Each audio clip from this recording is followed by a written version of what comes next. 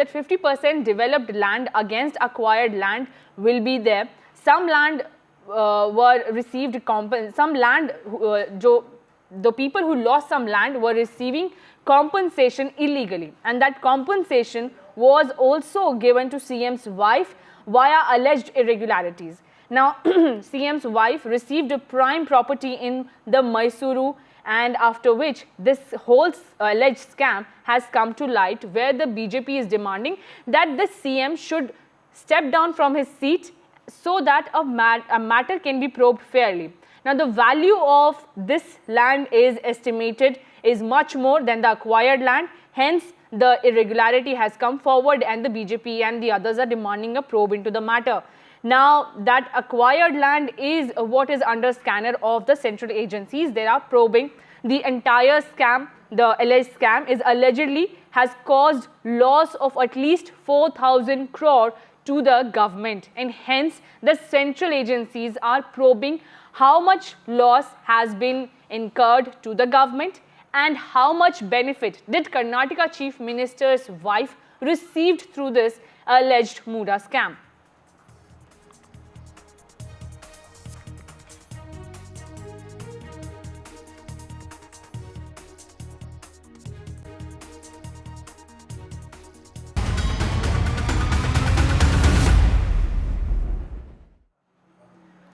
Now, in the Kolkata doctor rape and murder case, protests continue across India. The doctors are demanding the same thing. It has been weeks, and now the doctors are saying that time is of the essence. The 31-year-old doctor was brutally murdered and raped in a Kolkata hospital, the RG hospital. This is the fourth day when the CBI is questioning the former principal of that institution, but one arrest has been made only. The doctors are demanding that a speedy justice should be delivered in the case. Now, while the summoning is underway and the probe is underway, the resident doctors of the All India Institute of Medical Sciences in Delhi are also holding a strike in front of the Health Ministry. The doctors also said that they will provide free elective OPD services of around 36 specialities to patients outside Nirman Bhavan from 11 a.m. The Faculty Association of AIIMS has requested people to wear black Rakhis on Raksha Bandhan as a symbol of solidarity. Today, many protesters are also sporting black bands in their hands so that they can show solidarity that on the occasion of Raksha Bandhan, the women are still unsafe, and they are demanding that the centre should now intervene in a very speedy manner and thoroughly. A law should be passed, a central ordinance should be brought in to protect healthcare workers and institutions across the nation. The body has also urged for the restoration of law and order at the state-run RG Medical College. Now, why is the anger growing every day? As right after that rape and murder that occurred on August 6th, on the eve of Independence Day, vandalism took place inside the hospital, the same hospital where the 31-year-old was brutally raped and murdered. Now, the doctors are demanding that despite the security, a mob entered the hospital, vandalized and threatened several doctors who were preparing to hold a rally. Now, the AIIMS RDA also drew the Prime Minister's attention to the subsequent vandalism that has happened. My colleague Tanushka Datta, who has been speaking to the parents of the victim, also is joining me for more details. Tanushka, protests are continuing. People are demanding that security should be enhanced in the hospitals. Right, Aditi, that's what is happening across not just Kolkata but also the entire country at this moment. Protests are happening all over by Resident Doctors Association, by AIIMS RDAs, not just in Delhi but in Patna as well. In Kolkata, of course, protests continue at RG Medical Hospital, but also in different pockets of Kolkata. Like I'm currently in College Street. This is a major hub for students in Kolkata, as it has these major universities and college. The main campus of Calcutta University is in this area. There is also the Calcutta Medical College and Presidency College as well. And in this area right now, BJP is conducting a protest, a black Rakhi protest to symbolize against the rape and murder of this young trainee doctor at Kolkata's RG Medical Hospital.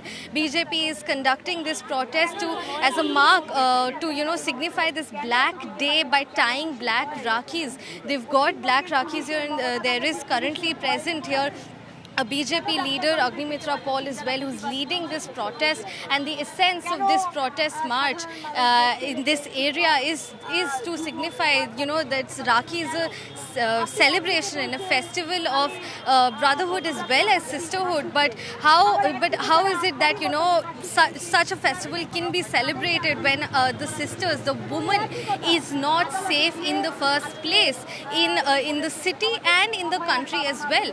Let us see if we can get talking to Agnimitra Paul here, the BJP leader here. Administration থেকে তারা পায়নি সুতরাং বারবার আমরা এটা দেখছি যে মুখ্যমন্ত্রী She's currently speaking and she's telling us briefing the media that this kind of hush affair over the entire rape and murder case, given the fact that the West Bengal government here especially has been completely hushing up the matter. This is what the BJP leader here claims, and she says that it is the Mamata Banerjee government that is not cooperating or not helping out in the investigation either. And she says that of course that justice is delayed and justice must be served in this case here.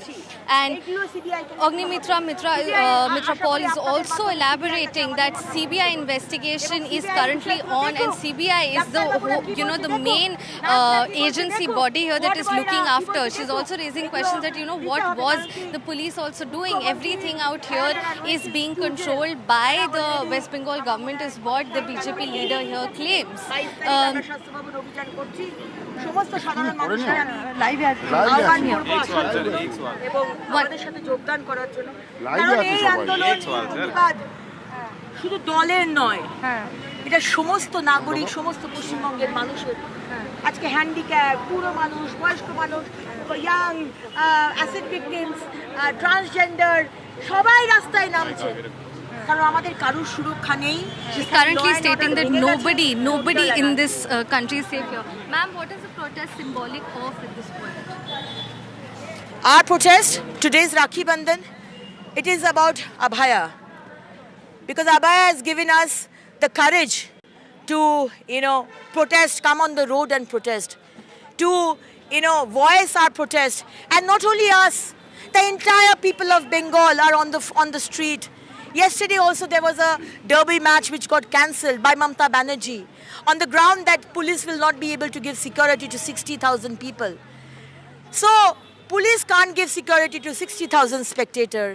Police doesn't know when 5,000, 7,000 hooligans, TMC hooligans come and ransack Arjikor, 14th night. What is police there for? Just to run the syndicate, TMC syndicate, and extort money? Is that the work of police? So the people of Bengal have a reason. There is a huge uproar, and I will warn Mamata Banerjee, you resign on your own. Otherwise, history has shown us repeatedly, when a fascist government is there and a fascist ruler, what happens to a fascist ruler? And that uproar has started in Bengal. So beware, Mamata Banerjee. Ma'am, Saket Gokhale as well as Udayan Guha have come out saying that BJP is running a toolkit and are creating problems in genuine protests that are being carried out. What would be your response to that? See, we are protesting without our flag. We are protesting with our flag. There are hundreds of protests happening all over the city, all over the state. Whom will you stop, Mr. Saket? And these people like Mr. Saket, they want to deviate the actual, they have tried. From the very beginning, they said that it's a case of suicide. From the very beginning, the ex-principal, Dr. Shundip Ghosh, said it's a case of psychosis. That means our Abhaya was a mad woman. She had psychiatric problem.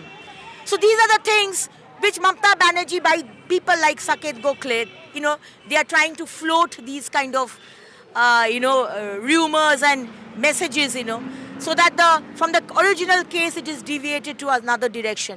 But we have full faith in CBI. We have full faith in the Honorable Supreme Court who has taken over the case. And we have full faith on the people of Bengal. There's a huge uproar right now in Bengal. And we want Mamata Banerjee should take responsibility and resign. because we have seen in history what happens to a fascist government and a fascist ruler. I hope it doesn't happen to Mamata Banerjee. So beware and resign. That is our demand. Thank you so much for joining us, ma'am. So that was Agnimitra Paul, BJP leader, who had some really strong statements to make here. She is demanding for not just justice for Abhaya, as they're calling it here in Kolkata, but also demanding resignation of the West Bengal Chief Minister Mamata Banerjee. And what she also went ahead to say is that Kolkata police, as well as the West Bengal government, has failed not just the young trainee doctor, but also women at large in Kolkata. And the CBI, which is handling the investigation right now, is doing their job at the pace that is required currently. Back to you. Right, Tanushka. Thank you for joining us and giving those details. Now, as the anger grows against West Bengal Chief Minister Mamata Banerjee in the Kolkata rape and murder case, a second-year BCom student has also been arrested by Kolkata police for a provocative social media post that incited violence against West Bengal Chief Minister Mamata Banerjee. My colleague Saurabh Gupta is also joining me for more details. Saurabh, what exactly was the post and how did the police manage to track it? Well, I mean, obviously this was a social media post made by a young lady, and of course it has led to her arrest because the post itself is quite incendiary in terms of what it says. Now, obviously, this is a case that's sensitive because it involves a young woman, but what the post very clearly says is something that we've seen also on, her social media handle. Now, what we're being given to understand is that the social media handle itself may have been deleted, but the police have also issued a statement on the arrest, and the police have made it clear that that this case is under investigation, and several Trinamool leaders had also flagged this post, and this was asking in a sense and drawing parallels to Indira Gandhi, the former Prime Minister, and her assassination. So therefore this is something that the police have taken a very serious note of. It's a young lady who's made this post, and therefore, obviously some would say that, that one has to look at the intent and if there was actual intent or not. But obviously, in this case, in cases like this, in a high, in a tense situation, posts like this obviously is something that the police are keeping track of because when you make posts like that, then there is, of course, action to follow. And this is something that has happened. Now, I'll just read out from what, the police have said on this case. And the police say that, that a complaint was received regarding the accused person having the Instagram ID. And then, of course, they named the ID, who uploaded 3 Instagram stories related to the recent incident of Arjikar Hospital. The post disclosed the picture and identity of the victim, which is offensive in nature. Additionally, the accused shared 2 stories containing offensive and life threats against Chief Minister of West Bengal. These comments are provocative and may create social unrest and promote hatred amongst communities. So, obviously, this, the post itself is something that is problematic, but many would argue that this is a young woman who perhaps there's no intent of actually, saying something like that. But obviously, when something like that has been said, legal action will follow. Right, Saurabh. So the student has been arrested right now for the post against West Bengal Chief Minister Mamata Banerjee, and she is a second-year BCom student. The post encouraged assassination bid on Bengal Chief Minister Mamata Banerjee. But Saurabh, if I can, come to you again. There are questions that have been raised against the probe that was done by Kolkata police in the matter. Even there were questions that the police hurried the case, declared it first a suicide, after which several fingers are being pointed at the West Bengal state, which has a woman CM. Well, first let me clarify, it was not the police that called it a suicide. What the parents have said is that they received a call from someone in the hospital who identified himself as assistant super, which is basically assistant superintendent. The police at no stage and this has been clarified several times by the police commissioner. At no stage have they called it a suicide. What have they done? Because there was no complaint from the hospital authorities, for which the High Court has pulled up the hospital authorities, as is the procedure, they've registered an unnatural death case. What is an unnatural death case? Any death that is not natural, which can include death by suicide, accident, animal attack, snake bite, electrocution, falling off, all of these things. These are unnatural deaths, and they started an unnatural death. And yes, it is common knowledge that in many cases of suicide also, the investigation begins as an unnatural death case. But that doesn't mean it's limited to just that. That's what the police say. The sections are clear. Sorry to interrupt you. We are also getting some breaking news coming in the case. So now, as the politics was erupting, Trinamool MP Sukhendu Shekhar Roy has moved High Court. He has demanded and is seeking protection from arrest. This is the latest that we are picking in the Kolkata rape and murder case where politics was erupting. Remember, this was the TMC leader who questioned the role of cops and the investigation that was done by Kolkata police. TMC MP had been issued notice by the cops in the case, and the cops said that the TMC MP was spreading misinformation, after which now the Trinamool MP Sukhendu Shekhar Roy has moved High Court for protection from arrest. My colleague Saurabh Gupta continues to stay with me. Saurabh, if you can give more details about this case and what allegation did exactly TMC MP Sukhendu Shekhar Roy made?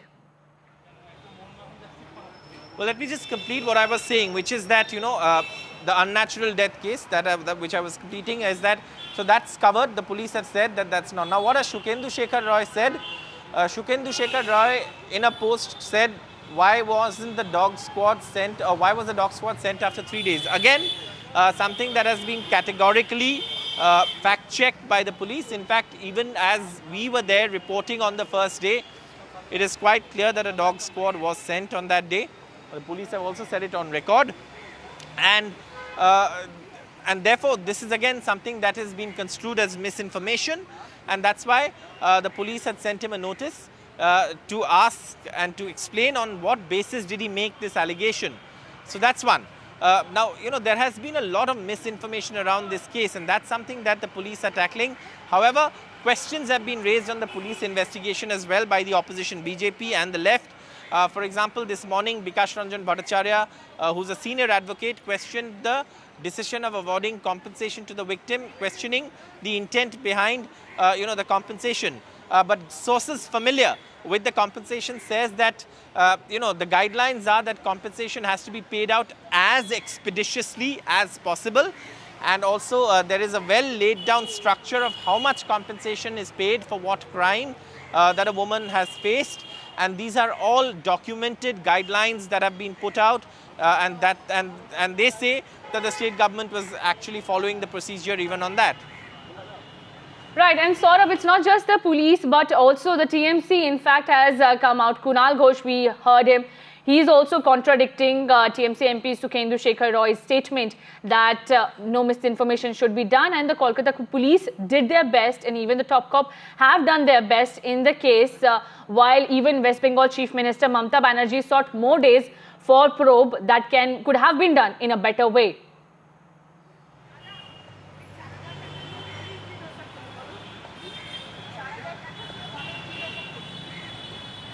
Saurabh, there are many counter versions also coming. In fact, even inside the TMC, Sukhendu Shekhar Roy has been, countered by his own party members, where they are defending the investigation that was done by Kolkata police in the rape and murder case of the 31-year-old doctor.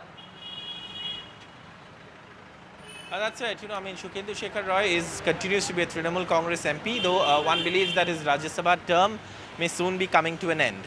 Of course, that is something that he has raised, and the questions that he has raised have been fact-checked already by the police.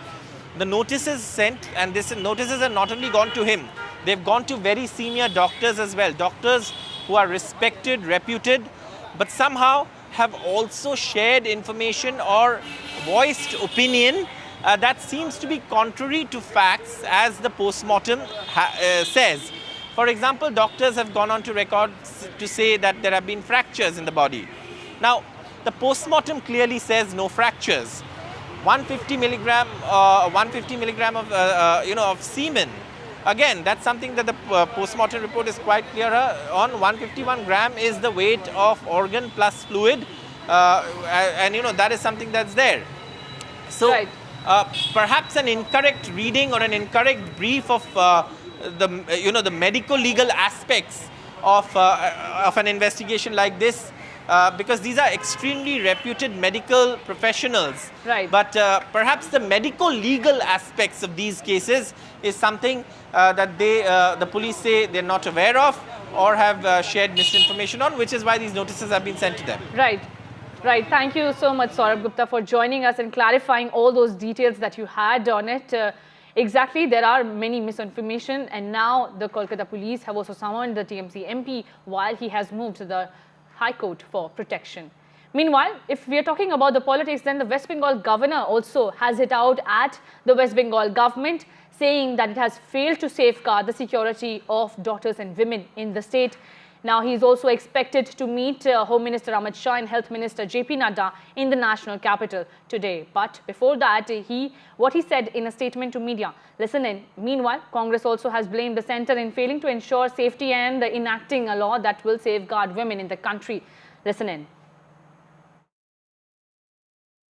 आज honourable MP Sukhendu Shekhar Rai ji जो tweet किया, police commissioner को custodial interrogation चाहिए, ये जो demand है इसको हम अपोज कर रहे हैं, क्योंकि after getting information honourable CP Vineet Goyal, he has done his best within 12 hours.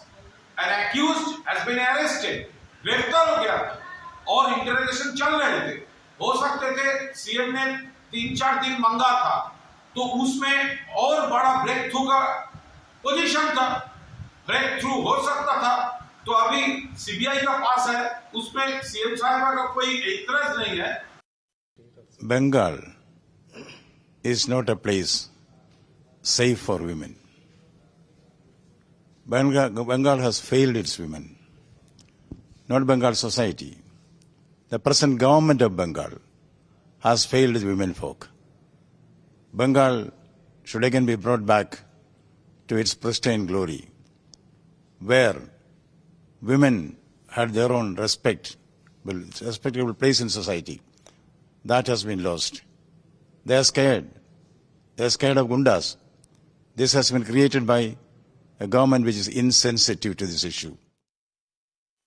बिल्कुल सही बात है कि क्यों इतना तोड़फोड़ हुई, क्या परिस्थितियां बनी, कहां किसकी चूक हुई कि अस्पताल में घुसकर इतना तोड़फोड़ हो सकी, ये सवाल जायज हैं, इनका उत्तर मिलना चाहिए. जिस तरह से रोज एक नई थ्योरी, नई अफवाह सोशल मीडिया पर उड़ाई जाती है चित्रों के साथ, और या पोस्टमार्टम रिपोर्ट हो या कुछ भी हो, उसके इर्द गिर्द जिस तरह की भ्रांतियां फैलाई जा रही हैं, जाहिर सी बात है कि ये भ्रांतियां भारतीय जनता पार्टी को सूट करती हैं. तो सीबीआई को चाहिए कि जल्द से जल्द ऐसा एटलीस्ट कोई स्टेटमेंट आना चाहिए ताकि इस तरह की जो माहौल बिगाड़ने की प्रयास किए जा रहे हैं वो रुकें. Now, protests continue across the country, and in the national capital, the resident doctors are protesting and demanding that the centre should make a central law which will give speedy justice in the cases where doctors are mishandled, or there are cases like what happened in West Bengal. Now, OPD services are being provided outside Union Health Ministry, where doctors are protesting.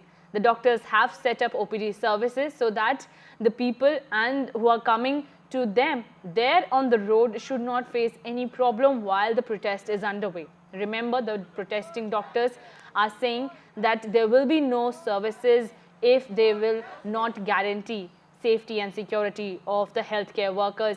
My colleague Shreya Ghosh is also joining me from outside Nirman Bhavan, where the protest is being held. Yes, Shreya. Yes, that's right. The doctors here have been on an indefinite strike since August 12th, and they continue to protest. And the common sentiment demand here is no safety, no duty. We all know the heinous crime that took place at Arjikar Medical College and Hospital, which has resurfaced the whole question about the security and safety measures that should be in place for the doctors and the healthcare professionals. And here we can see right outside Nirman Bhavan which houses the Union Health Ministry, the doctors have assembled, and it is going to get big at around afternoon time at 2 o'clock, and I'm joined by a fellow doctor. So ma'am, what is the main demand right now? Of course, we understand we are all seeking justice for the trainee doctor who was raped and murdered at Arjikar. Apart from that, what is the main demand? So we're very grateful that CBI has taken over the case, and we're hoping for a transparent investigation so that she can get the justice she deserves. But also since then, if you see what happened in Calcutta on the 14th night and how doctors were attacked, a hospital was dismantled and destroyed, vandalized. Since then, lots of news is coming of doctors all over the country getting attacked by bystanders, patients, attendants, etc. This is not a new phenomena. It's been happening. All of us have been threatened, attacked. We're all feeling unsafe. So honestly, we want security. CPA that we're asking for, the Central Protection Act, we want an act that actually protects health workers, healthcare staff, nurses, paramedical, anybody who's involved in patient care. And even patients for that matter. Declare healthcare institutes as a safe zone where people are scared of doing anything to us, where they're scared of threatening us, so that at least we have the guarantee that we'll be safe in our work environment, and we want workplace safety so that this does not happen again, so that even something minor and an attack does not happen on a healthcare worker again. We also know that 30% of Indian doctors are women and 80% of nurses are women particularly. So we know that women healthcare professionals are the most susceptible to any kind of workplace abuse. Earlier we saw that the health ministry issued a statement that, you know, if any physical assault takes place, then the institution will have to file an FIR within 24 hours. Do you think this is a strong enough move taken by the health ministry? So we don't think it's a strong enough move, which is why we're still fighting for the act. Because if a ministry releases this statement, firstly the institute has to implement it. The institute has to think it's important enough to file an FIR. The FIR has to get addressed, and then justice has to be served. But there's no guarantee that the second step will happen, right? This is just saying the first step should happen. So many states already have acts in place, but how many people have actually been apprehended? Violence against doctors is a daily phenomena, honestly. How many people have been caught because of this? Nobody has these numbers, because these numbers are countable on your fingers. So yeah, of course, workplace safety for women as well as men, honestly. And for women, proper room, duty doctor rooms, bathrooms. Sometimes we have to share bathrooms with patients. We sleep in patients' beds at night. It's like 24/7 our interaction is people who we don't feel safe with, who at any moment can come and attack us. And like for us, it can be sexual, it can be verbal, it can be physical, it can be anything, honestly. So, and there was a survey done that said 70% of doctors feel scared in their workplace. Our fear will reflect on our patient care given. If we don't feel safe, we can't provide the 100% care we want to help you. Thank you so much for speaking to us. So as you rightly heard from the fellow resident doctor here, that the need of the hour is the Central Protection Act.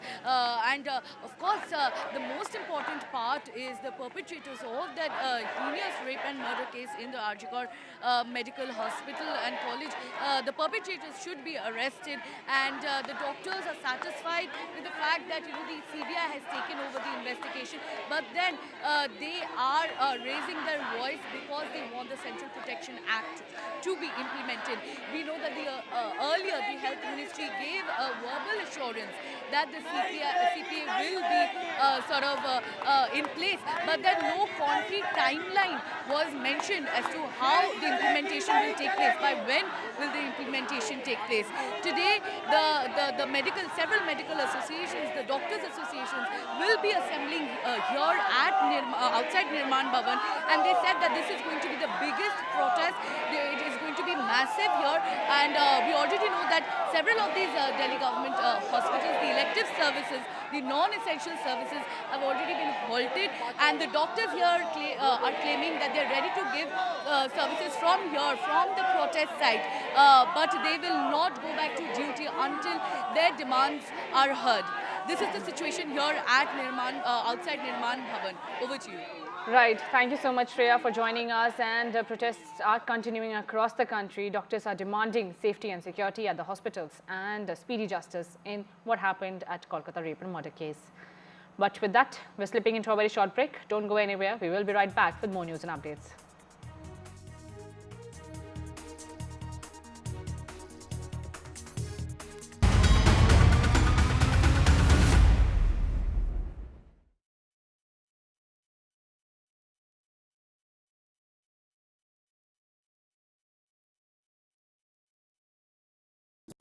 Stay informed and entertained with the new and updated NDTV News app. You can watch all our channels live, listen to podcasts, read breaking and exclusive news from around the world and more. Download the NDTV app today and get access to the best journalism and storytelling on your smartphone or tablet. The NDTV app. News that matters to you. Landslide devastation in Kerala's Wayanad. Join NDTV's initiative. Donate for Kerala.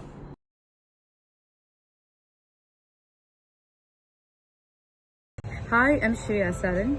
Kerala's Wayanad area is hit by devastating landslides, resulting in loss of lives and livelihood. Kerala needs your help right now. Let's join NDTV initiative. Come, donate, let's rebuild Wayanad.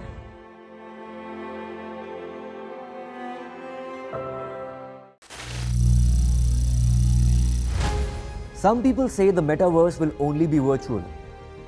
One day this lecture hall will be made of code, and driverless cars would be trapped in intersections. But even in this maze of the future, you can't wish away health.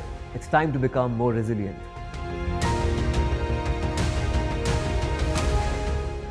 10 years of Banega Swasth India, we have grown and achieved so many milestones.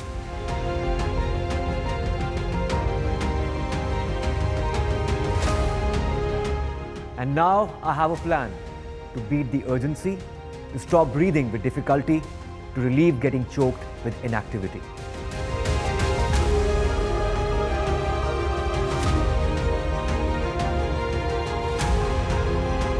Energize our government, our environment, our society, and ourselves.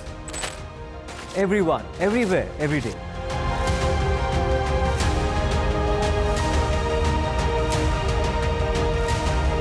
Banega Swasth India.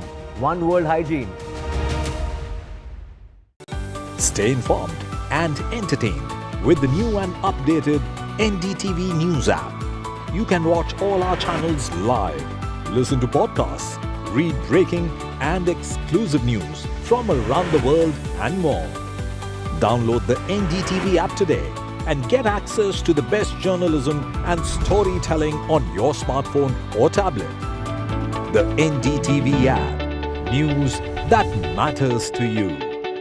Landslide devastation in Kerala's Wayanad. Join NDTV's initiative. Donate for Kerala.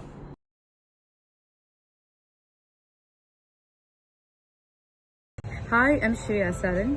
Kerala's Wayanad area.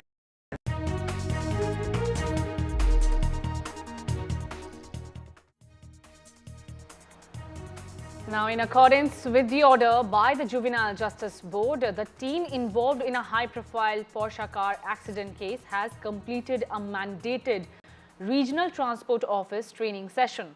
This training focused on traffic rules and regulations, aiming to educate the juvenile on road safety and legal responsibilities. My colleague Radhika Ramaswamy is also joining me on the phone line for more details. Radhika, what's next for the juvenile? That's right. A juvenile involved in the Pune Porsche car accident completes RTO training and 15-day safe training program. In fact, he was apparently educated about various traffic rules and regulations. RTO officials also saying the training included road driving safety measures, importance of driving license. During the process, juvenile was also taken for on-field training. So this has all been perceived as a very unfair and soft treatment of the juvenile who in fact killed 2 people with his car. This has obviously sparked a national uproar after the Juvenile Justice Board granted bail to him on conditions such as writing a 300-word essay on road safety and traffic monitoring along with officials from the traffic department. Of course, he had earlier submitted a 300-word essay on road safety complying with the bail conditions of the Juvenile Justice Board. There was obviously outrage over the leniency shown in the case.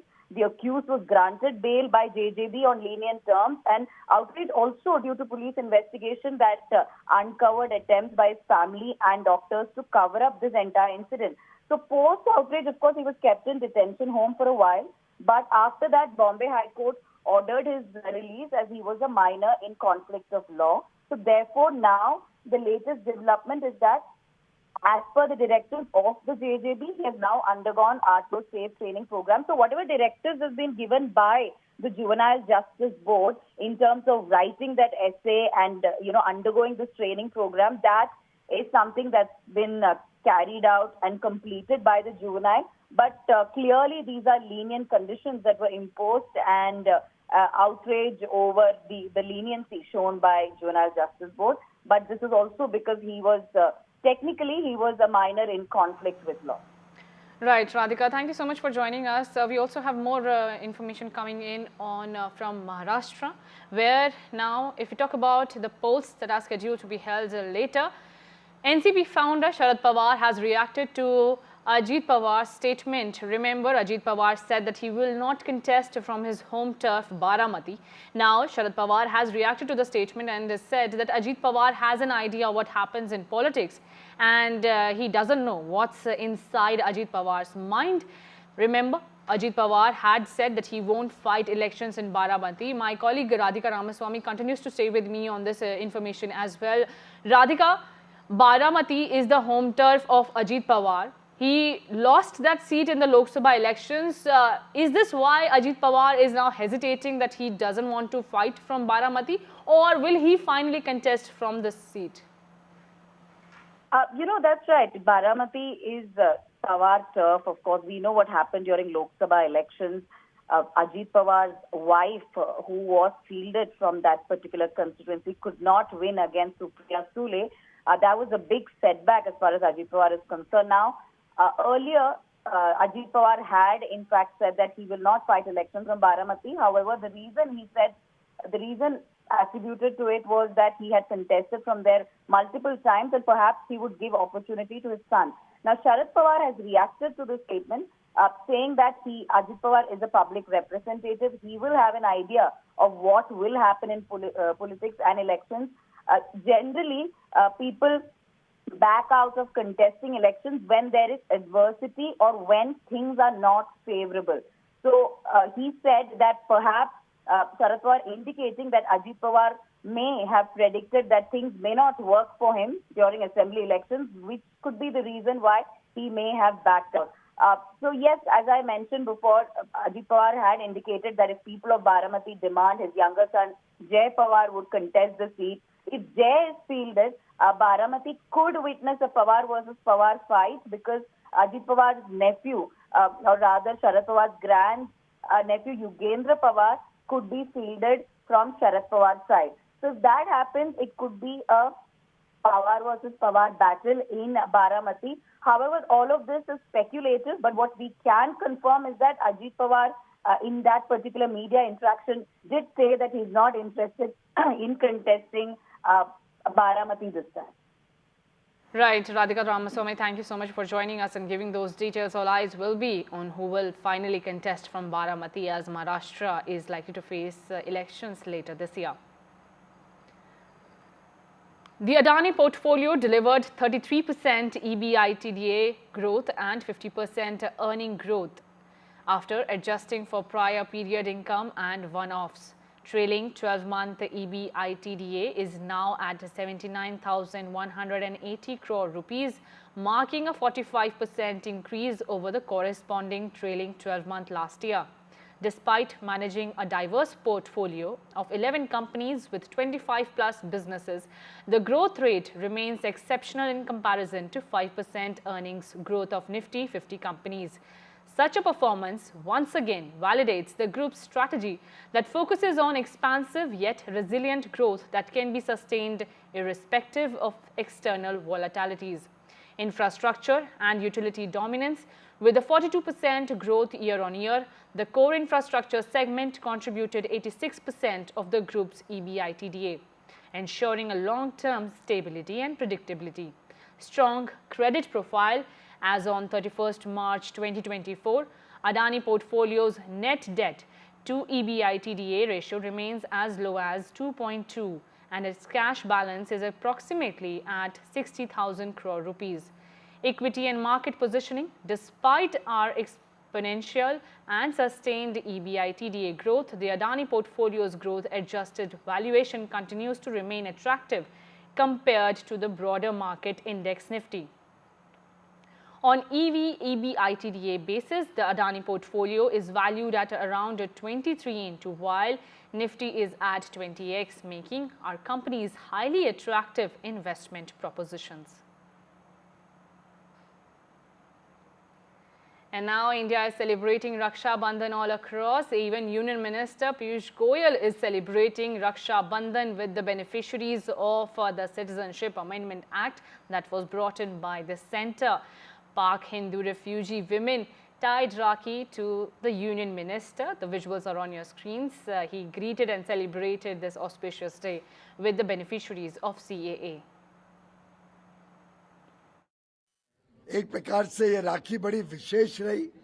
हमारी ब्रह्म कुमारी की बहनें आई, हमारे neighbouring countries आसपास के देशों से शरणार्थी होकर जो भारत आए हैं और जिनको सिटीजनशिप अमेंडमेंट एक्ट के तहत प्रधानमंत्री नरेंद्र मोदी जी, गृह मंत्री अमित शाह जी, रक्षा मंत्री राजनाथ सिंह जी, हमारे सभी वरिष्ठ नेताओं ने और जो राष्ट्रीय स्वयंसेवक संघ के हमारे सिद्धांत है उस पर चलते हुए इन सबको अब भारत में नागरिकता मिली है। उनके चेहरों पे जो खुशी थी, बच्चों का जो एक आनंद था, वो देख के वास्तव में मन मोहित हो गया। I'm at Wanijya Bhavan, and as you can see, the Hindu festival, the special Hindu festival of Raksha Bandhan is being celebrated in a very unique manner here. As we can see, Commerce Minister Piyush Goyal is here, and all these women have gathered here to sort of tie the Rakhi to the Commerce Minister Piyush Goyal. And these are women who are essentially Pakistani Hindus living in these various refugee camps across the national capital. There you can see the sloganeering is going on of Bharat Mata Ki Jai. It's a moment of great pride for these women as they have received the citizenship after the Citizenship Amendment Act was passed, and we can see Piyush Goyal welcoming these women and marking the beautiful bond of brotherhood and sisterhood by celebrating Rakhi with these women. आप कहाँ पे रहते हो? हम अभी तो मजनू टीला रहते हैं। अच्छा, तो आप अगर जब पीयूष जी से आप मिलेंगे, आप क्या बोलेंगे उनको? नहीं, अभी तो पता कुछ सोचा है आपने? नहीं, अभी तो कुछ सोचा नहीं। जहाँ आप रहते हो उधर का कुछ व्यवस्था? तो वहाँ पे मतलब बेकार दिन चल रहे हैं, वहाँ पे बोल रहे हैं कि हटाएंगे सारी झुग्गी अभी। तो अब यही टेंशन हो रहा है कि जाएंगे कहाँ पे। वहाँ से आए थे कि ये सोच के कि वहाँ पे मिल जाएगी जगह, पर यहाँ पे अपना तो कोई नहीं है। एक मोदी जी है अपने, जिसने हमें यहाँ पे बुलाया। अब उन्हें ही सब बताना होगा कि हमें वहाँ से ना हटाएं। आपको सिटीजनशिप मिल गया है, पासपोर्ट? हाँ, मिल गया। आपको अभी भी डर रहता है कि अगर आप जहाँ रहते हो उधर से कहीं और अगर आपको भेज दें, उसका डर रहेंगे? यहाँ ही रहेंगे मजनू के। हाँ, लड़के हैं, बच्चे हैं, कहाँ जाएंगे? बिखर जाएंगे।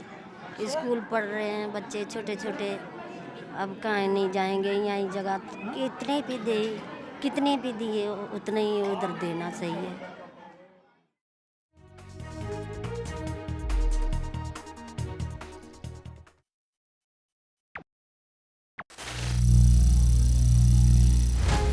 Some people say the metaverse will only be virtual. One day this lecture hall will be made of code, and driverless cars would be trapped in intersections. But even in this maze of the future, you can't wish away health. It's time to become more resilient.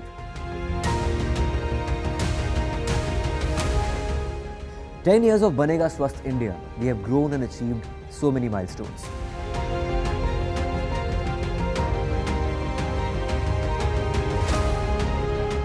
And now I have a plan to beat the urgency, to stop breathing with difficulty, to relieve getting choked with inactivity.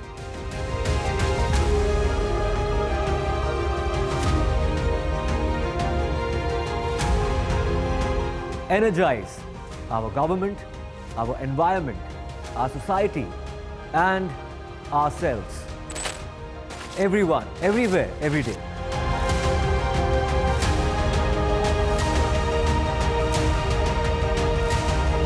Banega Swasth India. One world hygiene. Stay informed and entertained with the new and updated NDTV News app. You can watch all our channels live, listen to podcasts, read breaking and exclusive news from around the world and more. Download the NDTV app today and get access to the best journalism and storytelling on your smartphone or tablet. The NDTV app. News that matters to you. Landslide devastation in Kerala's Wayanad. Join NDTV's initiative. Donate for Kerala.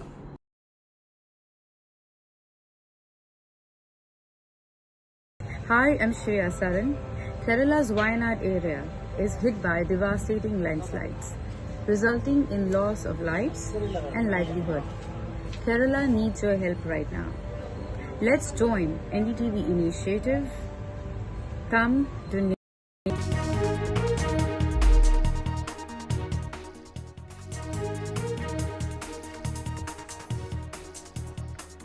And it is from Kolkata to Delhi. Doctors taking to the streets there demanding justice for the deceased. And it's the fourth day of questioning of the CBI. They are now questioning the ex-principal. This is the fourth day of questioning of that ex-principal of the RG Kar Medical College. While the resident doctors, the RDA of AIIMS, they are performing elective OPDs on the streets of the national capital. We'll get you all the details. Student arrested for a social media post. A student held for a post against the West Bengal Chief Minister, saying that just like Indira Gandhi, Mamata Banerjee should also be shot. Karnataka Chief Minister Siddaramaiah has moved the High Court in the Muda scam hearing, likely to take place at about 2:30 this afternoon. The Karnataka government has challenged that nod by the governor that has given its nod for the prosecution of the Chief Minister. Now, the BJP has been holding a protest against Siddaramaiah, while the Congress is also holding a protest while they back Siddaramaiah and say that there's just about no question of him resigning. And the Centre defends criminalising a triple talaq. The government files a fresh affidavit in the Supreme Court. The government says that triple talaq is fatal for marriage as a social institution. And as far as the NDA's lateral entry move that has sparked a row, it is leader of the opposition, Rahul Gandhi, calling it an attack on backward classes. Rahul Gandhi says that the BJP wants to destroy the constitution, while the centre says it is the UPA that brought in the lateral move in the first place.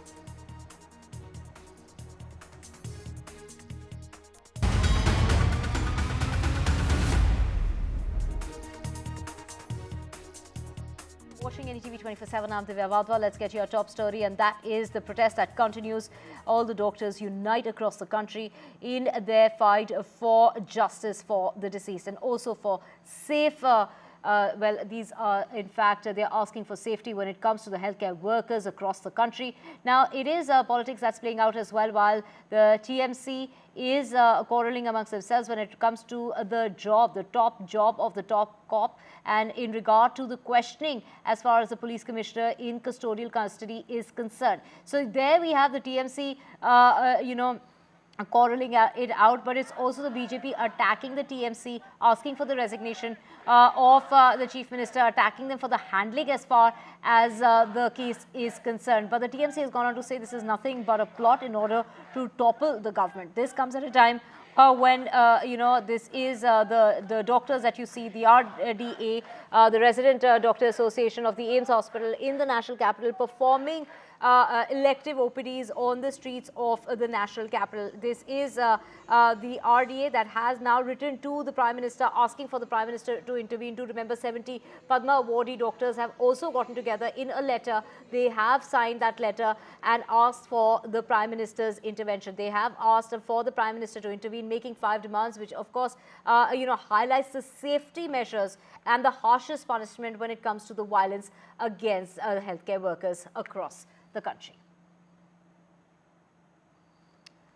So this comes at a time when, the RDA AIIMS hospital doctors have gone on ahead and said that they will be providing elective OPD services of around 36 specialities, including medicine, surgery, as well as pediatrics and others, which includes orthopedics. This will be to patients outside the Nirman Bhavan that started about 11 o'clock this morning. Emergency services that will continue as before at the hospitals.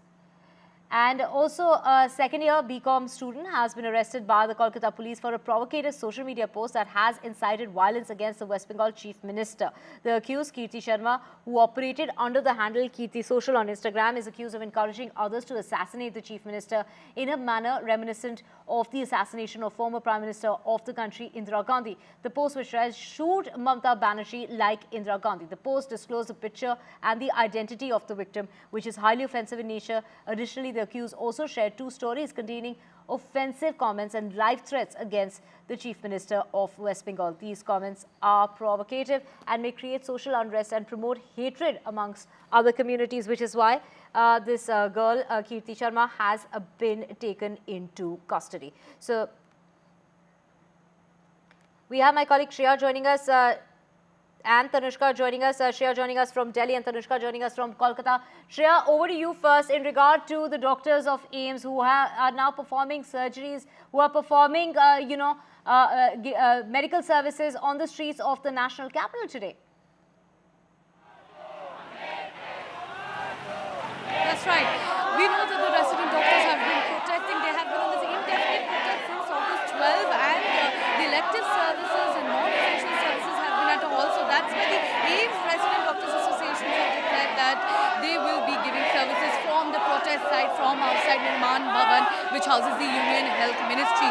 And we also understand that the faculty, the doctors faculty association of AIIMS have asked the doctors to wear a black Rakhi marking the solidarity with the heinous crime that took place at the Arjikar Medical College and Hospital.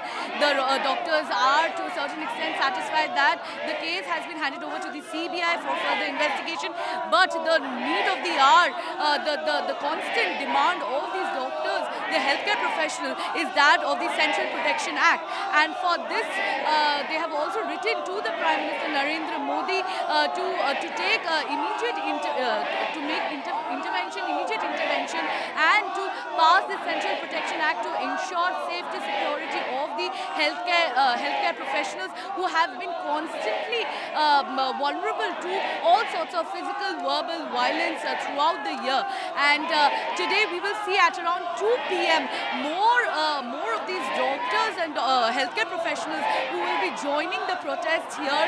And the doctors here are enraged. The constant slogan hearing that is echoing is that no safety, no duty, and justice delayed is justice denied. And that is why the doctors here are constantly protesting, demanding for justice for the trainee doctor who was raped and murdered at the Arjikar Medical College and Hospital. They want the perpetrators to be arrested, and they want the immediate implementation of the Central Protection Act.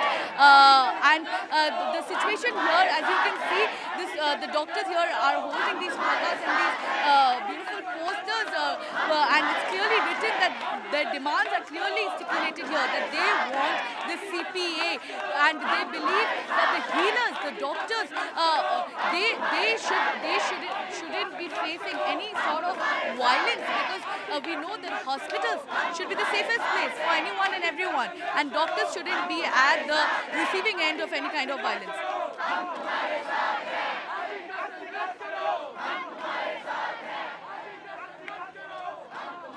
We also have Tanushka joining us from Kolkata. Tanushka, a black Rakhi. This is a sign and a symbol of solidarity when it comes to doctors across the country. They are marking the festival of Rakhi with a black Rakhi that's being tied. Do remember earlier on there were black bands that were being tied on the arms of the doctors in order to protest against the brutality that was faced by the 31-year-old who lost her life. She was raped and murdered at that medical college in Kolkata. Also take us through, the CBI there questioning the ex-principal for the 4th consecutive day. They are going to also be going through his mobile phone and the data that was consumed by the ex-principal. The sentiment of no safety, no duty, as my colleague Shreya just mentioned from Delhi, reverberates across Kolkata as well in West Bengal. The doctors here continue on their protests, and they're still, of course, on the demand for not just a central protection law and ordinance after their letters to the Prime Minister, but also definitely for justice for the brutal rape and murder of this young trainee doctor. What we're also understanding from these protests is, of course, today is a day of celebration of Rakhi, of Raksha Bandhan, and this has also taken a political turn as black Rakhis are being tied across by BJP as well. BJP protests wherein they're marking as a sign of protest against the rape and murder. And BJP leader Agnimitra Paul earlier said that this is an entire syndicate that is being run by the West Bengal Chief Minister Mamata Banerjee, as well as the fact that the syndicate is also the Kolkata police is also part of this and demanding for her resignation. There is, of course, politics and complete blame game that has broken out over also in this issue. As the CBI continues to investigate, we know that today is the 4th day wherein the former principal of Arjikor Medical College and Hospital, Sandeep Ghosh, has been called in for interrogation. This is the 4th consecutive day wherein he's being grilled for like 10 to 12 hours and being questioned on the fact that how is it that him being the in charge and the sole, keeper of this college, medical college, something as heinous as this crime happens right under his nose. And where was he at that time? The conversations that he had over his phone at the time of the incident, all of these questions are right now on the mind of the CBI. And what we also know is that a team consisting of 2 women officials as well from the Central Bureau of Investigation has also reached the deceased's house again for further, investigation and inquiries. And other than this, what we also know is that TMC MP Sukhendu Ray has come out and urged for a custodial interrogation for the ex-principal Sandeep Ghosh as well as the Police Commissioner of Kolkata, Vineet Goyal. He has asked for custodial inquiries of these 2 officials, and he has also moved the Calcutta High Court asking them for protection after, his urges and after his statements, because he fears that after making such strong statements, there may be some sort of issue with respect to his security as well. And the main sentiment that is echoing out of Kolkata right now is that of rage and anger and justice for Abhaya, as what people are sloganeering and chanting in the city across. Right, we also have Saurabh joining us to get us more on this, and this is in regard to that social media post that was put out by Kirti Sharma, who has put out, a comment regarding the Chief Minister of the state. So, of course, many questions being raised as to that comment that has, surfaced on her Instagram account, where she's accused of encouraging others to assassinate the Chief Minister in a manner reminiscent of the assassination of former Prime Minister Indira Gandhi. The post, which read, "Shoot Mamata Banerjee like Indira Gandhi," is what she put out in that social media post. And now she has been arrested. She's a second-year BCom student who has been arrested by the Kolkata police for that provocative social media post. And we have Saurabh joining us. Saurabh, take us to the contents of that post and, of course, the implications ever since this second-year BCom student who has taken to social media, putting out a very strong message against the Chief Minister, saying that she should be shot like Indira Gandhi. Well, one of the questions that everyone is asking is what is the progress of the CBI probe so far, and what is the, where is the CBI probe at? Because it's been 5 days, Wednesday, Thursday, Friday, Saturday, Sunday, and of course, where is the CBI probe at this point? And that is something that question is obviously being asked, because remember, the only accused who's been arrested in this case was arrested by the Kolkata police in their investigation, and since then there has been no update on the investigation shared officially in any official statement by the CBI. Whatever has come out by way of sources. But apart from that, yes, there have been a lot of social media posts around this case, a lot of misinformation from very credible voices, and also that is something that the Kolkata police are issuing notices on. One doctor who's been issued a notice today is for questioning we're being able to understand, but with a huge rally of doctors. And this is, of course, a well-known case. So, yes, those who have, of course, been, those who have, sort of been sharing their opinion, but if their opinion is considered something that's, something away from the factual truth or not in sync with what the postmortem report says, actually, for example, in terms of fractures or, recoveries, then those people are also being issued notices. And, one woman, young woman, who is an adult, of course, has been arrested by the police because of a provocative post, like you mentioned. And, of course, the police taking the misinformation around this case very, very seriously. Even though there are allegations of a cover-up, allegations of, the police not conducting the probe properly, both from the family and the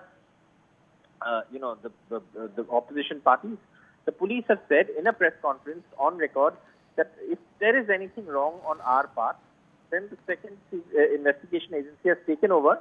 Let them find out, and if there's anything that we are liable for, we'll face it.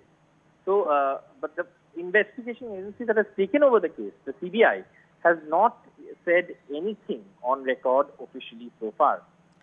Right. Of course, a provocative post there that has been put out on social media platform. And to get more on this, we have Tausif Ahmed Khan, a political analyst, joining us, as well as we have Raja Lakshmi Joshi joining us on the broadcast. Thank you so much for speaking with us here on NDTV. Let me take my first question to Tausif Ahmed Khan.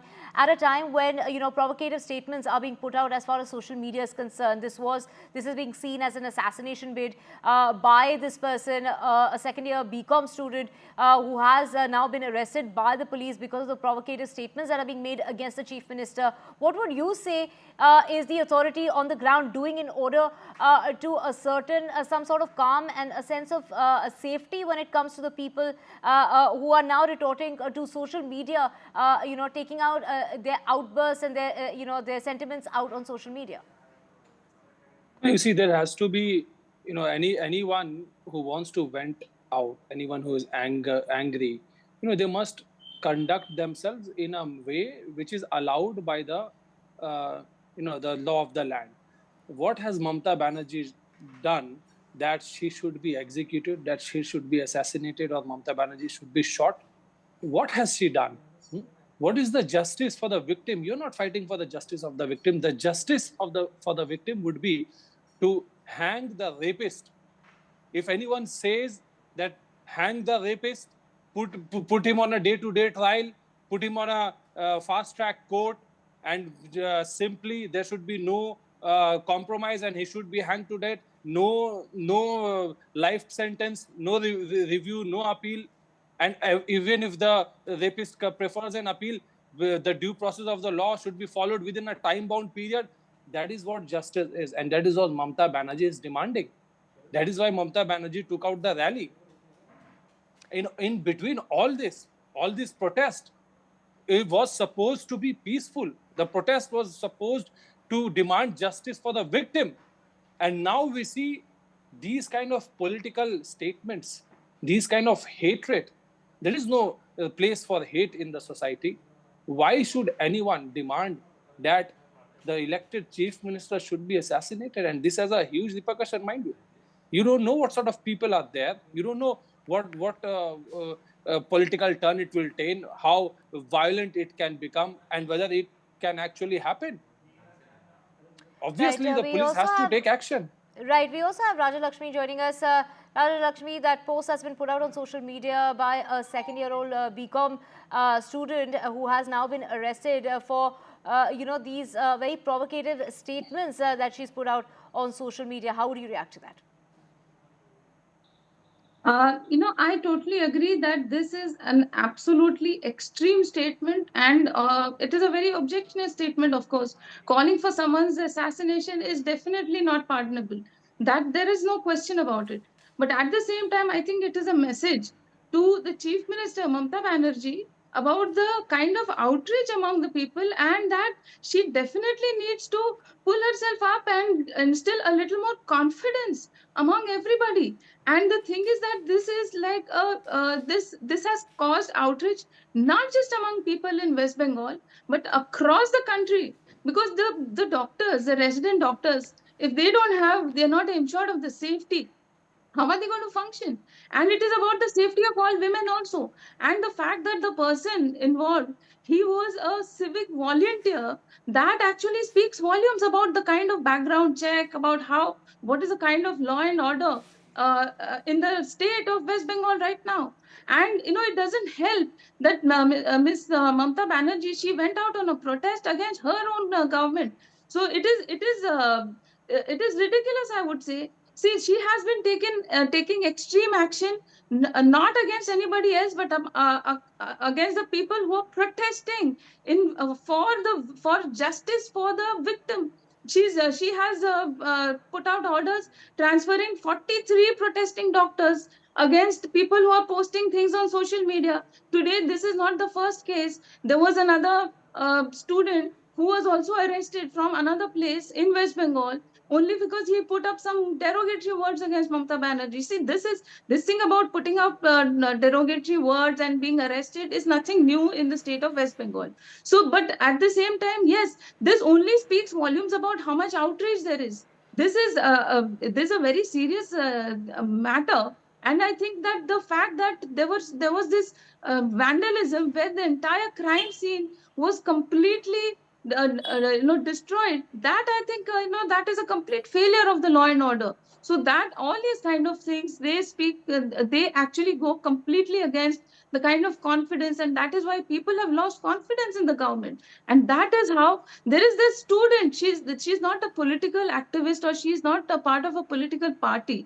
So this only speaks about how outraged she is. So people are really concerned about women's safety. So you can see that some of the ministers are coming out and saying that women doctors should be avoiding taking up night duties. So that is not a solution. It only says that the government is incapable of providing safety to the women. So that is not how you should be conducting yourself. And she, being a woman herself, actually, and apart from that, there are 11 MPs, women MPs in the TMC. So all of them together, if they are not able to instill confidence among the citizens, I think it's a sorry state of affairs. So this is Why don't you react to these comments that are being made in regard to, a lot of people questioning that the law and order situation as far as the state of West Bengal is concerned? What is really being done in order to bring about calm in these chaotic times? See, this was not really a chaotic time. It has been made a chaotic time by the BJP and left. Mamata Banerjee already said who are the people responsible for the hooliganism and the attack on the doctors and inside the hospital, and who is this woman? Where is she getting all this material from? All so much of hatred that she is openly demanding that Mamata Banerjee should be shot. This hatred is generated by BJP and CPM, by the left, with a political motive. But this entire story was not about politics. This entire protest was not about killing Mamata Banerjee. The entire protest started to give justice to the victim, to hang the rapist as soon as possible, to send out a message to the people of this country that that rapist will not be spared, that there should be a special trial for rapists, that the rapist should get nothing less than the capital punishment. That was this whole protest about. But look what this is turning into. This is turning into anti-Mamata protest, anti-Mamata brigade out on the street, mixing up with the doctors, mixing up with the peaceful protesters, and creating an anti-Mamata environment to achieve their political goals. Right. This protest is delegitimized. Right, Tasif Ahmed Khan, thank you for joining us, and Raja Lakshmi Joshi, thank you for speaking with us this afternoon. Of course, can I just put in a word? Yeah, go ahead. Right from the start, there has been a way of misleading the people. It started from saying that the parents were told it's a suicide. Then now there is a suspicion that it was a gang rape, and yet there is this strong demand from the Mamata Banerjee government that the single rapist who has been apprehended, he should be hanged immediately. So that will actually put an end to all investigations. That will completely cover up the entire case. Demand. That is something that people are objecting. Thank you so much, What Raja is CBI doing? That is also the demand. The case is being The demand is also the demand is also that's what is CBI doing. In the CBI has had this case for so many days. Former principal of the college for the 4th consecutive day. We will keep tracking that story, and of course, politics has also, politics playing out as far as the case is concerned. It is the TMC where they're, in fact, conflicted when it comes to the role of the top cop, whether he should be questioned while he is in the custody or not. And of course, also in regard to, of course, we heard the BJP, pointing fingers at the government, asking for the resignation of the chief minister. And it is the TMC hitting back at the BJP, saying this is nothing but a plot to basically topple the government. So those are allegations that are going back and forth. Questions are being raised as far as the police's handling of the case is concerned since the very beginning. But it is the governor who will be traveling to Delhi and will be meeting with Amit Shah in the evening. He's also expected to meet with the Health Minister JP Nadda, and in order to let them know as far as the CBI's investigation so far, to keep them abreast with the situation on the ground in regard to the investigation. Do remember that the CBI took charge of the case. It was Mamata Banerjee that had given a deadline for a few more days before the CBI would take charge. However, the CBI, they're investigating the matter, and it is the family also who has gone on to point fingers at the government, saying now that the CBI is taking charge, at least they are making an effort.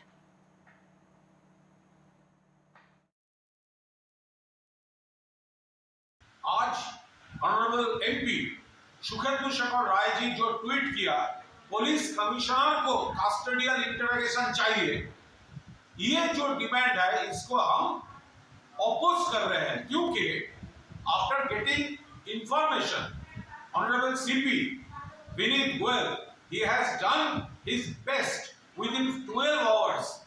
An accused has been arrested, गिरफ्तार हो गया और interrogation चल रहे थे.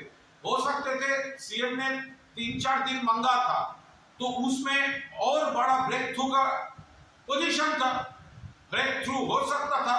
तो अभी CBI का पास है, उसमें सीएम साहब का कोई इतराज नहीं है. Bengal is not a place safe for women. Bengal has failed its women, not Bengal society. The present government of Bengal has failed the women folk. Bengal should again be brought back to its pristine glory, where women had their own respectable place in society. That has been lost. They are scared. They are scared of gundas. This has been created by a government which is insensitive to this issue. बिल्कुल सही बात है कि क्यों इतना तोड़फोड़ हुई, क्या परिस्थितियां बनी, कहां किसकी चूक हुई कि अस्पताल में घुसकर इतना तोड़फोड़ हो सकी, ये सवाल जायज हैं, इनका उत्तर मिलना चाहिए. जिस तरह से रोज एक नई थ्योरी, नई अफवाह सोशल मीडिया पर उड़ाई जाती है चित्रों के साथ, और या पोस्टमार्टम रिपोर्ट हो या कुछ भी हो, उसके इर्द गिर्द जिस तरह की भ्रांतियां फैलाई जा रही हैं, जाहिर सी बात है कि ये भ्रांतियां भारतीय जनता पार्टी को सूट करती हैं. तो सीबीआई को चाहिए कि जल्द से जल्द ऐसा एटलीस्ट कोई स्टेटमेंट आना चाहिए ताकि इस तरह की जो माहौल बिगाड़ने की प्रयास किए जा रहे हैं वो रुकें. Switching tracks now, the practice of triple talaq is fatal for the social institution of marriage and makes Muslim women's condition very pathetic. The government argued this in an affidavit that was filed before the Supreme Court. The government said that the top court setting aside of the practice held valid among certain Muslim communities in 2017 had not worked as a sufficient deterrent in bringing down the number of divorces by this practice among members of those communities. So the triple talaq case, the centre filing a fresh affidavit, and it is the government defending the criminalizing as far as the triple talaq is concerned. And we have my colleague Sunil joining us to get us more on this. Sunil, scrapping of the practice has been one of the main blanks as far as the BJP is concerned. The Lok Sabha had passed the Muslim Women Protection of Rights on Marriage Bill in 2019 last week, and it was the Prime Minister who said that this was a very medieval practice and had been confined to the dustbin of history. That's right, and it was passed by both houses of parliament. It has now become an act, and it is definitely something that paid and rich dividends during the election period of 2019, as you rightly pointed out. And it's in that context that the Supreme Court now is looking at the constitutional validity. As expected, the government has defended it strongly because the plight of Muslim women in particular, the fact that they've been abandoned, didn't get maintenance.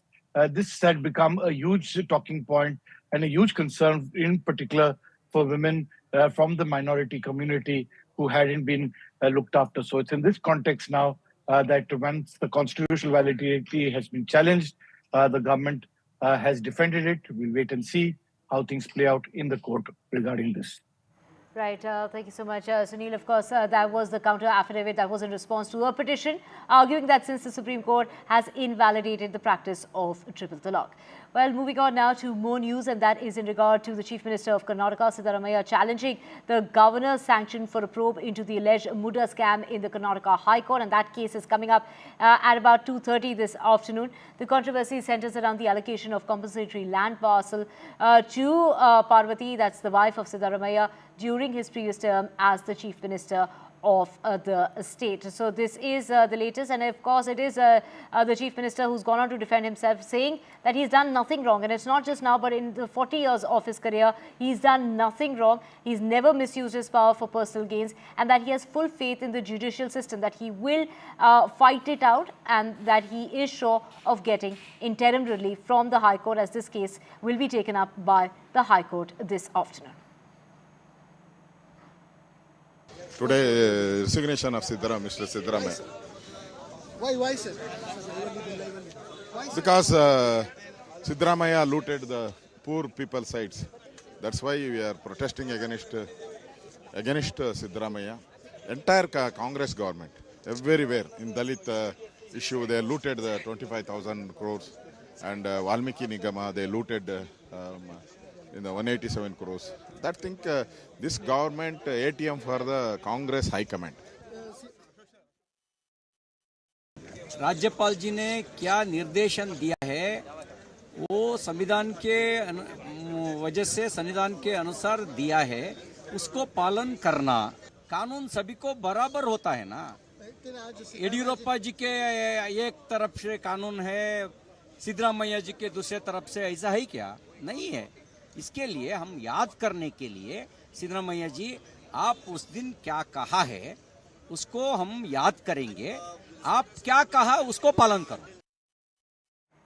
And this is a case that involves allegations that there were irregularities around 14 plots of land in Mysuru to Siddaramaiah's wife by the Muda. Now, the party has attacked the governor's move, citing protocol that requires consent for prosecution in corruption cases against the chief minister to be first sought by the state police chief before it can be granted. So, it is Siddaramaiah who's come out in his defense, gone on to say that he's done nothing wrong, and he hasn't done anything wrong in the last 40 years of his career. In fact, he has made no personal gains as far as the last 40 years are concerned, and that he's very hopeful that he will get interim relief, and he is saying that he has faith in the judicial system. Let's listen in. My conscience is very clear. My conscience is very clear. ನಾನು ರಾಜಕೀಯದಲ್ಲಿ ಮಂತ್ರಿಯಾಗಿ 40 ವರ್ಷಗಳಾಯಿತು. ನಿನ್ನೆಗೆ 1984 August 17ನೇ ತಾರೀಕಿಗೆ 40 ವರ್ಷಗಳಾಯಿತು. 40 ವರ್ಷಗಳಲ್ಲಿ ಯಾವುದೇ ಕಪ್ಪುಚುಕ್ಕಿ ಇಲ್ಲ. ನನ್ನ ರಾಜಕೀಯ ಜೀವನ ತೆರೆದ ಪುಸ್ತಕ ಇದ್ದಾಗಿದೆ. And to get more on this, we have my colleague Padma joining us to get us more. Of course, we just heard Siddaramaiah, the Chief Minister, coming out in his defense, saying that he's done nothing wrong. Padma, we've been hearing this from the very beginning. He's been saying this is politically motivated. Congress party totally backing the Chief Minister there, saying that this is just an attempt to topple the government, which is why they are attacking the Congress party. They are attacking the Chief Minister in a case, and they have in fact gone on to say that they will be fighting this out in the High Court today. This case will be coming up, and that's expected about 2:30. The Deputy Chief Minister of the state also, D.K. Shivkumar, saying that this is undemocratic, unconstitutional, and how there is just about no question of the resignation of the Chief Minister of the state. Well, yes, it has been quite an eventful day. One, starting off with the petition that was filed at the High Court. Second, Siddaramaiah consistently maintaining that his legal team is taking care of this, and that the petition has been filed, and in his 40-year career, his conscience is extremely clear, and he's also said that this is an attempt to smear black mark on his political career. And time and again, the Congress has been maintaining that this is politically motivated, and that the governor's office has also been used as the BJP's office. In fact, I did question the BJP leaders who were staging their protest at Vidhan Sauda today, and most of them claiming that this is nothing but an excuse that is being provided by Siddaramaiah there, while you have the allegations that are extremely grave and serious in nature. This definitely mandates the resignation of Siddaramaiah there. And while the ball is at the court, there are protests galore. One staged by the BJP, others staged by the Congress, that they've been claiming that they would be fighting this at the People's Court as well as the Judicial Court. All eyes are on the second half of the day, when the Karnataka High Court would be taking up the matter. Right, Pratibha, it will be Kapil Sibal who will be appearing for Siddaramaiah, and it will be Abhishek Manu Singhvi who will be representing the party. In fact, Abhishek Manu Singhvi has been in touch with both the Congress president as well as Chief Minister Siddaramaiah. These meetings have been on for quite some time, especially after the permission for prosecution, the letter that is communicated from the governor's office to the Chief Minister's office. Mr. Abhishek Singhvi has been maintaining that there was no proper protocol that was maintained by the governor. In fact, if you look at that, it has to be based on an inquiry report, or it has to be based on a report that is submitted by the DGP of Karnataka. In this particular case, it was based on three complainants that the governor had based the decision on. However, the governor's office has also been maintaining that there was proper clarification that was also sought from the Chief Minister's office, and that's all proper legal rules were followed by the governor as far as this case is concerned. Well, Right, how also does it play out questioning at the Karnataka the extraordinary haste in passing the order, saying that this order is motivated by a political vendetta. And of course, while talking about this, Siddaramaiah has defended himself, saying that he's done nothing wrong, not just now, but in the 40 years of his career. The order that was passed by the governor is in violation of the constitution, is what Siddaramaiah had to say. And that case will be coming up in court at about 2:30. Pratibha, we will keep coming back to you for more on that. For now, slipping into a short break.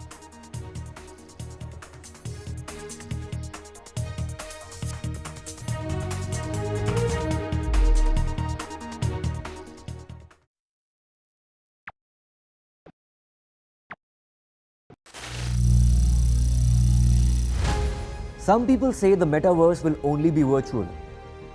One day this lecture hall will be made of code, and driverless cars would be trapped in intersections. But even in this maze of the future, you can't wish away health. It's time to become more resilient.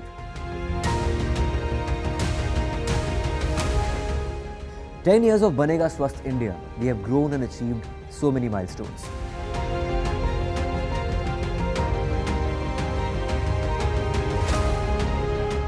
And now I have a plan to beat the urgency, to stop breathing with difficulty, to relieve getting choked with inactivity.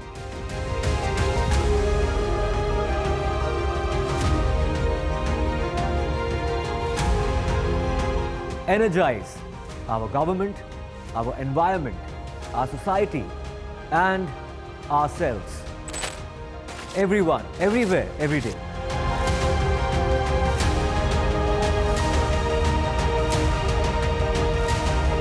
बनेगा स्वस्थ India, one world hygiene. Stay informed and entertained with the new and updated NDTV News app. You can watch all our channels live, listen to podcasts, read breaking and exclusive news from around the world and more. Download the NDTV app today and get access to the best journalism and storytelling on your smartphone or tablet. The NDTV app. News that matters to you. Landslide devastation in Kerala's Wayanad. Join NDTV's initiative. Donate for Kerala.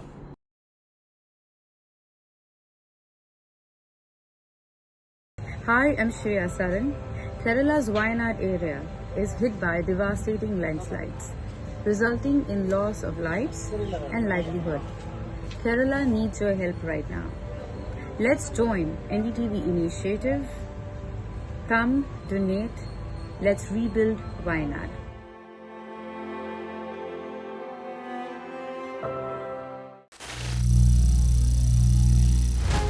Some people say the metaverse will only be virtual. One day this lecture hall will be made of code, and driverless cars would be trapped in intersections. But even in this maze of the future, you can't wish away health. It's time to become more resilient.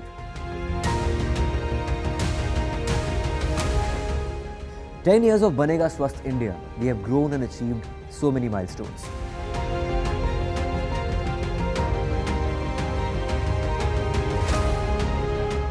And now I have a plan to beat the urgency, to stop breathing with difficulty, to relieve getting choked with inactivity.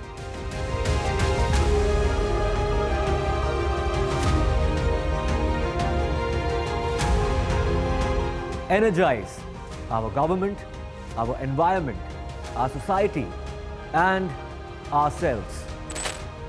Everyone, everywhere, every day.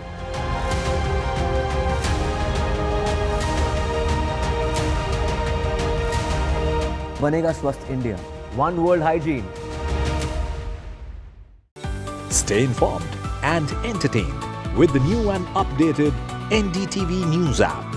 You can watch all our channels live, listen to podcasts, read breaking and exclusive news from around the world and more. Download the NDTV app today and get access to the best journalism and storytelling on your smartphone or tablet. The NDTV app. News that matters to you. Landslide devastation in Kerala's Wayanad. Join NDTV's initiative. Donate for Kerala.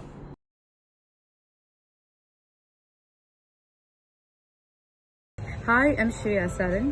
Kerala's Wayanad area is hit by devastating landslides, resulting in loss of lives and livelihood. Kerala needs your help right now. Let's join NDTV initiative. Come, donate. Let's read.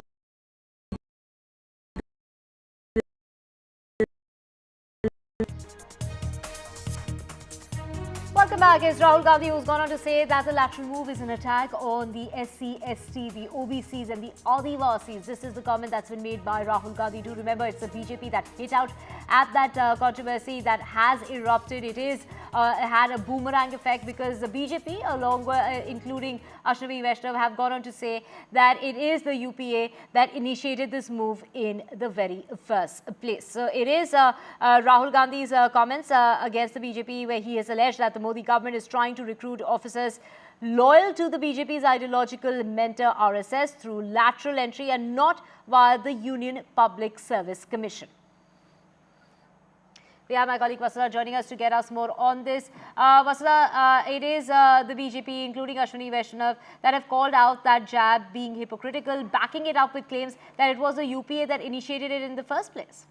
That's right, Divya. The BJP has accused the Congress of being hypocritical in opposing the union government's move to recruit public servants through lateral entry, and this is being done on a contract basis. The minister who has spoken out in this regard is Ashwini Vaishnav, who's a senior minister. He's also the Minister for Railways, IT and I&B, and he has said that the Congress-led UPA government was the first to moot the idea of lateral entries in 2005, and the NDA has only made the process more transparent. Remember, this comes a day after UPSC issued an advertisement for recruitment through lateral entry to 45 positions. Now, these positions include deputy secretaries, joint secretaries, and this will be done across 24 union ministries. Now, of course, the Congress and the opposition parties have latched on to this, and they've alleged that through this hiring, the government is conspiring to undermine reservations in public sector jobs, especially for the SC/ST communities. Now, IND Minister Ashwini Vaishnav, of course, has said that the Second Administrative Reforms Commission that was set up during UPA in 2005 had recommended recruiting experts to fill up the gaps, specifically in roles that require specialized knowledge. And he also said that NDA government now has created a transparent method to implement that recommendation. In fact, recruitment that is being envisaged and it's being implemented is being done in a transparent and fair manner. And this reform will only improve governance. We also saw Amit Malviya, who's the chief of the BJP social media cell. He also accused Rahul Gandhi of throwing Congress leader Veerappa Moily under the bus to politicize this matter. Remember that Moily was the chairperson of the Second Administrative Reforms Commission that was set up in 2005. So clearly, many strands of politics in there, and this is specifically after Rahul Gandhi claimed that the BJP government was trying to sidestep and in some ways undermine the reservation policy to ensure that it is recruiting only ideologically aligned people with itself and undermining the reservation policy in that whole regard through the lateral hiring process. Right, to get more on this, in fact, we have Dr. Pooja Tripathi of the Congress Party joining us. We also have R.S. Patania, spokesperson of the BJP, joining us. My first question regarding Rahul Gandhi warning that lateral entry system represents a robbery of the rights of talented youth and an attack on the very concept of social justice. Mr. Patania, how would you react to this? First of all, a very good afternoon to everybody on board. This lateral entry United Public Service Commission, this was virtually started during the regime of the Congress. The Second Administrative Reforms Commission led by Veerappa Moily, they had virtually pushed ahead the new and the novel idea. And the basic purpose, the underlying string was that it will bring in specialized expertise and fresh perspectives into the civil services. So there's nothing bad in it. It worked as good as since 2014. Now, in 2024, when they have lost the elections badly, third election in a row, Congress before the 100th mark, and they have now come with this grumbling and complaining tones and trying to create a confusion on the national scene. We, first of all, want to put a very lead question to the Congress and the members of the India Alliance, a concept, an idea, and a gospel which was started in Eurojang. How could you have the locus to question it? One part. Secondly, with regard to the innate and the inbuilt habit of the opposition political party, especially Congress, of questioning the institutions. You question ED, you question CBI, you question even the Supreme Court of India also, and now you are questioning the integrity of the United Public Service Commission also. This is bad. You cannot question, you virtually could not undermine the institution. And thirdly, your alliance, this is purely an opportunist alliance with virtually no coherence on ideas, on political positioning. It is simply an opportunistic alliance which lacks any vision and any cohesive ideology. You are simply driven by a shared desire just to denigrate Pradhan Mantri Narendra Modi ji, virtually the institutions that virtually create and that virtually stand for the India. Let me just get Dr. Pooja Tripathi in as well. Dr. Pooja Tripathi, how would you react with Ashwini Vaishnav and the others in the BJP saying that this was a move that was initiated by the UPA itself? I think, hi, good afternoon to everyone, and a very happy Raksha Bandhan to the entire NDTV family. The nefarious intent of Bharatiya Janata Party was, reflected when they gave them a slogan of 400 Par. When Ashwini Vaishnav ji talks about a transparent and a fair system, how come they have, privatized the PSUs and increased the contractual employment to the extent of 91% that was there in the UPA era? When they talk of their intellectual bankruptcy of copying something from UP era, that the lateral entry system was proposed by the second ARC by Veerappa Moily, let me tell you, let us call spade a spade, and I want to address this for once and for all. The UPA-VRC report, which was headed by Mr. Virappa Moily, was aimed at filling specialized roles with experts for specific needs, be it economy, be it finance, be it infectious disease management, be it urban planning, not bypassing the entire system to undermine reservations and social justice. What the BJP government is doing with lateral entry is far from original intent. It's backdoor for cryonism and sidelining marginalized communities. This isn't about transparency. This isn't about fairness. It's about rewriting the rules to serve the elite. When they talk about the fairness and the transparency of the system, how has Pradeep Joshi being the chairman of NTA? Why did they bring Chandrakant Ghatore to the Censor Board of India? Why did they bring Gajendra Chauhan to head FTII? So I think they should just accept that they have taken the lateral entry and they have they are rewriting the rules to stop the marginalized communities, SC, ST, and OBC, for having a fair play at the examination system. And this is just all. The 61 lateral entries since 2014 goes on to speak that. And also they bring these lateral entries as a one-point recruitment. They don't bring it as a combined lot of recruitment where the 13-point roster comes in. They bring it one recruitment, and so they just bypass the rules of reservation. I think it's very nefarious in intent, and it goes on to expose their anti-constitutional, anti-social justice mindset. Right. Let me just go back to Mr. Pathania. Regarding as far as Rahul Gandhi is concerned, he's backed those claims. He's given other examples as well, including SEBI. You see, the new habit and the new practice which the Congress and particularly the Indian allies are taken to just trying to hide their heads behind save the constitution and then SCs, STs and OBCs. The way Constitution has been trampled by the by the Congress in the last few decades. This is not only a living example, not before the country, but before the world. The depredators of civil liberties, that is one who imposed emergency, they are not crying save Constitution. The people who just played with and toyed with the idea of reservations to SC and ST, the people who denied, particularly the people of Jammu and Kashmir, no reservation to SCs, no political reservation for STs. Now they are trying to go hammer and tongs and across the country and sing sermons about SCs and STs and OBC. So the point remains, they have nothing to offer. They have simply to deflect, just to divert and just to digress. They have nothing to offer before this country. And the people of the country, they are very of this. Gone on to say that it's the India Alliance that will strongly oppose this anti-national move that undermines both the administrative structure and the social justice. He has termed the practice as privatization of IAS, and that the Modi's guarantee to end reservation. This is a bypass of what he's calling it as far as the selection is concerned in jobs which he says are being snatched away. So this is literally a warning that he's putting out in regard to bypassing the traditional recruitment process through the UPSC. The leader of opposition in the Lok Sabha also alleged that the Modi government was favouring recruits for affiliation to the RSS. Thank you so much for joining us on the broadcast this afternoon.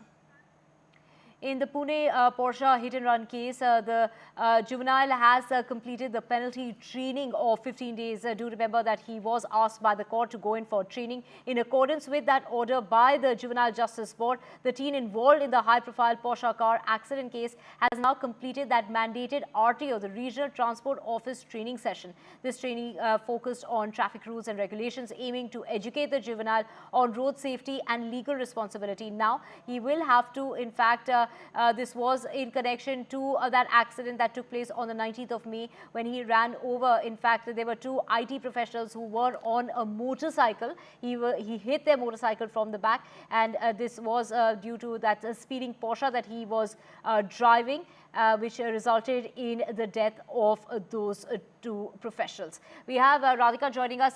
Radhika, take us through what's really happened here. He has finished his training. This comes about, there was a complete outrage when it first came to the safety rules, when he was asked to write a 300-word essay regarding safety rules in the country. And now when it comes to safety rules, he has now been trained by the RTO, the Regional Transport Office. What happens from here? That's right. The juvenile involved in the Pune Porsche car accident has completed a 15-day safe training program by the RTO. Now, that's, of course, one of the directives that were given by the Juvenile Justice Board. Apparently, during the training, he was educated about traffic rules, road driving safety measures, meaning of road signals, symbols, and so on. Now, this, of course, has been perceived as a very unfair and soft treatment given to the juvenile who killed 2 people in that particular accident. We know for a fact that this case itself had sparked a lot of uproar over him being granted bail and conditions imposed, which included writing a 300-word essay as well. In fact, in July, he had submitted that particular essay on road safety, complying with the bail conditions. Of course, there was outrage over the leniency. He was granted bail. Now, the outrage also due to police investigation, which showed that there was a cover-up by the family members as well as doctors to protect the accused. Post-outrage, we know what exactly transpired. He was kept in detention home for a long time, but after that, Bombay High Court ordered his release as he was a minor in conflict of law. So therefore, now the latest development is that as per the orders of the Juvenile Justice Board, he has now undergone this RTO safe training program. That is concluded. He has also written that 300-word essay. So in a way, indicating that that this man or this youngster who is a minor almost is scot-free after killing 2 people. Right, Radhika there joining us with all those details. We will keep tracking that story and getting you more on that. Getting you other news now, the Adani portfolio has delivered a 33% EBITDA growth and 50% earnings growth after adjusting for prior period income and one-offs. The trailing 12-month is now at 79,180 crore rupees, marking a 45% increase over the corresponding trailing 12-month last year. Despite managing a diverse portfolio of 11 companies with 25 plus businesses, the growth rate remains exceptional in comparison to 5% earning growth of Nifty 50 companies. Such a performance once again validates the group's strategy that focuses on expansive yet resilient growth that can be sustained irrespective of external volatilities. And this is the infrastructure and the utility dominance with a 42% growth year on year. The core infrastructure segment contributed 86% of that, ensuring a long-term stability and predictability.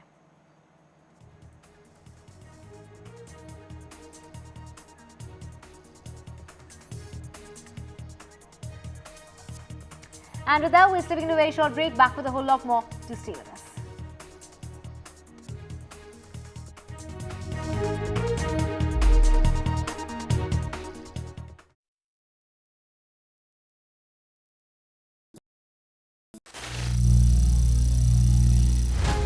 Some people say the metaverse will only be virtual. One day this lecture hall will be made of code, and driverless cars would be trapped in intersections. But even in this maze of the future, you can't wish away health. It's time to become more resilient.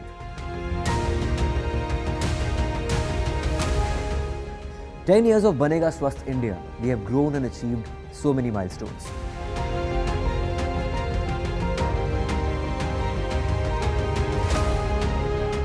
And now I have a plan to beat the urgency, to stop breathing with difficulty, to relieve getting choked with inactivity.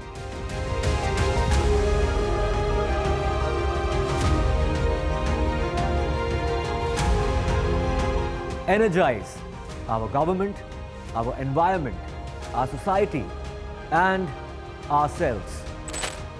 Everyone, everywhere, every day.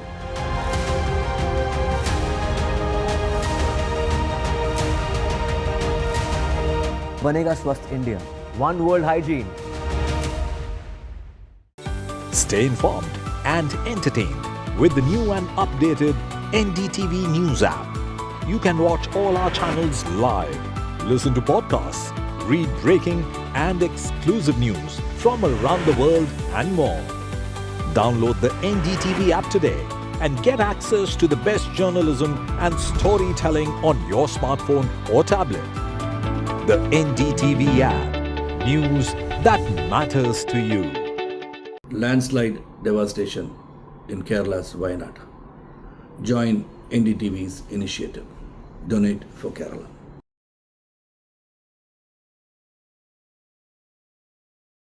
Hi, I'm Shreya Saran. Kerala's Wayanad area is hit by devastating landslides, resulting in loss of lives and livelihood. Kerala needs your help right now. Let's join NDTV initiative. Come, donate. Let's rebuild Wayanad.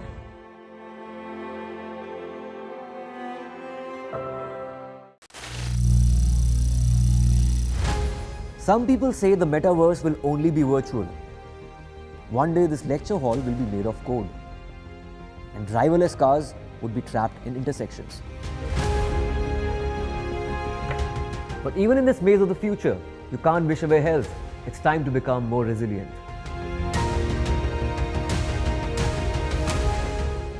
10 years of Banega Swasth India, we have grown and achieved so many milestones.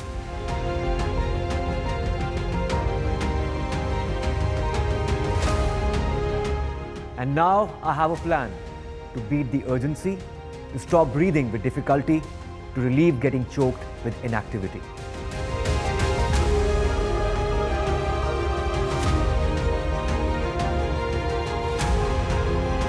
Energize our government, our environment, our society, and ourselves. Everyone, everywhere, every day.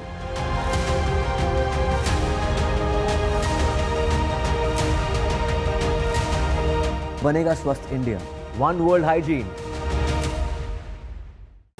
Stay informed and entertained with the new and updated NDTV News app. You can watch all our channels live, listen to podcasts, read breaking and exclusive news.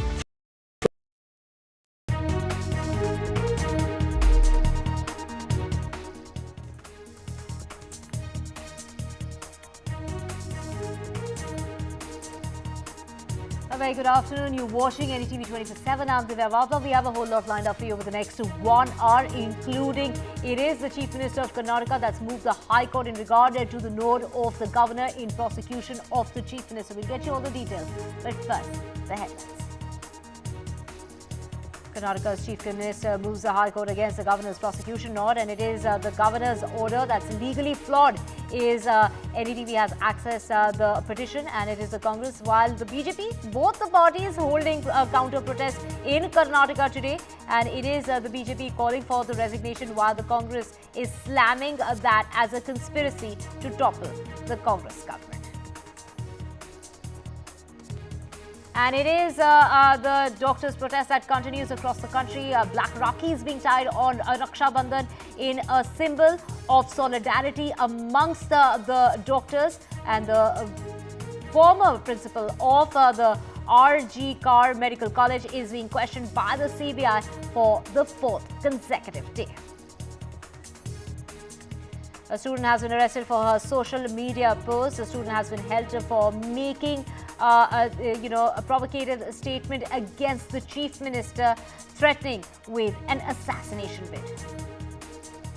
The Centre defends criminalising triple talaq. The government has filed a fresh affidavit in the Supreme Court. The triple talaq is fatal for marriage as a social institution, is what has been said by the government.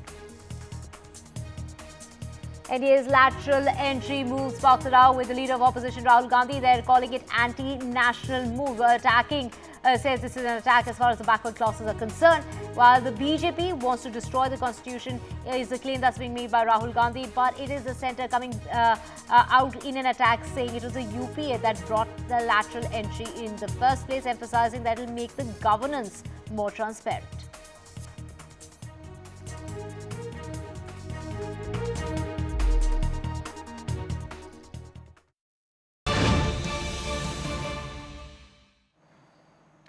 Well, breaking news coming in. You're watching NDTV 24/7. Let's get you our latest, and that is an order in which this is in regard to Siddaramaia's prosecution. So what we have learnt now is that it says that it's an impugned order. It's not only legal. flawed but also appears to be motivated by considerations and a political vendetta. The extraordinary haste with which the governor acted on the application of the respondent. Do remember there were 3 activists who had filed a complaint, and on the behest of those activists is the governor that gave ahead, and it's a nod as far as the prosecution of the chief minister and the Muda scam is concerned. Coupled with the selective urgency displayed in this particular case strongly suggests that the decision was influenced by factors other than a fair and impartial assessment as far as the facts and the law is concerned. So this is the petition that's been filed as far as the chief minister is concerned. And this case that's coming up in the High Court, the case is going to be taken up at about 2:30 in the afternoon. The impunged order passed by the Honorable Governor as far as the Governor of Karnataka is concerned, according to the sanction for the prosecution against the petitioner,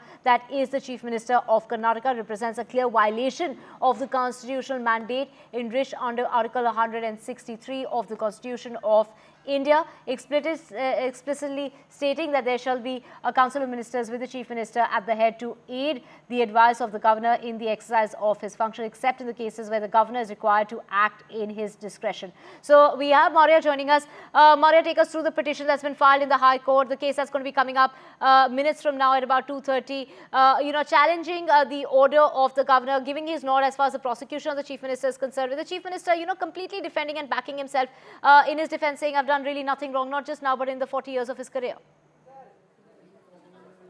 Yes, that's right. And the petition clearly talks about how this entire case is malified, how the very intention is political vendetta. They have questioned the credibility of the petitioner as well, Mr. T.J. Abraham, in which it says the credibility of the applicant here is a crucial factor that should be considered by the Honorable Governor, should have been considered before issuing this order. He is a habitual litigant with a well-documented history of engaging in blackmail, extortion, and the misuse of legal processes for personal gain.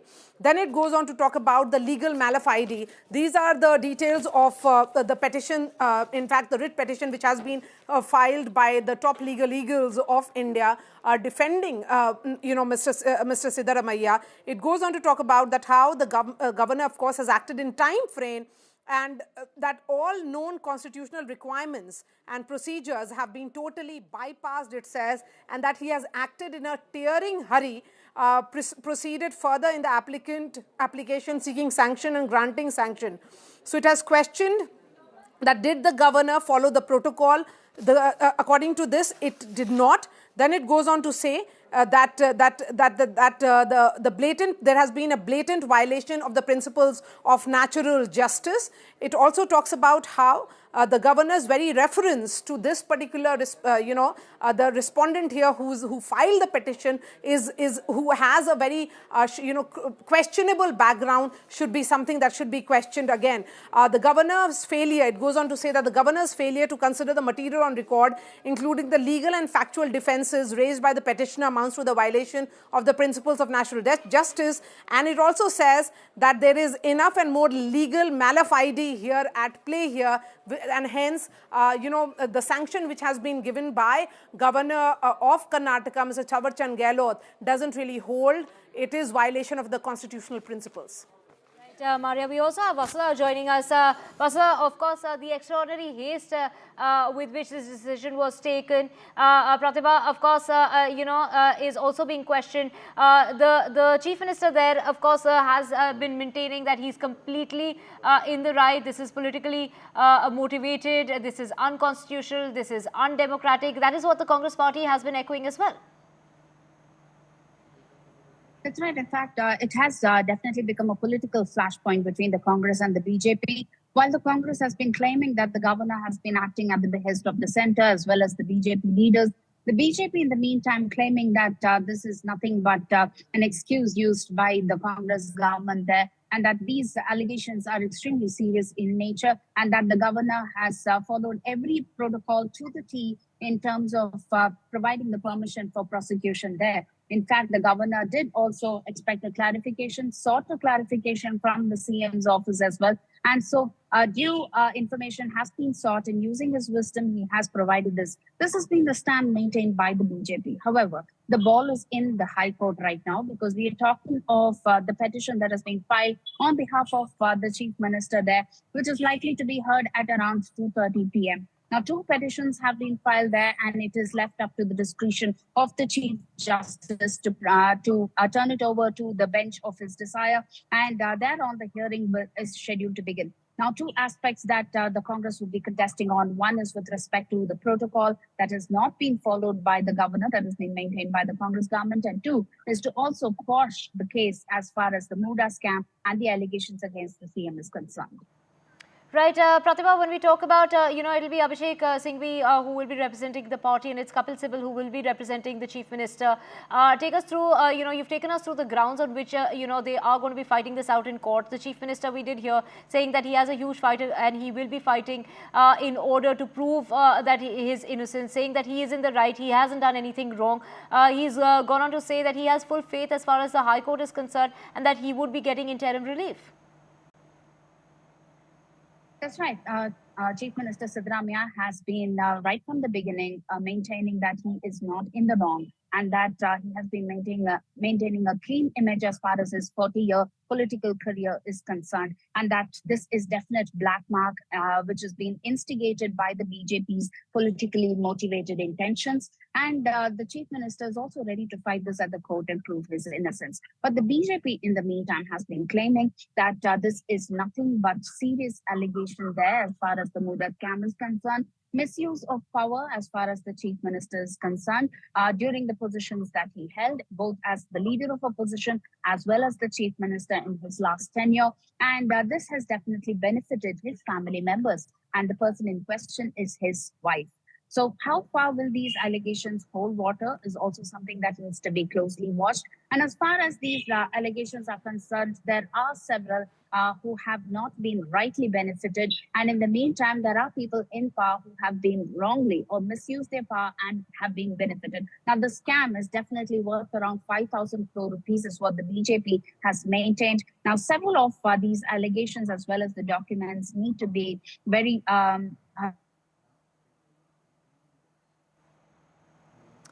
Right, so the Chief Minister there who's moved the High Court, this was in regard to challenging the legality as far as the sanction granted by the governor for that probe against him under the provision of the Prevention of Corruption Act for alleged irregularities.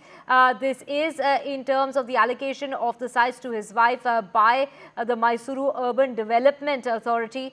Do remember there are, these complaints that were made by 3 activists that had complained to the governor, and the governor had given time to the Chief Minister, but then gone ahead and given his nod for the prosecution as far as the Chief Minister is concerned. And we did hear, the grounds on which they will be fighting in court today, and that case that's going to be coming up minutes from now in the High Court. This is in regard to the case. Of course, it is firstly the extraordinary haste with which this decision was made, the nod that was given by the governor of Karnataka. Also, when they talk about that order that is legally flawed and it's been motivated by considerations as well as by political vendetta, they are saying that this order has been passed on the behest of the BJP and the centre, something that has been said by the Congress party, that's being echoed by all and sundry in the party, including the Deputy Chief Minister of the state, D.K. Shivkumar, who's calling this unconstitutional, undemocratic. And of course, another ground on which they are going to be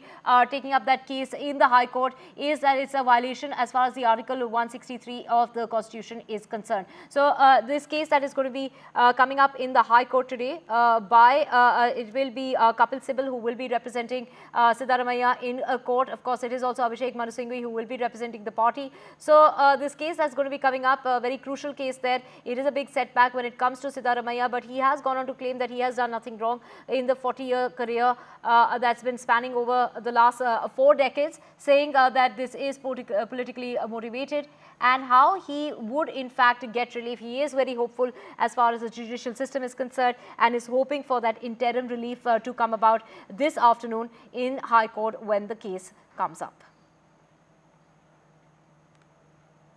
My conscience is very clear. ನಾನು ರಾಜಕೀಯದಲ್ಲಿ ಮಂತ್ರಿಯಾಗಿ 40 ವರ್ಷಗಳಾಯಿತು. ನಿನ್ನೆಗೆ 1984 August 17ನೇ ತಾರೀಕಿಗೆ 40 ವರ್ಷಗಳಾಯಿತು. 40 ವರ್ಷಗಳಲ್ಲಿ ಯಾವುದೇ ಕಪ್ಪುಚುಕ್ಕಿ ಇಲ್ಲ.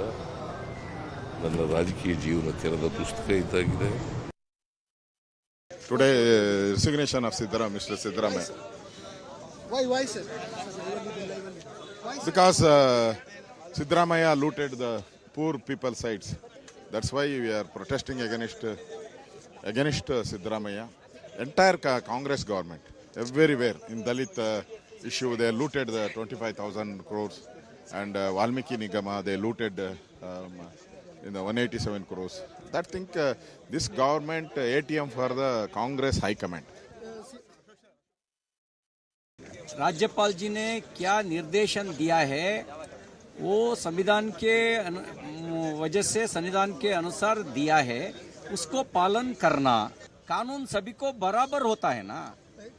येडियुरप्पा जी के एक तरफ से कानून है, सिद्धरामैया जी के दूसरे तरफ से, ऐसा है क्या? नहीं है।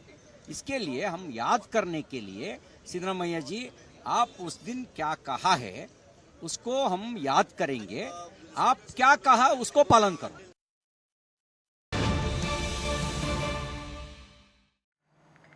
Well, breaking news coming in at the moment, and this is in regard, let's just get you the very latest as far as the Waqf Bill is concerned, the Muslim law body. This is the Muslim law board that is rallying against the Waqf Bill. This is in regard to that. So they have met with the TDP and JDU leaders, and to get more on this, we have my colleague Maria joining us. Maria, take us through the details that you have for us. Okay, so this is the Muslim Law Board that is rallying against the Waqf Bill with the Muslim Law Board's bid in order to win over the NDA allies, with the members there meeting TDP and JDU leaders. The leaders met with Chandrababu Naidu, as well as this meeting that's taking place. The members meeting with the JDU leaders in Patna, as well as asking for the NDA allies to oppose against the Waqf Bill. So this is the latest that we are getting for you at the moment. Breaking news coming in regard to the Muslim Law Board rallying against the Waqf Bill with a meeting that's taking place, and this is a meeting in regard with the leaders meeting with Chandrababu Naidu, as well as meeting with the JDU leaders in Patna. Maria joining us. Maria, what details do you have for us? Yes, so remember the All India Muslim Personal Law Board has been very, very vociferous in its opposition to the Waqf Bill. The Waqf Bill, of course, is right now with the Joint Parliamentary Committee, and it has members, the MPs from across party lines. But yes, what they feel is that if they have the NDA allies on board, then perhaps this bill will have its different kind of a future. Remember, the All India Muslim Personal Law Board in particular has been questioning the nature of this draft, saying that why should this be some kind of interference from the government side. Remember, there are 40 amendments which have been suggested by the government. There are allies of the government, particularly the LJP, which had demanded that the bill be sent to a joint parliamentary committee for further deliberation. The first meeting of the JPC will be on August 22nd. Of course, there would be several rounds of meetings before any kind of a suggestion is incorporated in this bill. But yes, as far as lobbying or some kind of rallying is concerned, this is what has begun. Several Muslim groups meeting the NDA allies. There has been a meeting between members of All India Muslim Personal Law Board and Chandrababu Naidu, who is the TDP Supremo, and Andhra Pradesh Chief Minister in Vijayawada. And of course, members of All India Muslim Personal Law Board have also met JDU leaders in Patna. Right, thank you so much, Maria, for getting us all those details with the meeting with Chandrababu Naidu and the JDU leaders as well. Now, moving on to more news, and this is in regard to the protest that continues across the country and the outrage as far as the country protesting against that rape and murder of the 31-year-old doctor in Kolkata, demanding safer environment when it comes to the healthcare workers in the country. Now, the CBI today questioned the ex-principal of the RG Kar Medical College where that rape and murder took place. They have questioned him for the last 3 consecutive days. Today was the 4th consecutive day of questioning. It is the family of the victim that it has now started to question the government of West Bengal, saying that it is now that the case has been transferred to the CBI. The CBI is making some sort of an effort, having said that they seem to have lost faith as far as Mamata Banerjee's government is concerned. So the BJP there hitting out at the government and its handling as far as the case is concerned, while the TMC says that this is nothing but a plot in order to topple the government of Mamata Banerjee. And my colleague Shreya there, in fact, getting us all details in regard to the protest that continues. Do remember the RDA aims doctors there carrying on OPD services, which include surgeries on the streets of Delhi. Black Rakhi is being tied to doctors. This is a symbol of solidarity and protest in order to mark the festival of Raksha Bandhan. Speaking on the protection and safety when it comes to women here in the country. So, on the day of Raksha Bandhan, black Rakhis are being tied. Do remember earlier black bands were being tied on the arms of the doctors. So today, in a mark of solidarity and in a mark of protest, this is what's taking place as protests continue across the country. And my colleague Shreya, was there where OPD services are being carried out on the streets of Delhi outside the Nirman Bhavan since 11 o'clock this morning. My colleague gets us all the details. Yes, that's right. The doctors here have been on an indefinite strike since August 12th, and they continue to protest. And the common sentiment here is no safety, no duty. We all know the heinous crime that took place at RG Medical College and Hospital, which has resurfaced the whole question about the security and safety measures that should be in place for the doctors and the healthcare professionals. And here we can see right outside Nirman Bhavan, which houses the Union Health Ministry, the doctors have assembled, and it is going to get big at around afternoon time at 2 o'clock. And I'm joined by a fellow doctor. So, ma'am, what is the main demand right now? Of course, we understand we are all seeking justice for the trainee doctor who was raped and murdered at RG Court. Apart from that, what is the main demand? So we're very grateful that CBI has taken over the case, and we're hoping for a transparent investigation so that she can get the justice she deserves. But also since then, if you see what happened in Kolkata on the 14th night and how doctors were attacked, a hospital was dismantled and destroyed, vandalized. Since then, lots of news is coming of doctors all over the country getting attacked by bystanders, patients, attendants, etc.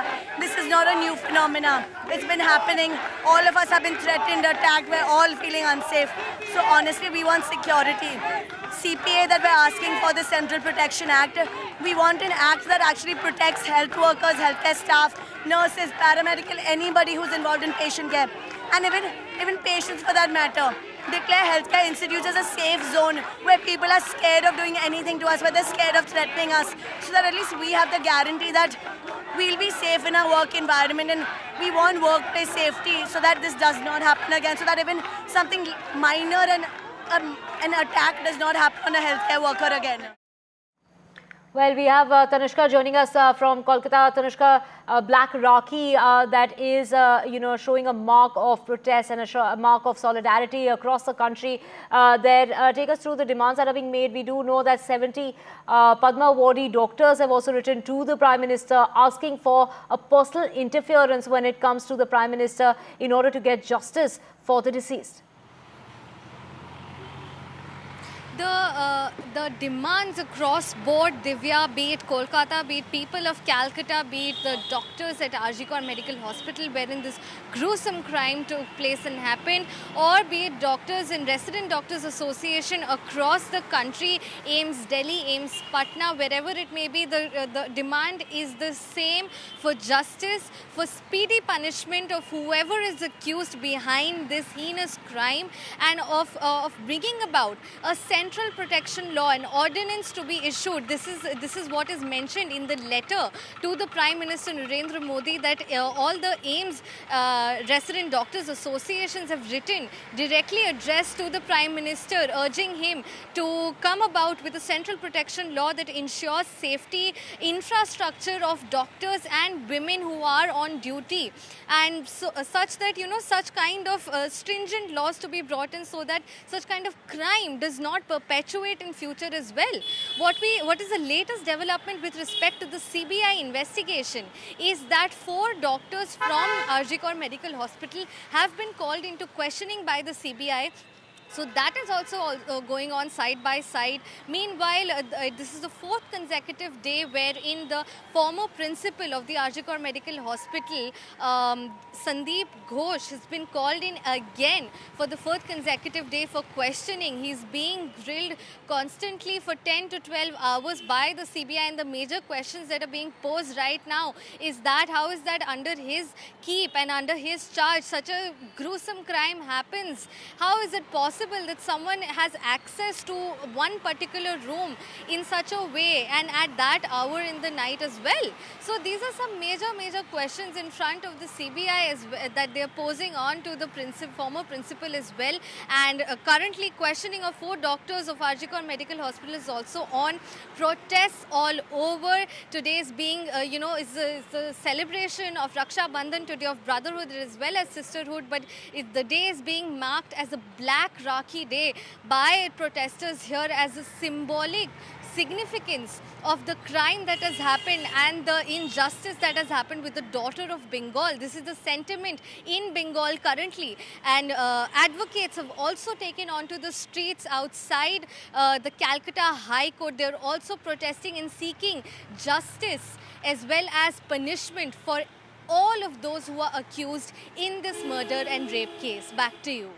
Right, thank you so much, Tanushka and Shreya, for joining us with all those details. We will keep tracking that story and coming back to you for more on that. Well, of course, we have got the very latest in terms of, Shreya, take us through, what is really taking place when it comes to the doctors performing OPD services on the streets. That's right. That's the most ironic thing that Delhi has ever witnessed. I'm right outside Nirman Bhavan that houses the Union Health Ministry, and here the doctors, the resident doctors, are seated on the streets, and they are willing to give services. Although their main claim is no safety, no duty, but the doctors are here to give services if the patients arrive here, because we know they have been on an indefinite strike since August 12th, and elective services and non-essential services have been at a halt. So they are here demanding. This is quite symbolic to what they are demanding. They are willing to give the services. They are ready to do their duty. But then all that they demand for is the safety and security measures, which can be brought about by a change in legislation. They want the ordinance to be issued on the Central Protection Act. But then, of course, we know that the problem it's a larger problem. It is not just that once the Central Protection Act is implemented, we can be rest assured that no such cases of violence against doctors will take place. It is about an institutional failure towards the doctors. And I'm joined by a fellow doctor from Safdarjung Hospital. And so, how do you perceive this entire situation? See, the point we're trying to raise here is the issue of violence against doctors. There was a study done 6 months back in Tamil Nadu, which has one of the best public healthcare systems in India. They found that of all the doctors who witnessed violence at their workplace, 65% were public healthcare doctors and just 9% were doctors who served in a private or a corporate institute. So this raises the question, why are public doctors, public healthcare doctors, government doctors more at risk than the others? And who is to take blame for this? We are protesting for the CPA, which is a delivery system that ensures that there's swift measures are taken to protect the doctors. Justice takes place. And what do you think about the budget that is, the health sector? So now the question is, will CPA stop violence against doctors? It will not. We are delusional to believe it will. It will only ensure that doctors get speedy justice. It will not prevent the rage or the anger that the public have against doctors. Now this is misplaced anger, because this anger should be directed at the governments. The state government, health is a state issue, but the center has overwhelming power in allocating funds. If we look at Niti Aayog's Gini index ratings, which were released a couple of days back, India has a Gini coefficient of 0.4. It's a measure of inequality. Our peers in this group are countries like Burkina Faso and the Central Democratic Republic, which is neither a republic nor a democracy. There is so much inequality here that this anger stems from a sense of inequality. People go to public healthcare systems because they cannot afford private healthcare. most of the poor do not buy insurance. Again, the reasons for that are many, but the most common logic is that insurance is a non-tangible object. People will invest in gold, people will invest in mutual funds because they get steady returns. They can see what they're putting their money in. Health insurance is something people cannot see. It only comes in play when people are sick. What do you think about the Central Protection Act? How we understand that this is a big issue, and we're just talking about the tip of the iceberg, which is the Central Protection Act, which will definitely guarantee a safer working environment for the doctors. So, if you could just take us through the provisions of Central Protection Act, how do you think it's important? See, my point is that the Central Protection Act only treats the symptom, not the disease. Symptom of violence against doctors in the workplace. But why is there violence is something the CPI will not answer. It is the central and the state government's responsibilities to increase their expenditure on healthcare. When you have more doctors, when you have more institutes, when doctors are less burdened, that is when we can deliver better healthcare services. Thank you for speaking to NDTV. So this is the main crux of the issue. We of course know it is about the violence against women doctors who make up for almost 80% of Indian doctors and 30% of Indian doctors and 80% of Indian nurses are women, and they're the most susceptible to workplace violence. But it is also important to raise questions about the government and how the government is handling this entire situation. Of course, we know today's Raksha Bandhan, and the AIIMS faculty have called this a black Raksha Bandhan, and they are tying a black thread around their arms to sort of mark solidarity with the doctors and with the trainee doctor who has been raped and murdered in RG Hospital in Kolkata, and they are here to express solidarity with the situation that is going on in Kolkata. Kolkata is burning, and they are demanding for swift justice and intervention from the state. Right now, here in Delhi, the national capital, we know 6 of these resident doctors association executives are having a meeting with the Secretary of the Health Ministry. They are discussing the implementation of the Central Protection Act. Till now, we know that a verbal assurance was given, but not a concrete timeline. No ordinance was issued as such, and that is what the doctors are demanding for. And it is quite ironical, very, very distressing to see that the doctors are here on the streets, willing to give services. And behind me, doctors are constantly sloganeering. They are saying that no safety, no duty. Justice delayed is justice denied, and that is what is happening here in this situation. And only time will tell as to how as to how the demands of these doctors will be met by the government. Over to you.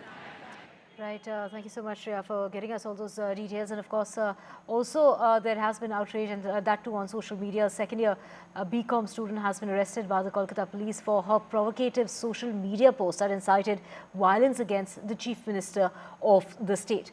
The accused has gone on to put out a provocative message encouraging others to assassinate the Chief Minister. And to get more on this, we have with us my colleague, Saurabh, joining us to get us more in regard to that social media post that has been put out by a second-year BCom student who has now been arrested. Yes, obviously social media posts around this case have been problematic, and this is something that many in the police have also pointed out and fact-checked and debunked. But obviously this is something that these posts have led to a lot of misinformation, and which is why in one case, of course, actually this young lady has called for the assassination of the Chief Minister, and that's of course a serious issue, and that's why action has been taken against her. And the police have arrested her. But of course, there are also protests happening at medical colleges across the country, and this is something that we will see. Today, of course, doctors are expected also to march from medical college to the police headquarters, because one of the doctors, well-known doctors, have also been summoned by the police, and of course, they are going to hold a rally and then head out from here. As far as this protest is concerned, and you can see preparations for that rally taking place here as we speak, and this rally of course will begin from here and then head towards the Lal Bazaar police headquarters. It is also the West Bengal governor who is going to be in Delhi today. He will be meeting with Amit Shah and the health minister JP Nadda. He also has hit out at the Mamata Banerjee government, claiming that the government has failed to safeguard the women in the state. Meanwhile, the Congress has blamed the centre in failing to ensure safety. Listen in.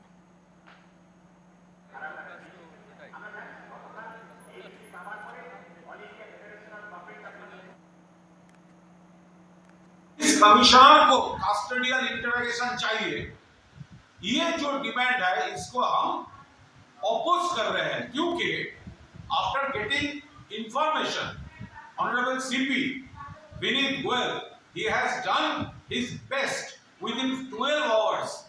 An accused has been arrested, गिरफ्तार हो गया और interrogation चल रहे थे. हो सकते थे सीएम ने 3-4 दिन मांगा था तो उसमें और बड़ा ब्रेक थ्रू का पोजीशन था, ब्रेक थ्रू हो सकता था. तो अभी सीबीआई का पास है, उसमें सीएम साहब का कोई एतराज नहीं है. Bengal is not a place safe for women. Bengal has failed its women, not Bengal society. The present government of Bengal has failed its women folk. Bengal should again be brought back to its pristine glory, where women had their own respectable place in society. That has been lost. They are scared. They are scared of gundas.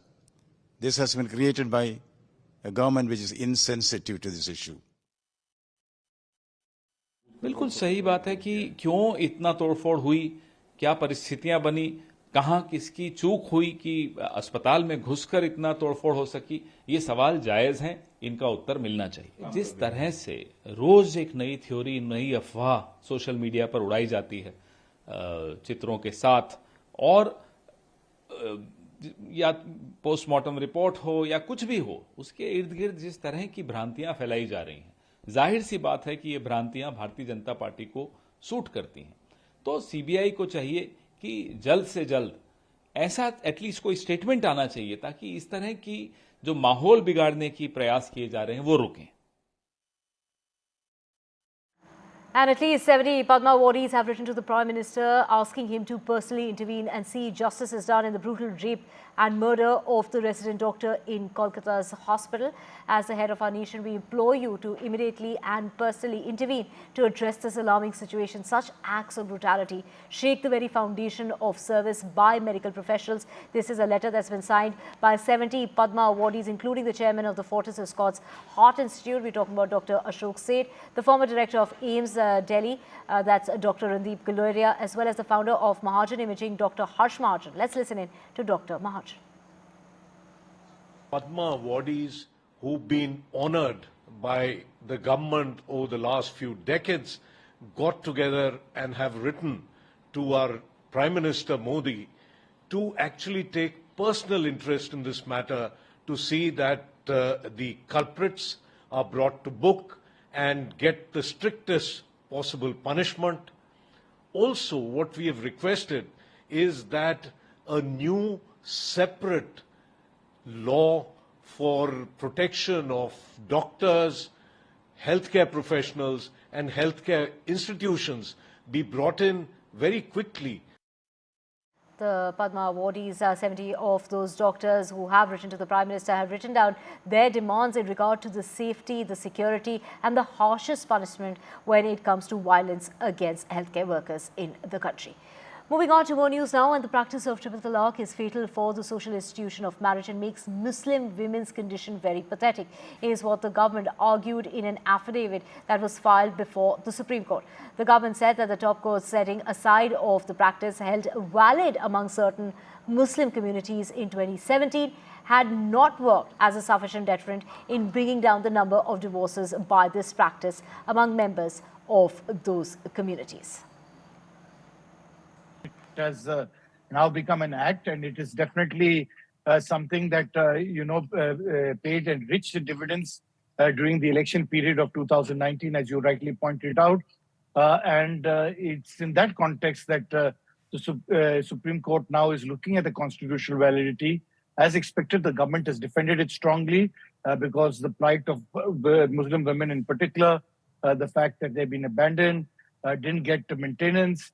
This had become a huge talking point and a huge concern, in particular for women from the minority community who hadn't been looked after. So it's in this context now that once the constitutional validity has been challenged, the government has defended it. We'll wait and see how things play out in the court regarding this. Right, thank you so much, Sunil, for getting us all those details. But that was slipping into a short break. Back with a whole lot more. Just stay with us.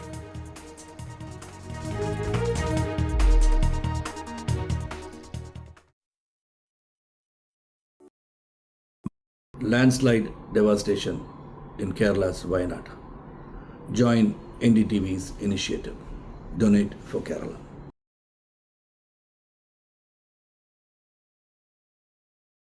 Hi, I'm Shreya Saran. Kerala's Wayanad area is hit by devastating landslides, resulting in loss of lives and livelihood. Kerala needs your help right now. Let's join NDTV initiative. Come, donate. Let's rebuild Wayanad.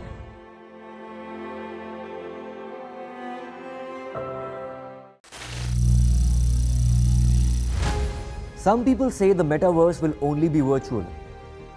One day this lecture hall will be made of code, and driverless cars would be trapped in intersections. But even in this maze of the future, you can't wish away health. It's time to become more resilient.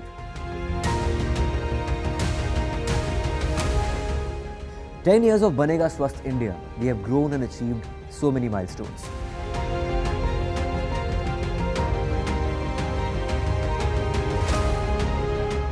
And now I have a plan to beat the urgency, to stop breathing with difficulty, to relieve getting choked with inactivity.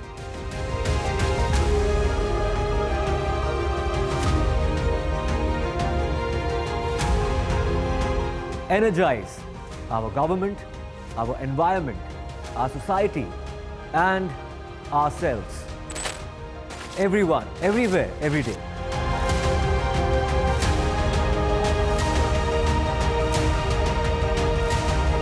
Banega Swasth India.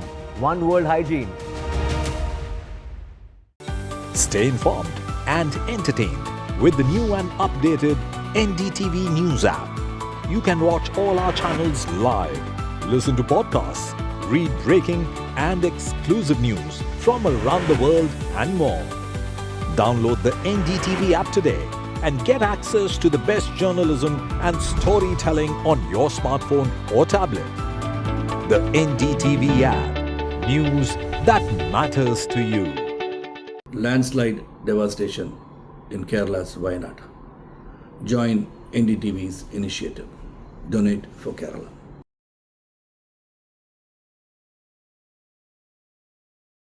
Hi, I'm Shreya Saran. Kerala's Wayanad area is hit by devastating landslides, resulting in loss of lives and livelihood. Kerala needs your help right now. Let's join NDTV initiative. Come, donate. Let's rebuild Wayanad.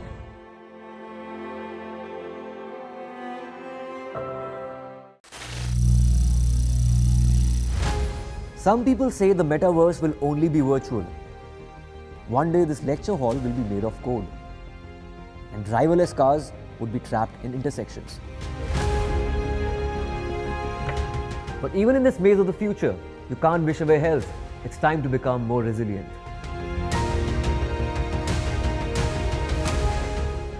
"10 years of Banega Swasth India, we have grown and achieved so many milestones.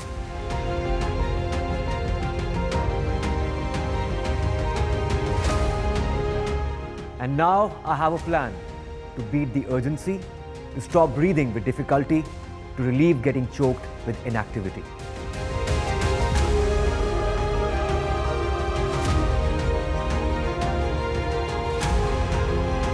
Energize our government, our environment, our society, and ourselves. Everyone.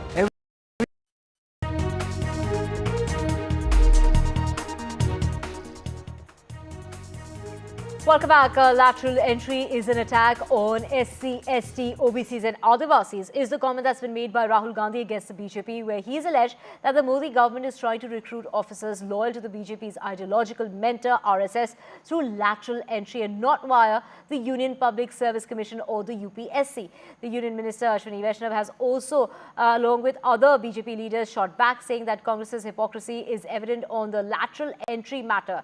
It was the UPA government which developed the concept of lateral entry. The second Admin Reforms Commission was established in 2005 under the UPA government, is what Ashwini Vaishnav has put out in a post on X. So those comments of Rahul Gandhi have boomeranged on him.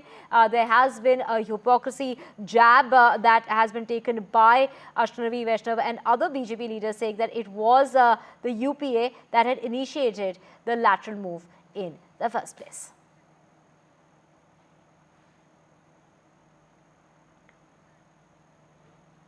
And it is, the government there and the centre and the BJP leaders saying that the NDA government has created a transparent method in order to implement this recommendation. Recruitment will be done through UPSC in a transparent and fair manner. This reform will improve governance, is what is being said. However, it is Rahul Gandhi who has lashed out and said that it is the India government, the India alliance there that will fight against this, calling this move national move and saying that it will be the India alliance which will not back this move, in fact, and has gone on to say that this is snatching away all kind of jobs when it comes to the SC, ST, the OBCs, the Adivasis, the backward class, basically saying that jobs are being snatched away and given to the loyals as far as the BJP is concerned.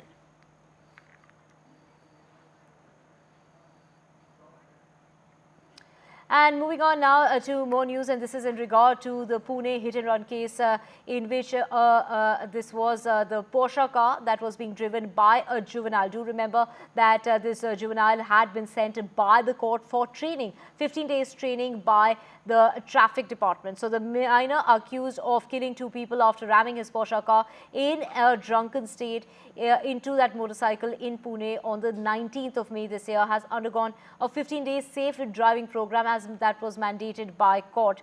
Regional Transport Office official has gone on to say, do remember that two IT professionals had lost their lives in that incident which took place in Pune's Kalyan Nagar and triggered that massive outrage. And the outrage was triggered because he was being let off by writing an essay on safety as far as road traffic and road accidents are concerned. That essay that was to be written, a 300-word essay, is what was actually asked by the officials at the time in order to let him off very, very easily from that incident that took place. So we have Radhika joining us. Radhika, first a 300-word essay that was asked of him, and now a 15-day training by the traffic police there. This is all that has been done in the case so far. What's going to happen going ahead from here?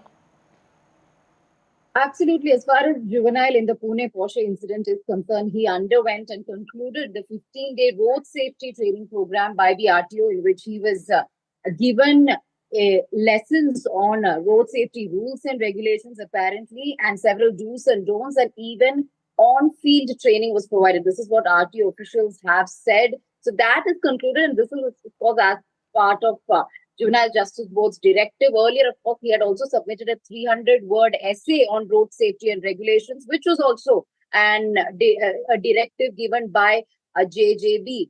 So as part of the bail conditions, all of these training programs and essays have concluded. A report was, of course, submitted before the JJB. This is, of course, not a charge sheet, but a status report as far as the entire case is concerned. Because he's a minor, there is leniency shown, which has led to a lot of outrage, The fact that he'd been given soft penalty and punishment by the JJB, which is what later led to him being apprehended and then taken into custody in the detention center for a long time. However, the Bombay High Court saying that he is a child in conflict with law, so therefore he cannot be in detention, and he was asked to be released on bail from the detention center. So at this point, of course, he is innocent, scot-free, simply because he's a minor, but a lot of anger and outrage over the leniency shown to the minor. We also know for a fact that there had been attempted cover-ups being done in order to protect the accused by family members as well as doctors, which had also angered people all over the country. So there was a nationwide outrage. However, the fact remains that this juvenile, as a result of the technicalities of his age, remains scot-free and has only been given soft penalty and punishment by the Juvenile Justice Bill. Radhika, stay with us for our next story as well, and that is Pawar versus Pawar. It is the NCP chief, do remember, who had, gone on to say he had been representing the constituency in Pune district for the last many terms, but he's gone on to say recently that he's not interested in contesting elections anymore.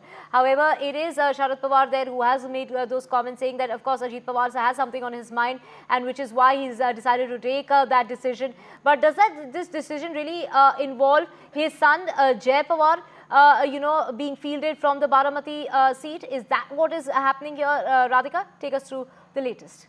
Yes, that is a possibility that Ajit Pawar may be fielding his son. We know for a fact that Ajit Pawar had earlier said that he is not interested in contesting Baramati this time during elections because he's contested multiple times and he's won from there. But if people of Baramati wants and if the party wants, he is willing to, give that opportunity to his son, Jay Pawar. But will that happen? That's, of course, something that we'll have to wait and watch out for. But Sharad Pawar today responded to Ajit Pawar not wanting to participate, not wanting to contest election. He said that Ajit Pawar knows what he's doing. He is a public representative, but there is a possibility that he may be backing out of the fray as he knows that things may not work in his favor during elections. So that's the kind of reaction we got from Sharad Pawar. Ajit Pawar also had expressed regret over Sunetra Pawar contesting against Supriya Sule in the Lok Sabha elections. He said perhaps that was a wrong call or wrong judgment on his part. So that is something that he had spoken about a while ago. But as far as Baramati during assembly is concerned, will it be Jay Pawar versus perhaps Sharad Pawar's grandnephew? Because that's another, name that is doing the rounds, which is Yugendra Pawar. So is it going to be another Pawar versus Pawar battle during assembly elections with Ajit Pawar backing out and perhaps the younger people in the family coming together? Or will it be a new face altogether? All that remains to be seen. But Pawar versus Pawar battle certainly raging on in Maharashtra ahead of assembly elections. Right, thank you so much, Radhika, for joining us with all those details. We will keep tracking that story and coming back to you for more on that. For now, switching tracks now, and it's the Adani portfolio that's delivered 33% EBITDA growth as well as 50% earnings growth. And to get more on this, we have my colleague Sakshi joining us. Sakshi, take us through the latest. That's right. Well, what a quarter really, what a June quarter, robust performance. The Adani Group reported a strong first quarter performance driven by growth in their emerging businesses including solar and wind and manufacturing, airports and roads. The group attributed the expansive yet resilient growth to Adani Group's strategic focus on its infrastructure platform, which offers high stability and predictability. Net profit jumped 50.1% to 10,279 crore rupees, while EBITDA surged 32.9% to 22,570 crore rupees. Core infrastructure businesses contributed 86% of the total operating profit, while the fast-growing businesses now contribute 13.3% to portfolio-level EBITDA. The airport business continues to see strong growth. The roads business saw highest ever 730 lane kilometer construction this quarter, and Adani Green Energy also witnessed strong performance. Despite managing a diverse portfolio of 11 companies with over 25 businesses, the growth rate remains exceptional in comparison to 5% earnings growth of Nifty 50 companies. So Adani Group's Q1 FY25 results show robust growth across emerging sectors as per the notification to the stock exchanges. Right. Thank you so much, Sakshi, for getting us all those details. And switching tracks now to Karnataka, and the Chief Minister Siddaramaiah has challenged the governor's sanction as far as prosecution into the alleged Muda scam in the Karnataka High Court, and that's coming up minutes from now at about 2:30. The court is likely to hear that matter. The controversy centers around the allocation of compensatory land to the wife of Siddaramaiah during his previous term as the Chief Minister of Karnataka. So it is Siddaramaiah who has now reacted, saying that, he has done nothing wrong, and it's not just now, but over the last 40 years of his career, he hasn't ever misused power for personal gains, and that he has dismissed the protests by the BJP, saying in politics it is natural that parties will protest, so let them protest. He's gone on to say that he's absolutely clean and that he has full faith as far as the judicial system is concerned, and that he's hoping for interim relief and quashing all the prosecution that has been sanctioned by the governor. So the petition has been filed. It has been filed on 3 grounds, and the grounds, of course, in regard to that hasty decision that was made as far as the time is concerned. Also calling as far as that decision is concerned by the governor, saying that the governor is a puppet in the hands of the centre, and this is on the behest of the BJP in order to topple the government. It is the Congress party there backing Siddaramaiah completely, and it will be Kapil Sibal who will be representing Siddaramaiah in the High Court. That is expected at about any minute now, and of course that case that is coming up in the High Court with Abhishek Manu Singhvi there representing the party. My conscience is very clear. ನಾನು ರಾಜಕೀಯದಲ್ಲಿ ಮಂತ್ರಿಯಾಗಿ 40 ವರ್ಷಗಳಾಯಿತು. ನಿನ್ನೆಗೆ 1984 August 17ನೇ ತಾರೀಕಿಗೆ 40 ವರ್ಷಗಳಾಯಿತು. 40 ವರ್ಷಗಳಲ್ಲಿ ಯಾವುದೇ ಕಪ್ಪುಚುಕ್ಕಿ ಇಲ್ಲ. ನನ್ನ ರಾಜಕೀಯ ಜೀವನ ತೆರೆದ ಪುಸ್ತಕ ಇದ್ದಾಗಿದೆ.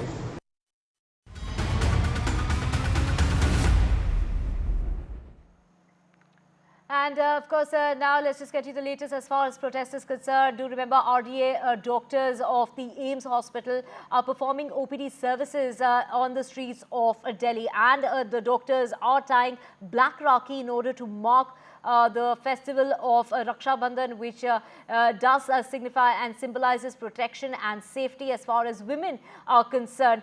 So there you have doctors there protesting across the country, and that protest that continues. It is also the Padma awardee doctors, 70 of them, that have written to the Prime Minister asking him for his personal interference in getting justice for the deceased, and also asking for the harshest punishment when it comes to the violence against healthcare workers.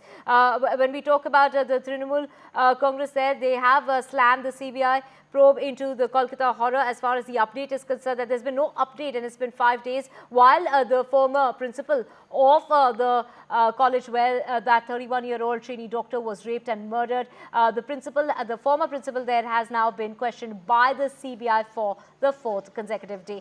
My colleague Shreya gets us all the details when it comes to the doctors here in the national capital who have been performing OPD services since 11 o'clock this morning on the streets of the national capital. Yes, that's right. The doctors here have been on an indefinite strike since August 12th, and they continue to protest. And the common sentiment here is no safety, no duty. We all know the heinous crime that took place at RG Medical College and Hospital, which has resurfaced the whole question about the security and safety measures that should be in place for the doctors and the healthcare professionals. And here we can see right outside Nirman Bhavan, which houses the Union Health Ministry, the doctors have assembled, and it is going to get big at around afternoon time at 2 o'clock, and I'm joined by a fellow doctor. So, ma'am, what is the main demand right now? Of course, we understand we are all seeking justice for the trainee doctor who was raped and murdered at RG Court. Apart from that, what is the main demand? So we're very grateful that CBI has taken over the case, and we're hoping for a transparent investigation so that she can get the justice she deserves. But also since then, if you see what happened in Calcutta on the 14th night and how doctors were attacked, a hospital was dismantled and destroyed, vandalized. Since then, lots of news is coming of doctors all over the country getting attacked, by bystanders, patients, attendants, etc. This is not a new phenomenon. It's been happening. All of us have been threatened, attacked. We're all feeling unsafe. So honestly, we want security. CPA that we're asking for, the Central Protection Act, we want an act that actually protects health workers, healthcare staff, nurses, paramedical, anybody who's involved in patient care. And even patients for that matter. Declare healthcare institutes as a safe zone where people are scared of doing anything to us, where they're scared of threatening us, so that at least we have the guarantee that we'll be safe in our work environment, and we want workplace safety so that this does not happen again, so that even something minor and an attack does not happen on a healthcare worker again.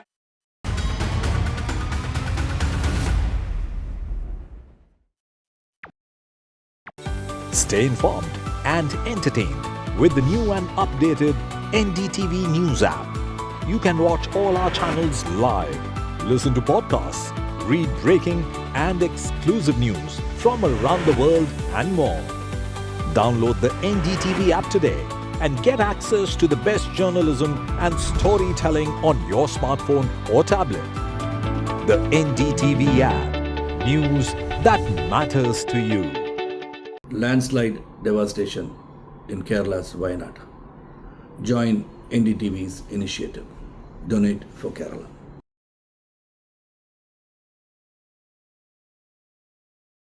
Hi, I'm Shreya Saran. Kerala's Wayanad area is hit by devastating landslides, resulting in loss of lives and livelihood. Kerala needs your help right now. Let's join NDTV initiative. Come, donate. Let's rebuild Wayanad.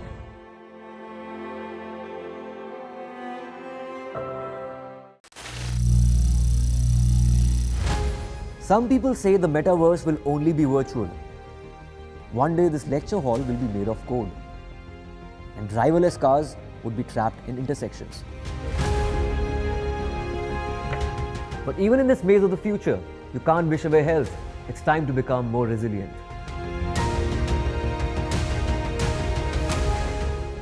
10 years of Banega Swasth India, we have grown and achieved so many milestones.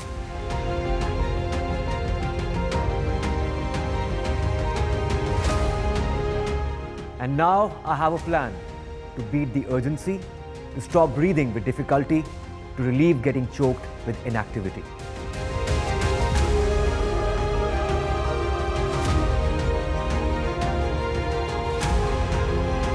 Energize our government, our environment, our society, and ourselves.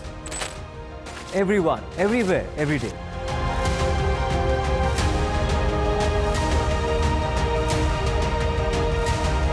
Banega Swasth India. One world hygiene. Stay informed and entertained with the new and updated NDTV News app. You can watch all our channels live, listen to podcasts, read breaking and exclusive news from around the world and more. Download the NDTV app today and get access to the best journalism and storytelling on your smartphone or tablet. The NDTV app. News that matters to you. Landslide devastation in Kerala's Wayanad. Join NDTV's initiative. Donate.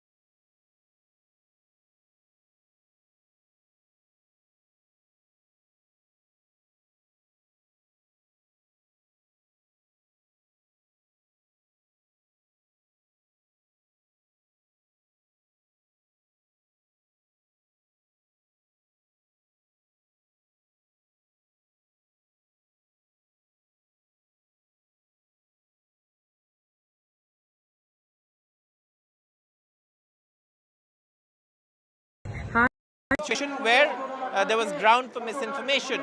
And based on that, of course, that allegation, the police have summoned them. They were summoned yesterday. Yesterday, they did not come today. They marched in a rally from here and, of course, are headed towards the police headquarters, where, of course, they will be questioned in connection with their views that they shared on several platforms as far as their investigation or the investigation into this case is concerned. So, obviously, the protests of doctors continuing. Dr. Kunal Shah and Dr. Subarna Goswami have actually gone ahead to, to respond to the police summons. But a lot of senior doctors around, some of them actually familiar faces to me as well, because, these are doctors who've been around for a long time in the city and we know them. But obviously, this is also a protest where,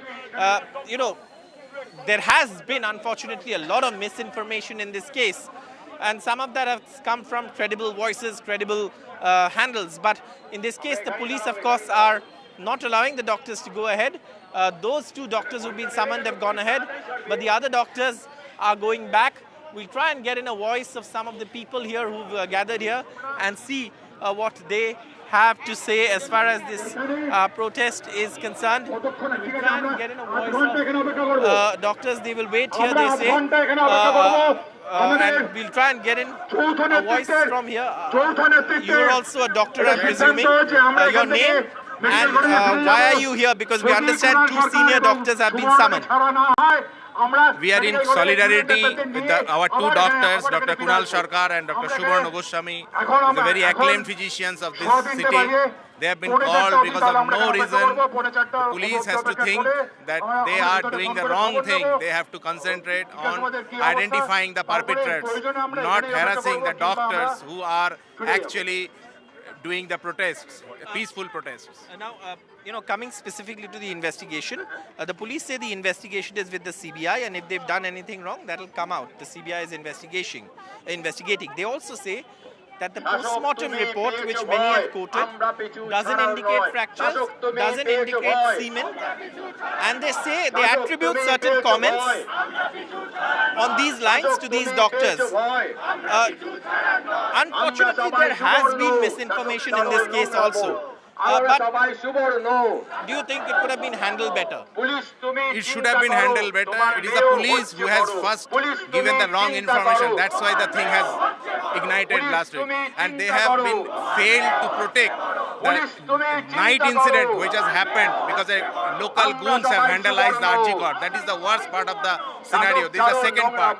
So we are protesting. Where is our security? Where a female doctor is getting raped and murdered in his own duty room. So we need security. We don't need empathy. So much for speaking. Sir, your name, sir? Yeah, myself, Dr. Arpan Chakraborty. Right. You're also a practicing? Yeah, I'm a practicing critical care physician in this hospital. Speaking to NDTV, appreciate your time. So obviously, doctors have joined this protest. Dr. Kunal Sarkar and Dr. Subarna Goswami have gone ahead to actually join the police investigation into the fake news. Remember, the Kolkata police are no longer investigating the crime itself. That is being done by the CBI. We'll of course, we've heard those voices from, the doctors' bodies as well. Of course, the police have stopped the doctors, and of course, this is the police this is the spot where the police have stopped them, and the doctors have gone ahead for their questioning by the police in connection with allegations of misinformation. Saurabh, as you're saying that the doctors, of course, have been protesting, seeking justice for the victim. Now they are out on the streets once again protesting about doctors who have been summoned by the Kolkata police for quote-unquote allegedly spreading misinformation related to this case. We can see the doctors are, of course, they have multiple issues now which they are pointing out, where they have in fact claimed that instead of doing their job, the Kolkata police have in fact been harassing them. Simultaneously, we also know that the CBI investigation is currently, of course, on. It's the 4th day of questioning of the former principal of RG Hospital. At the same time, we are given to understand that a CBI team is also present or visited the victim's residence once again today. Take our viewers through what's the latest as far as the investigation is concerned.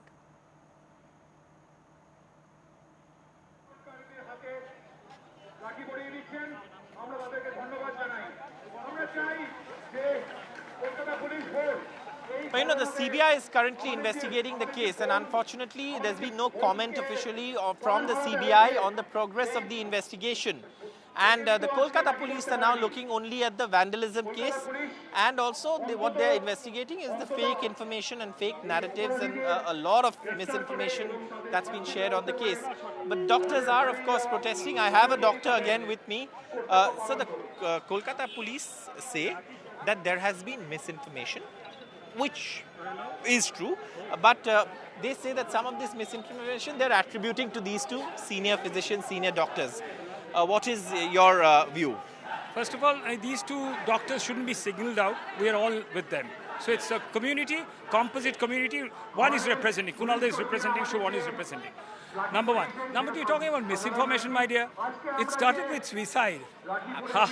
So who is going to kind of face that? Who's going to come out and say that was false? So no one's going to point to them. And I mean the whole, kind of, this is a jing bang. This is a whole kind of trail of events, trail of numbers of people all involved.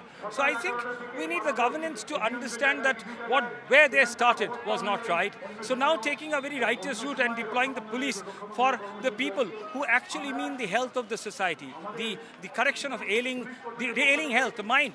The mind is in jeopardy. I think we need more psychological correction than any medical. You don't need medical doctors now. You need psychologists every nook and corner, and especially caring for them, whose lady brigade didn't bother to say a single apology. They came out and said, well, something happened. Historical anecdotes. 100 years back, this happened in that state. They were not one wee bit sorry. And they kept on banging like they do in the parliament, like, it's a monkey business. No. They should have been much more sympathetic. The lady brigade of the governance should have come out and actually held hands with the lady. I'm not talking about singling out lady and men here. I'm not. Today, the paper that you have brought out, I mean, that lady doctors will have, a very distinct duty at night. Why? We were talking about equality. Safe all the time. We're talking about equity of access of healthcare to everyone by everyone who's able. So that girl was not unable to do that. Very valid points, and in fact, one of the things that has led to a lot of confusion and a lot of suspicion is the fact that initially someone from the hospital called saying it was suicide, identified himself as some assistant super, and the police have denied that they made any such statement in their investigation, but that call did happen. That's been on record.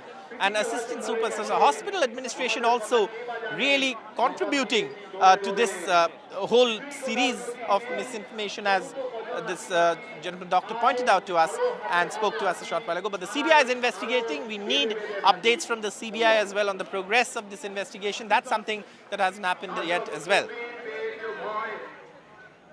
That's right, Saurabh. They're in fact giving us an update as far as the protests in Kolkata are concerned. As we mentioned, that the protests have also spread beyond just the doctors' protests. Their lawyers also protesting outside the Calcutta High Court today. Saurabh, thank you so much for joining us with that. Staying with, we will be continuing to report on the protests in Kolkata. Meanwhile, remember that there are protests which are happening in Delhi, in the national capital as well. The protesting doctors, in fact, set out an OPD outside the health ministry, outside the Nirman Bhavan today, because there have, of course, been concerns raised about patients being denied, patients being turned away. But what we did see, in fact, was that in Delhi, the protesting doctors decided to put up an OPD outside the Nirman Bhavan, outside the health ministry in the national capital. Meanwhile, coming back to the visuals there, you can see from Kolkata that the doctors have in fact formed a human chain, doctors linking their arms together and walking down the streets there.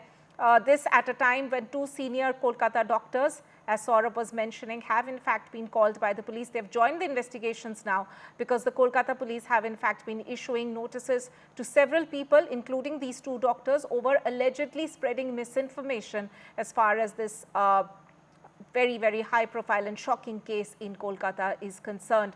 Not just the doctors, but also TMC MP Shukhendu Shekhar Roy had also been issued a notice by the police.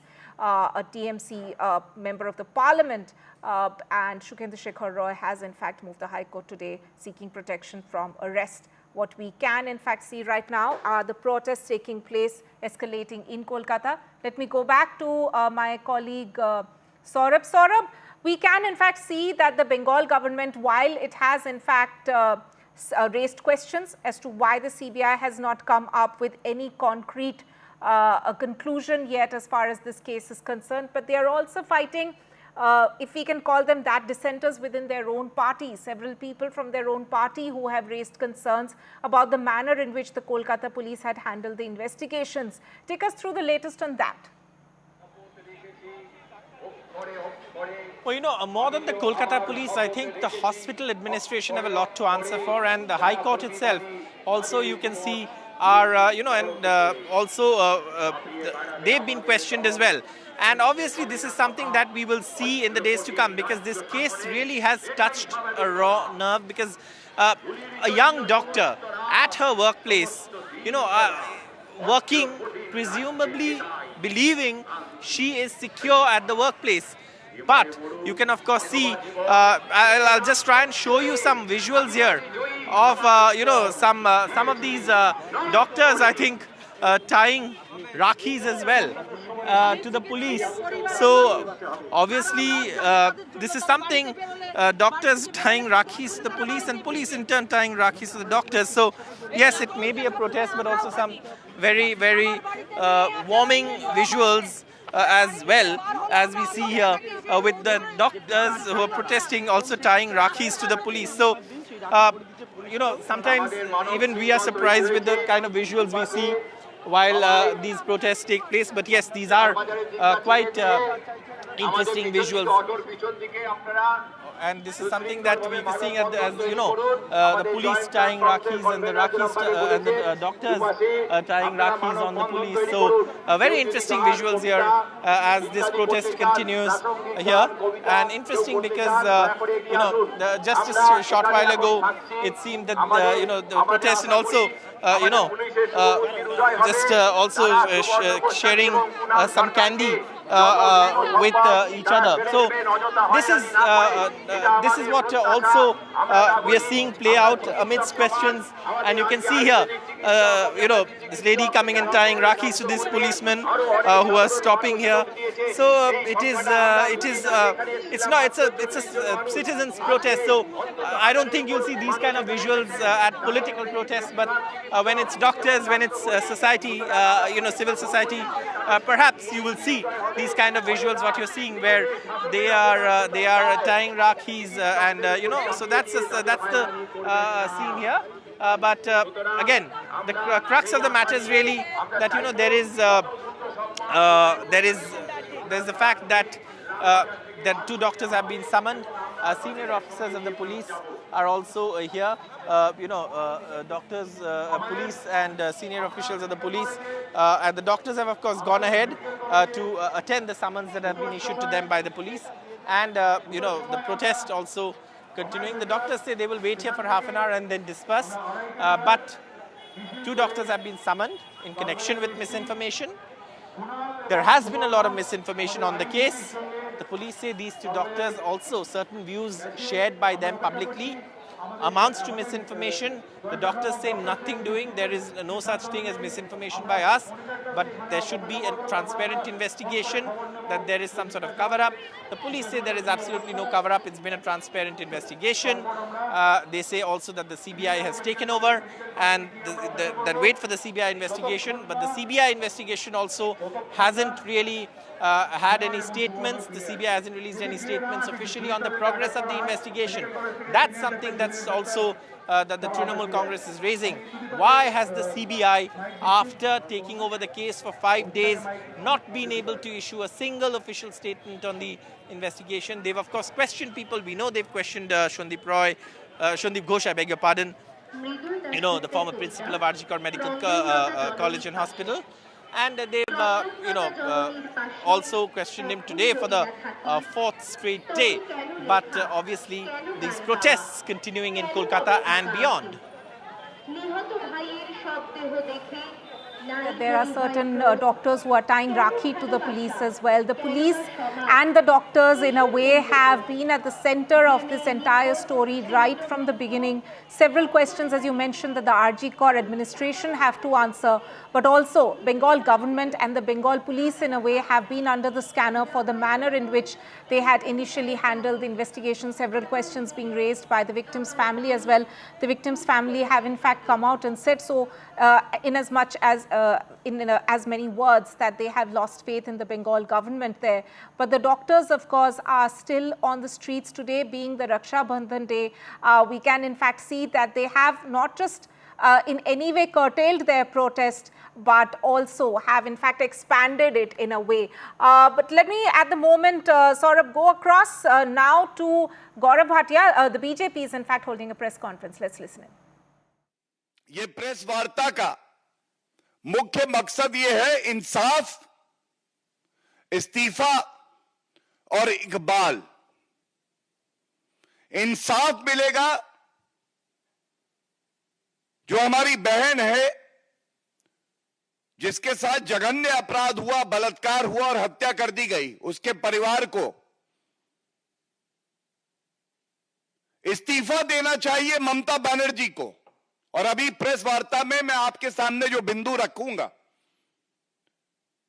ये press वार्ता हम जरूर कर रहे हैं, लेकिन आज ये जनता की आवाज है जो पश्चिम बंगाल से लेके हर प्रदेश में जो आम नागरिक है, जो महिलाएं हैं, जो डॉक्टर हैं, जो अधिवक्ता हैं, आज सब आक्रोशित भी हैं, आंदोलित भी हैं। सबसे पहले हमें यह कहते हुए कष्ट है that Mamata Banerjee has become Mamata the destroyer.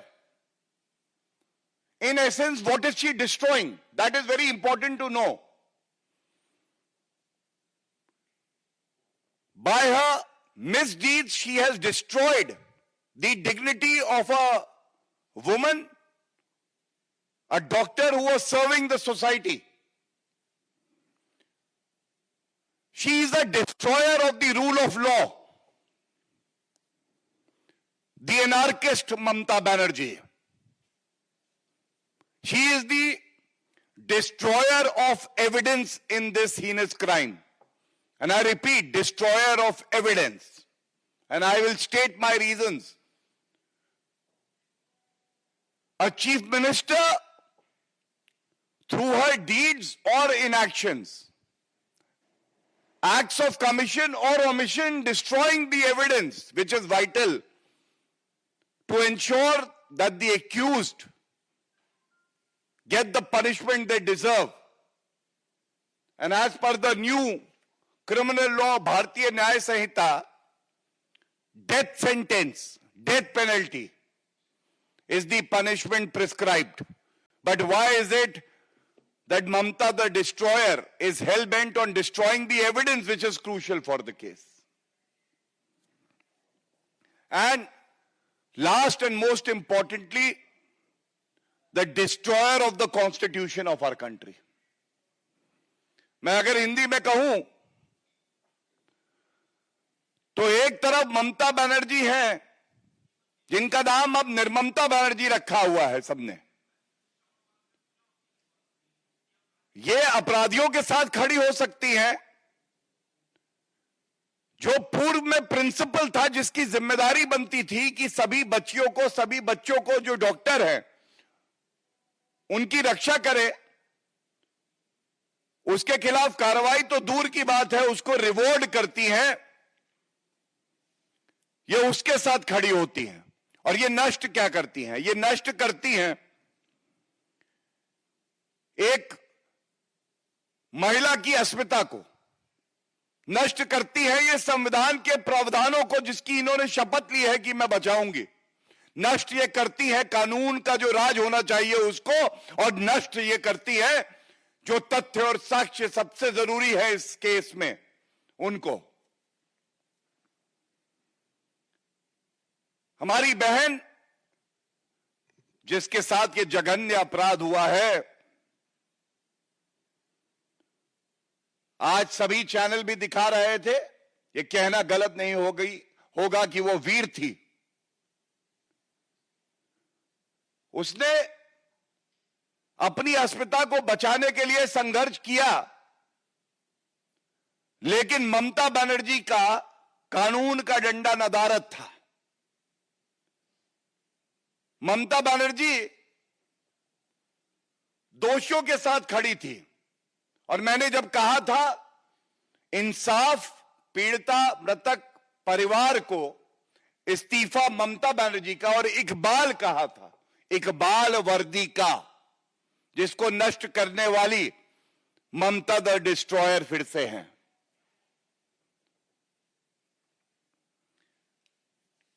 जो रिपोर्ट सामने आ रही हैं और बड़ी जिम्मेदारी से एक नागरिक होने के नाते, हमारी बहन का भाई होने के नाते, भारतीय जनता पार्टी का प्रवक्ता होने के नाते और एक वरिष्ठ अधिवक्ता होने के नाते ये सवाल मैं पूछता हूं। ये सवाल मेरे मुख से पूछे जा रहे हैं, लेकिन ये पश्चिम बंगाल की जनता के सवाल हैं। ममता बनर्जी जी, सवाल नंबर 1 आपसे पूछा जाएगा, क्यों आपको कहा जा रहा है डिस्ट्रॉयर ऑफ एविडेंस? हम सब जानते हैं कि जब कोई अपराध घटित होता है तो सबसे ज्यादा महत्वपूर्ण पहले 48 घंटे, जिसको कहा जाता है गोल्डन 48 आवर्स ऑफ इन्वेस्टिगेशन, जिसमें आप प्रमाण इकट्ठे करते हैं, साक्ष्य इकट्ठे करते हैं, और अगर रेप केस है, मर्डर है, तो जो भी ऐसे व्यक्ति हैं जो दरिंदे हैं, उनके हेयर स्ट्रैंड, बाल हो सकते हैं, सीमेन हो सकता है, और भी तथ्य इकट्ठे किए जा सकते हैं। लेकिन देरी का मतलब यह होता है कि प्रोसिक्यूशन, जो कि उस वक्त ममता बनर्जी, क्योंकि गृह मंत्री थी, पुलिस उनकी थी, उनके तत्वाधान में था, उसको कमजोर करने का प्रयास। तो पहला सवाल यह है, ममता बनर्जी, आपका मुझे वक्तव्य याद है, आपने कहा कुछ दिन बाद सीबीआई को मैं जांच ट्रांसफर कर दूंगी अगर मगर। Right, that was of course the BJP briefing as far as the Kolkata murder and horrific rape and murder case is concerned. We will of course keep bringing all the latest updates on this story to our viewers. But for the moment, we will head into a short break. Stay tuned to NDTV.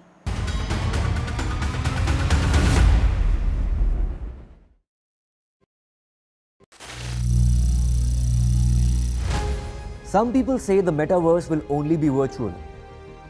One day this lecture hall will be made of code and driverless cars would be trapped in intersections. But even in this maze of the future, you can't wish away health. It's time to become more resilient.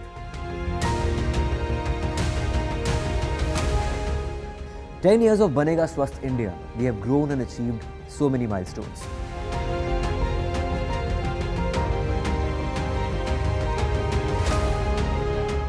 And now I have a plan to beat the urgency, to stop breathing with difficulty, to relieve getting choked with inactivity.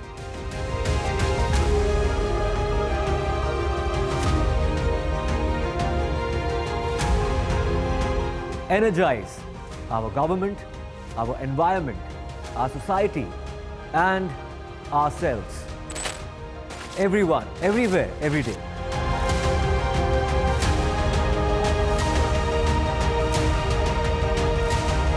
Banega Swasth India.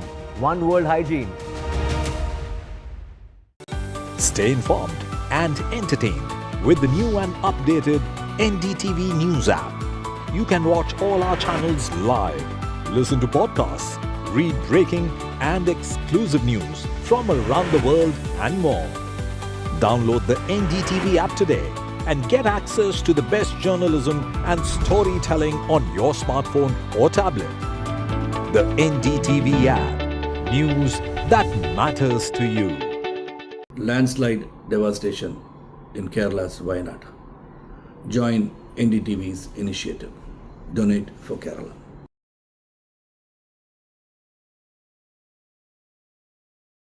Hi, I'm Shreya Saran. Kerala's Wayanad area is hit by devastating landslides, resulting in loss of lives and livelihood. Kerala needs your help right now. Let's join NDTV initiative. Come, donate, let's rebuild Wayanad.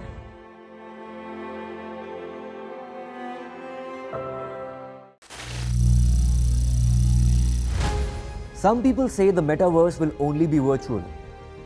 One day this lecture hall will be made of code, and driverless cars would be trapped in intersections. But even in this maze of the future, you can't wish away health. It's time to become more resilient.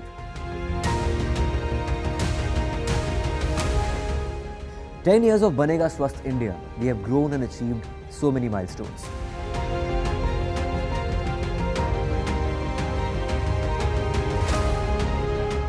And now I have a plan to beat the urgency, to stop breathing with difficulty, to relieve getting choked with inactivity.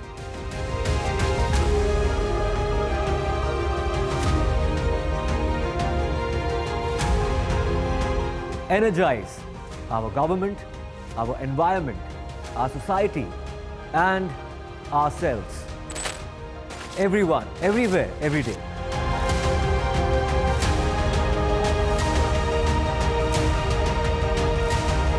Banega Swasth India.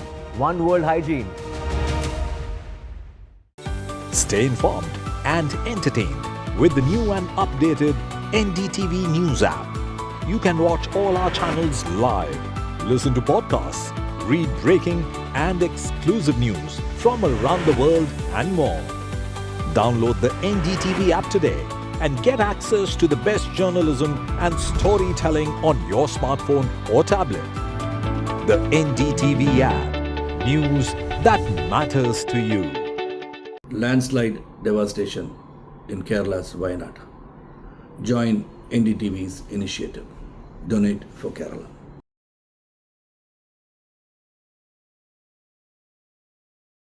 Hi, I'm Shreya Saran.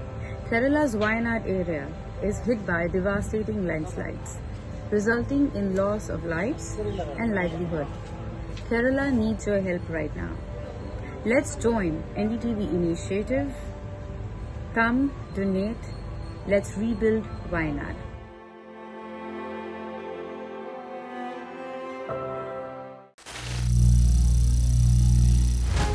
Some people say the metaverse will only be virtual. One day this lecture hall will be made of code, and driverless cars would be trapped in intersections.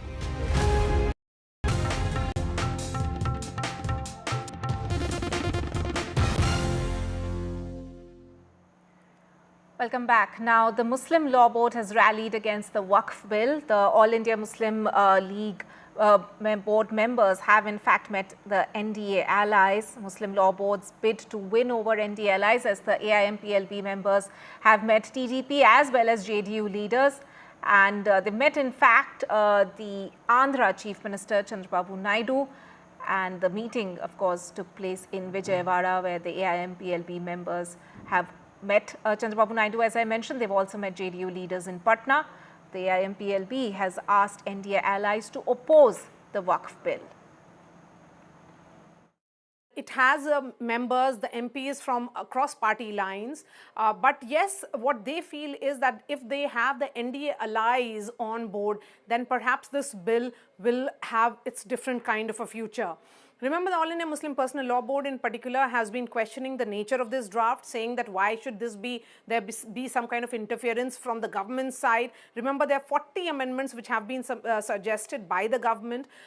There are allies of the government, particularly the LJP, which had demanded that the bill be sent to a joint parliamentary committee for further deliberation.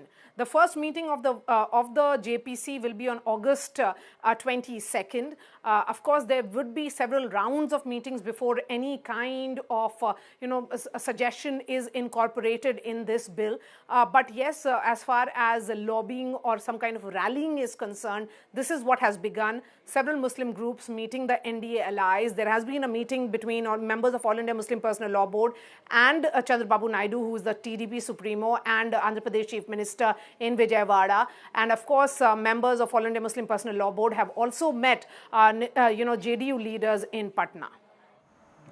Meanwhile, the practice of triple talaq is fatal for social institution of marriage and makes Muslim women's condition very pathetic. Those were the words which had been used by the government in a fresh affidavit that they filed today in front of the Supreme Court. The government said that the top court setting aside of the practice held valid among certain Muslim communities had not worked as a sufficient deterrent in bringing down the number of divorces by this practice, and which is why, in a way, the centre defended its move to criminalize triple talaq, saying it's not the job of the court to decide what law should be.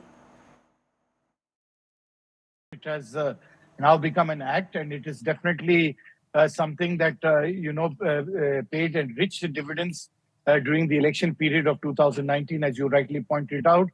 And it's in that context that the Supreme Court now is looking at the constitutional validity. As expected, the government has defended it strongly because the plight of Muslim women in particular, the fact that they've been abandoned, didn't get maintenance, this had become a huge talking point and a huge concern, in particular for women from the minority community who hadn't been looked after. So it's in this context now that once the constitutional validity has been challenged, the government has defended it. We'll wait and see how things play out in the court regarding this. Shifting focus now to Pune, and in the Pune Porsche hit and run case, the juvenile has now completed the penalty of traffic training. Remember that the Juvenile Justice Board had in fact ordered 15 days of training to understand safety, safe driving on the roads for the juvenile who had been initially arrested in this case. The juvenile currently is, of course, on bail, but as part of the punishment which had been meted out to him by the JJB, there was a 15 days of safe driving program, which the juvenile has in fact now completed. Juvenile in the Pune Porsche incident is concerned, he underwent and concluded the 15-day road safety training program by the RTO, in which he was given lessons on road safety rules and regulations apparently, and several do's and don'ts, and even on-field training was provided. This is what RTO officials have said. So that is concluded, and this is, of course, as part of Juvenile Justice Board's directive. Earlier, of course, he had also submitted a 300-word essay on road safety and regulations, which was also a directive given by JJB. So as part of the bail conditions, all of these training programs and essays have concluded. A report was, of course, submitted before the JJB. This is was not a charge sheet, but a status report as far as the entire case is concerned. Because he's a minor, there is leniency shown, which has led to a lot of outrage, the fact that he'd been given soft penalty and punishment by the JJB, which is what later led to him being apprehended and then taken into custody in the detention center for a long time. However, the Bombay High Court saying that he is a child in conflict with law, so therefore he cannot be in detention, and he was asked to be released on bail from the detention center. So at this point, of course, he is in a sense scot-free simply because he's a minor, but a lot of anger and outrage over the leniency shown to the minor. We also know for a fact that there had been attempted cover-ups being done in order to protect the accused by family members as well as doctors, which had also angered people all over the country. So there was a nationwide outrage. However, the fact remains that this juvenile, as a result of the technicalities of his age, remains scot-free and has only been given soft penalty and punishment by the Juvenile Justice Board. Right, we'll be heading into a short break at this point in time. Stay tuned to NDTV.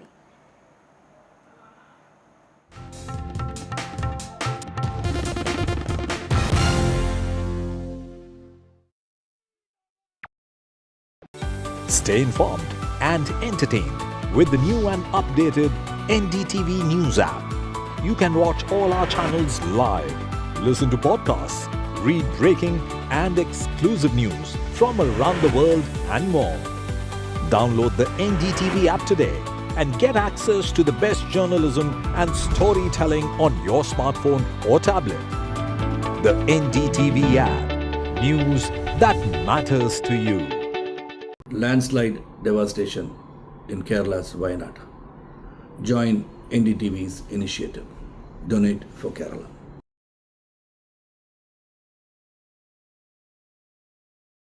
Hi, I'm Shreya Saran.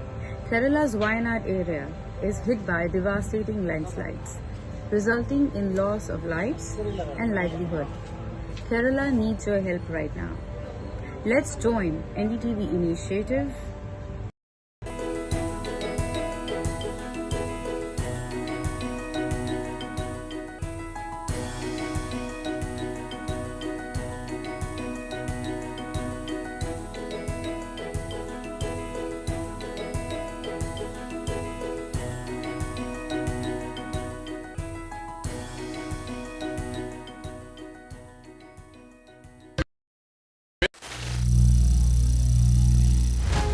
Some people say the metaverse will only be virtual.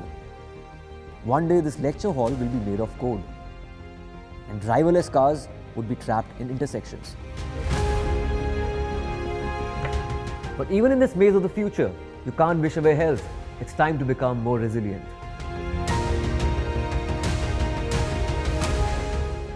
"10 years of Banega Swasth India, we have grown and achieved so many milestones.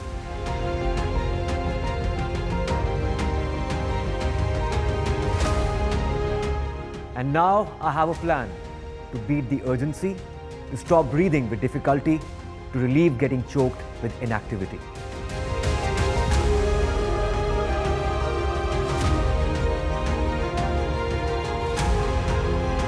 Energize our government, our environment, our society, and ourselves. Everyone, everywhere, every day.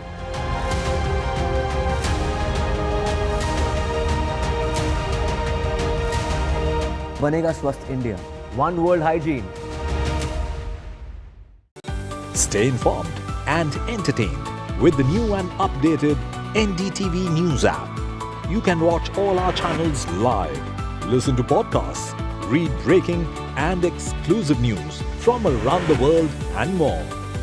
Download the NDTV app today and get access to the best journalism and storytelling on your smartphone or tablet. The NDTV app. News that matters to you. Landslide devastation in Kerala's Wayanad. Join NDTV's initiative. Donate for Kerala.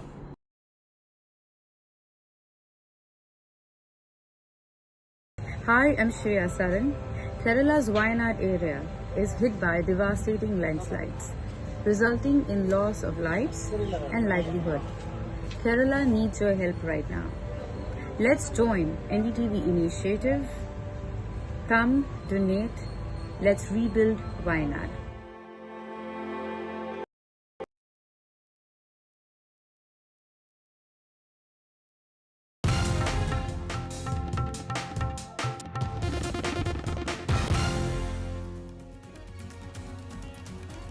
Welcome back. Now, as we talk about doctors' safety and issues of how doctors are pushing for better security at hospital, there's currently massive protests taking place at the Sion Hospital in Mumbai. Remember, this comes just days after two people were in fact detained after a woman resident doctor was assaulted allegedly by a drunk patient and his family members at the Sion Hospital.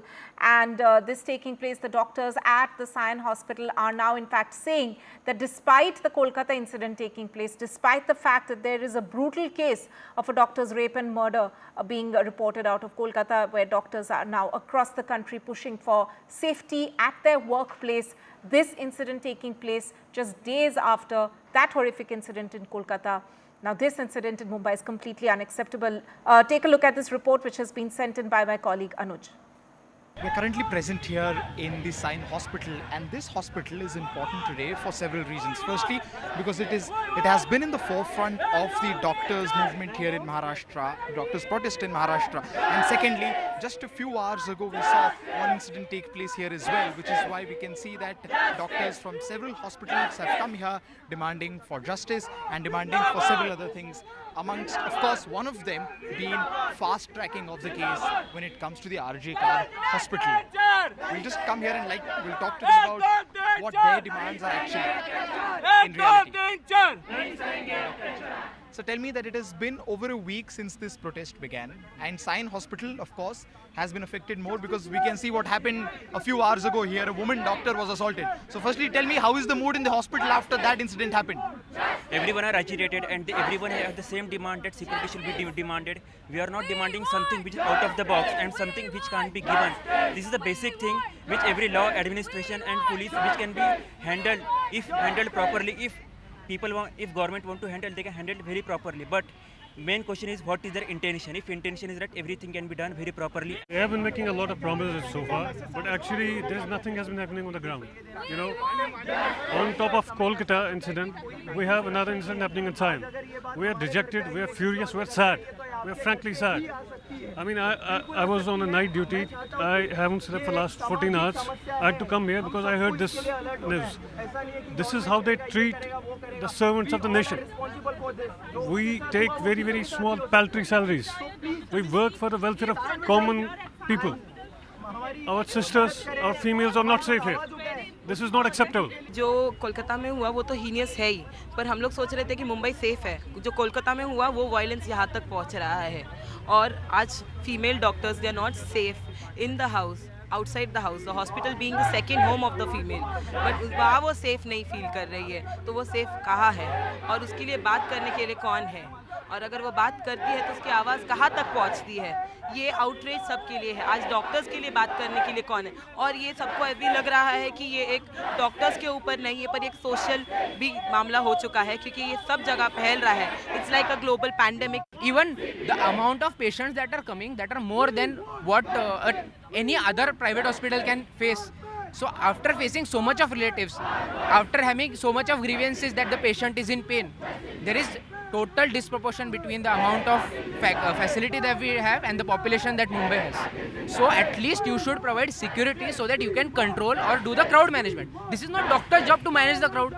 Are we here to treat doctors or to treat patients or manage crowd? We see some important points being made here. It is not just about one particular thing, but as we've been saying it since day one, it is a multifaceted issue at the end of the day. The security, the number of security personnel present not just in this hospital but hospitals across the city is a point of concern for several of these doctors here, amongst of course several other things, which includes prioritizing the safety and security of the women doctors. With camera person Hemant, this is Anuj Raite reporting from NDTV 24/7 in Mumbai. Now, the Adani portfolio has delivered 33% EBITDA growth and 50% earnings growth after adjusting for prior period income and one-offs. Trailing 12-month EBITDA is now at 79,180 crore rupees, marking a 45% increase over the corresponding trailing 12-month last year. Despite managing a diverse portfolio of 11 companies with 25-plus businesses, the growth rate remains exceptional in comparison to 5% earnings growth of Nifty 50 companies. Such a performance once again validates the group's strategy that focuses on expansive yet resilient growth that can be sustained irrespective of external volatilities. The Adani Group reported a strong first quarter performance driven by growth in their emerging businesses including solar and wind and manufacturing, airports and roads. The group attributed the expansive yet resilient growth to Adani Group's strategic focus on its infrastructure platform, which offers high stability and predictability. Net profit jumped 50.1% to 10,279 crore rupees, while EBITDA surged 32.9% to 22,570 crore rupees. Core infrastructure businesses contributed 86% of the total operating profit, while the fast-growing businesses now contribute 13.3% to portfolio level EBITDA. The airport business continues to see strong growth. The roads business saw highest ever 730 lane kilometer construction this quarter, and Adani Green Energy also witnessed strong performance. Despite managing a diverse portfolio of 11 companies with over 25 businesses, the growth rate remains exceptional in comparison to 5% earnings growth of Nifty 50 companies. So Adani Group's Q1 FY25 results show robust growth across emerging sectors as per the notification to the stock exchanges. We'll be slipping into a short break at this point. Stay tuned to NDTV as news and updates will continue on the other side of this very short break.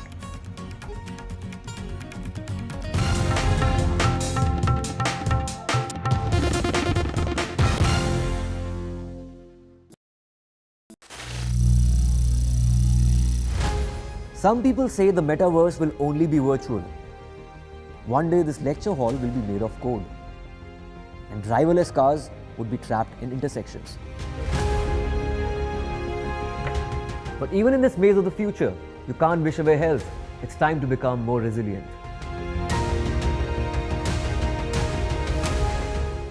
"10 years of Banega Swasth India, we have grown and achieved so many milestones.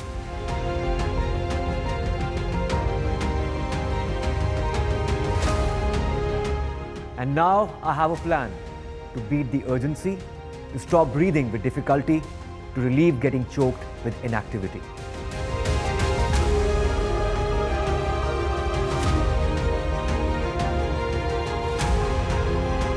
Energize our government, our environment, our society, and ourselves. Everyone, everywhere, every day.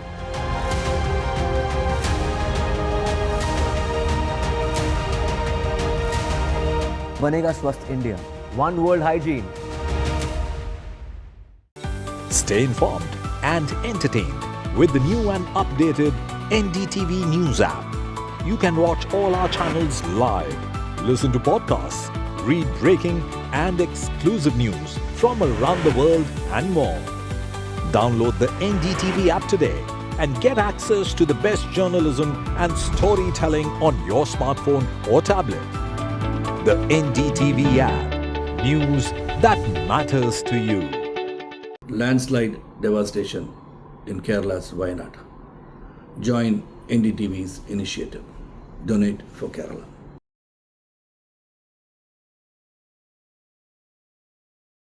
Hi, I'm Shreya Saran.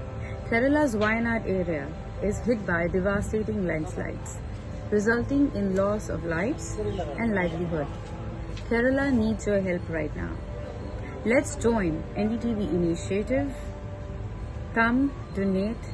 Let's rebuild Wayanad.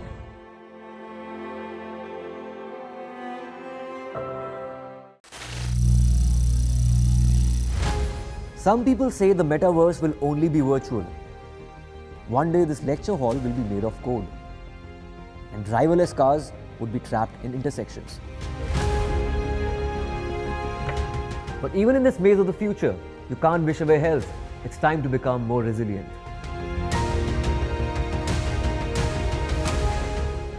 "10 years of Banega Swasth India, we have grown and achieved so many milestones.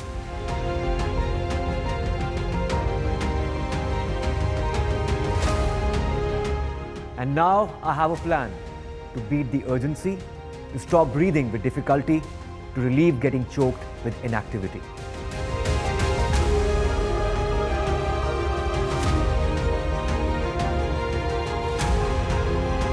Energize our government, our environment, our society, and ourselves. Everyone, everywhere, every day.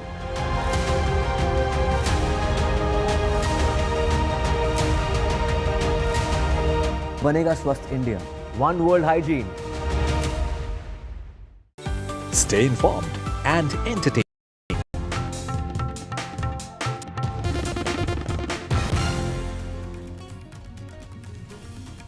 Protests have intensified across the country, demanding justice for the victim of the RG Card Medical Hospital. In fact, in some places, doctors have set up OPD services outside hospitals. In other places, lawyers have come out in solidarity with doctors. We'll get you all that and more in this bulletin. But first, the headlines.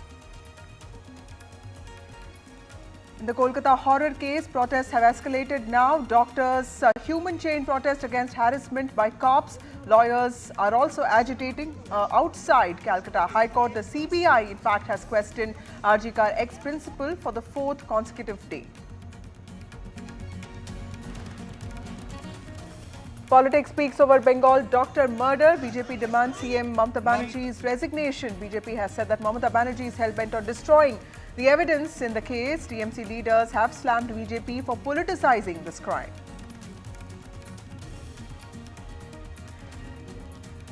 Karnataka Chief Minister Siddaramaiah is under scrutiny for his alleged involvement in the Muda scam. The Muda muddle reaches the High Court of Karnataka now. The hearing is underway in Karnataka High Court. The Chief Minister, in fact, has moved a plea after government's prosecution nod. The Chief Minister has said that he has done nothing wrong. The governor's order is unconstitutional. He has also said that in 40 years he has done nothing wrong, while BJP protests are on, pushing for the Karnataka Chief Minister's resignation. Centre has defended criminalising triple talaq. Government has filed a fresh affidavit in the Supreme Court today. In fact, the government has said that triple talaq is fatal for marriage as a social institution. It's Congress versus BJP over lateral entry into bureaucracy. Rahul Gandhi has said that professional entries are an attack on the reservation policy that India has followed for years. UPA brought in lateral entry. That's what the government has said. First Union Minister to respond to this, Ashwini Vaishnav, says that Rahul's remark shows the Congress government's hypocrisy.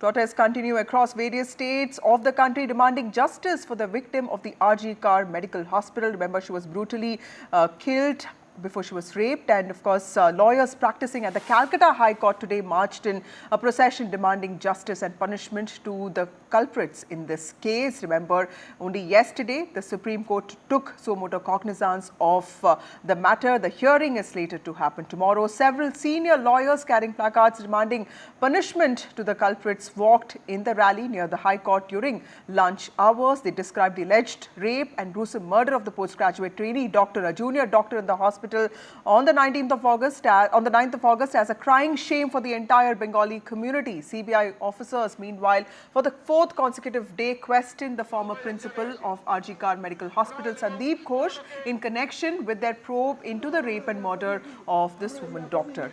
Dr. Ghosh, in fact, reached the CBI city office at the CGO complex on Monday morning. This is what officials told NDTV. Several former students of the state-run RG Kar Medical Hospital, which is the center of the controversy, now also joined the protest against the incident of crime that took place on the 9th of August, an incident that has sent shockwaves across the country. Alongside their younger counterparts, the veteran doctor staged a sit-in protest, holding placards and demanding speedy justice. Thousands of junior doctors refused to end protest over the rape and murder of a fellow medical professional, disrupting hospital services in several places. There were human chains. In other places, doctors also started OPD services outside the hospital premises to send out a message of solidarity.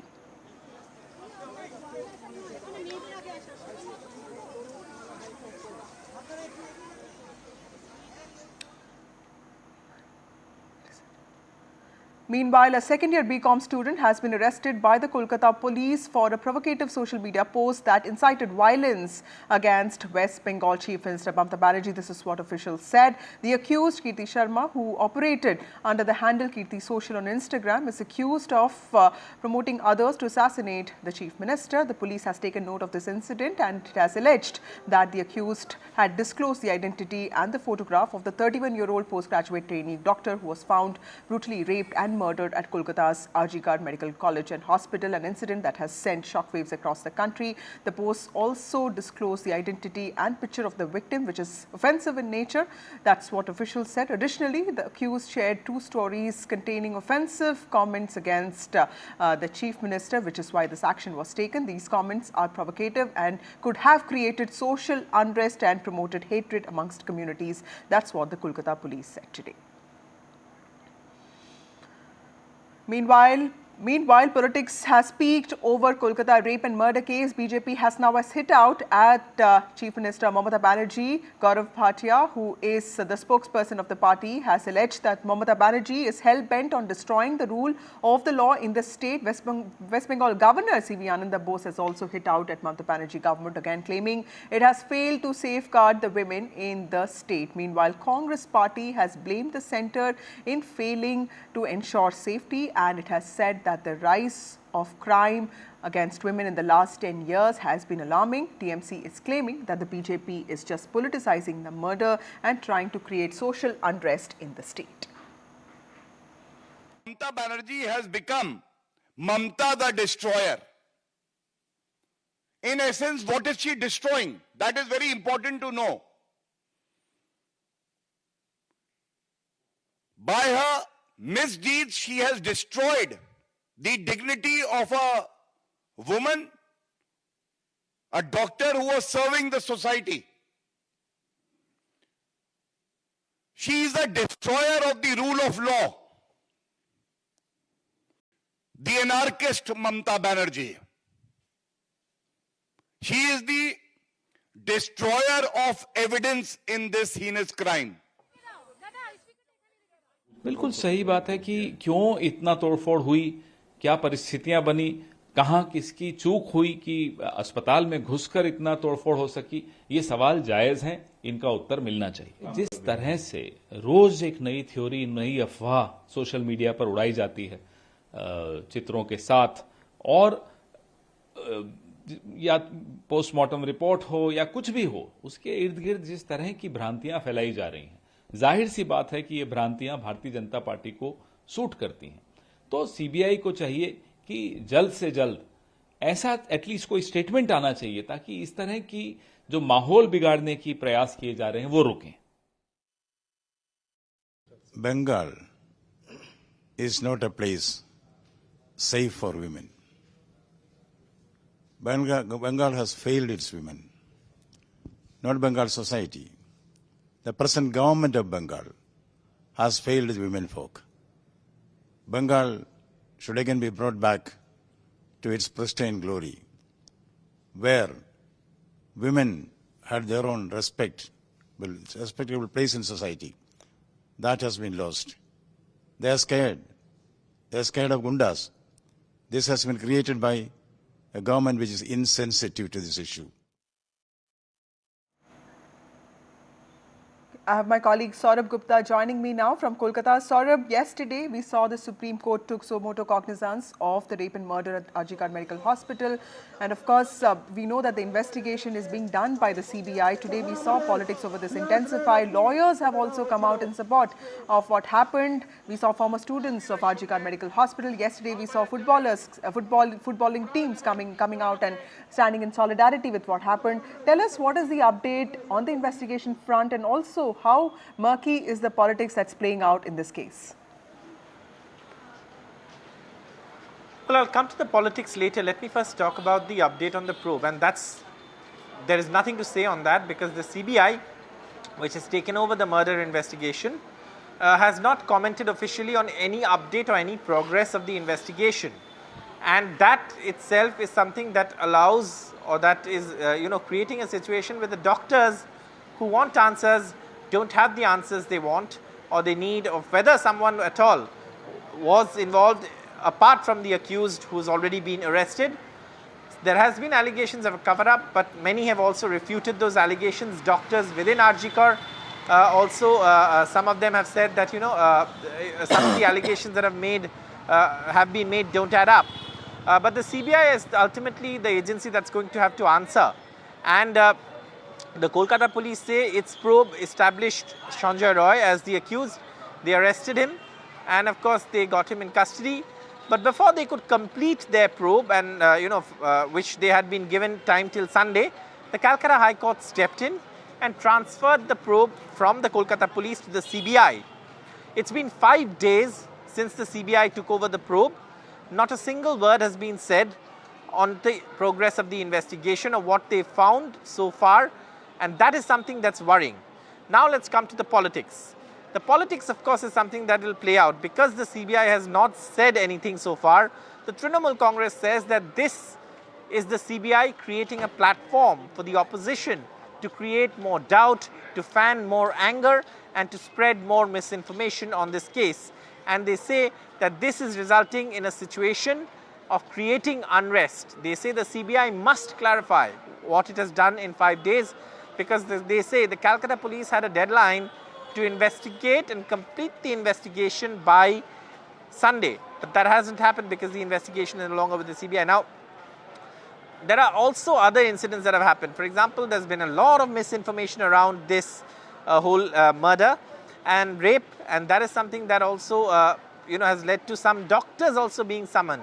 Now, these doctors shared their opinions on the nature of the injuries or what kind of injuries were there, basing their analysis on the post-mortem, but certain elements of their analysis wasn't there in the post-mortem report or was inaccurate.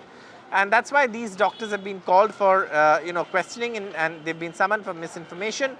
The doctors held a protest, and of course they came in solidarity. Several other doctors joined them, and they came till here, and the doctors say the misinformation was not started by them, but it actually started when the hospital administration called the parents and informed them that this was a case of suicide, which it clearly isn't. Now, the police say they haven't ever called it a suicide.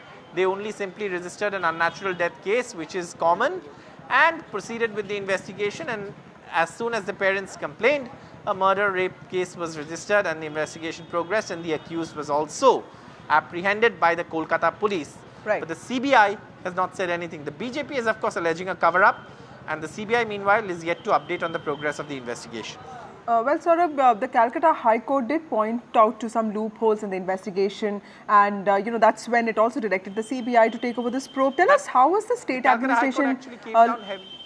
How is the state administration looking at something like this? Because tomorrow the Supreme Court is also going to hear this case, and clearly, this is quite unusual for the Supreme Court to issue a suo motu cognizance of a case that's already being probed by the CBI. Clearly, this means that the Supreme Court is concerned about the safety of doctors and women. So we'll get to know how the Supreme Court looks at it tomorrow. But how is the administration looking at this? Because their emphasis seems to be on curtailing the spread of misinformation. Well, the Calcutta High Court pulled up the hospital administration for not registering a complaint. The police proceeded with their investigation in the absence of a complaint by registering an IUD case. That was a lapse, definitely. When the hospital administration clearly saw prima facie, if you looked at the body, you would realize this is not some, case of suicide. It plainly, to the naked eye, also would look like a case of assault. Now, in that context, why they didn't register a complaint is something that the CBI again will have answers to, because they've called the ex-principal for questioning for 4 days. But again, there's been no comment on that from the CBI. The Calcutta police hadn't yet reached the stage where they could, question the principal. At least that's what they said. They had him in their list of people they were going to question, but primarily their focus was apprehending the accused and building a watertight case against the accused. And that they say that they were focusing on till, of course, the time the High Court stepped in and handed over the investigation to the CBI. Right.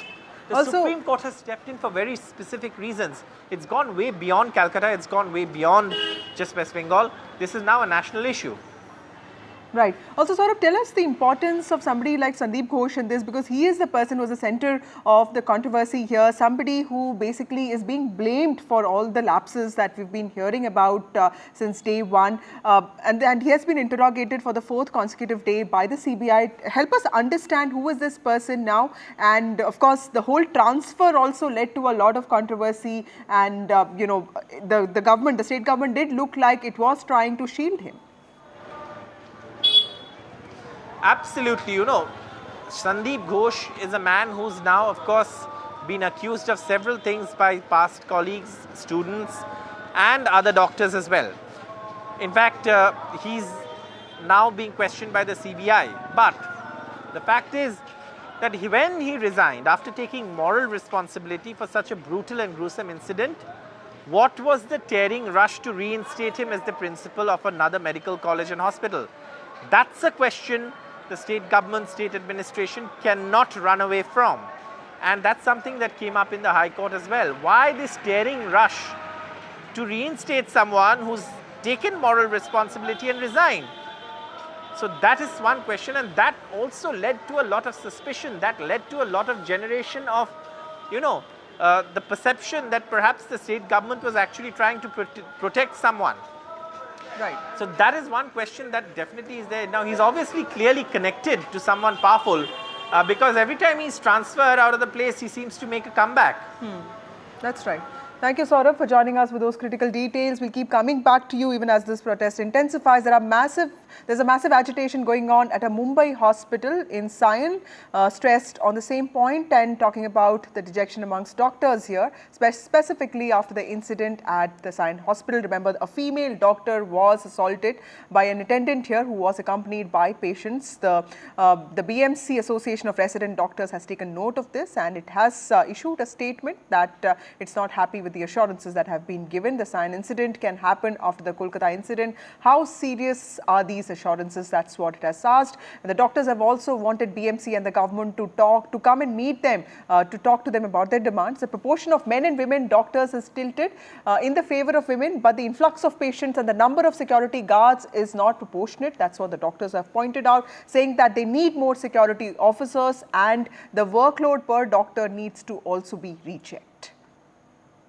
We're currently present here in the Sion Hospital, and this hospital is important today for several reasons. Firstly, because it has been in the forefront of the doctors' movement here in Maharashtra, doctors' protest in Maharashtra. And secondly, just a few hours ago, we saw one incident take place here as well, which is why we can see that doctors from several hospitals have come here demanding for justice and demanding for several other things, amongst, of course, one of them being fast tracking of the case when it comes to the RJ Card Hospital. We'll just come here and we'll talk to them about what their demands are actually in reality. So tell me that it has been over a week since this protest began, and Sion Hospital, of course, has been affected more because we can see what happened a few hours ago here. A woman doctor was assaulted. So firstly, tell me, how is the mood in the hospital after that incident happened? Everyone are agitated and everyone has the same demand that security should be demanded. We are not demanding something which is out of the box and something which can't be given. This is the basic thing which every law, administration and police which can be handled, if handled properly. If government want to handle, they can handle it very properly. But main question is, what is their intention? If intention is that everything can be done very properly. They have been making a lot of promises so far, but actually there's nothing has been happening on the ground. On top of Kolkata incident, we have another incident happening in Sion. We are dejected, we are furious, we are sad. We are frankly sad. I mean, I was on a night duty. I haven't slept for the last 14 hours. I had to come here because I heard this news. This is how they treat the servants of the nation. We take very, very small, paltry salaries. We work for the welfare of common people. Our sisters, our females are not safe here. This is not acceptable. जो कोलकाता में हुआ वो तो heinous है ही, पर हम लोग सोच रहे थे कि मुंबई सेफ है. जो कोलकाता में हुआ वो वायलेंस यहाँ तक पहुँच रहा है. और आज female doctors they are not safe in the house, outside the house. The hospital being the second home of the female, but वहाँ वो सेफ नहीं फील कर रही है. तो वो सेफ कहाँ है और उसके लिए बात करने के लिए कौन है, और अगर वो बात करती है तो उसकी आवाज़ कहाँ तक पहुँचती है. ये आउटरीच सबके लिए है. आज डॉक्टर्स के लिए बात करने के लिए कौन है. और ये सबको अभी लग रहा है कि ये एक डॉक्टर्स के ऊपर नहीं है, पर एक सोशल भी मामला हो चुका है, क्योंकि ये सब जगह फैल रहा है. It's like a global pandemic. Even the amount of patients that are coming, that are more than what any other private hospital can face. So after facing so much of relatives, after having so much of grievances that the patient is in pain, there is total disproportion between the amount of facility that we have and the population that Mumbai has. So at least you should provide security so that you can control or do the crowd management. This is not doctor's job to manage the crowd. Are we here to treat doctors or to treat patients or manage crowd? We see some important points being made here. It is not just about one particular thing, but as we've been saying it since day one, it is a multifaceted issue at the end of the day. The security, the number of security personnel present not just in this hospital but hospitals across the city is a point of concern for several of these doctors here, amongst of course several other things, which includes prioritizing the safety and security of the women doctors. With camera person Hemant, this is Anuj Raite reporting from NDTV 24/7 in Mumbai. Time for a short break. More news and updates on the other side.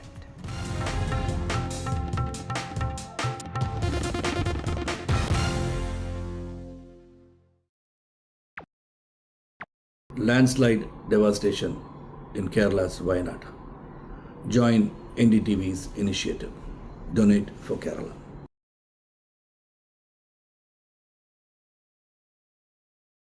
Hi, I'm Shreya Saran. Kerala's Wayanad area is hit by devastating landslides, resulting in loss of lives and livelihood. Kerala needs your help right now. Let's join NDTV initiative. Come, donate, let's rebuild Wayanad.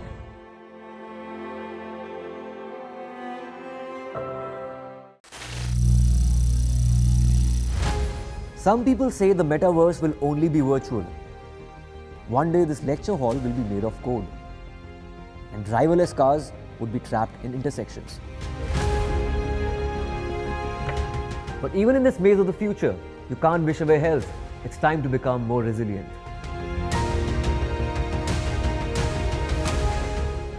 "10 years of Banega Swasth India, we have grown and achieved so many milestones.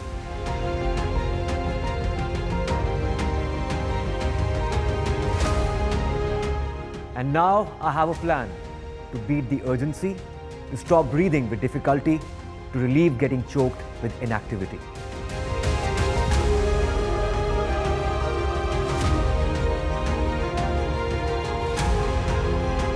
Energize our government, our environment, our society, and ourselves. Everyone, everywhere, every day.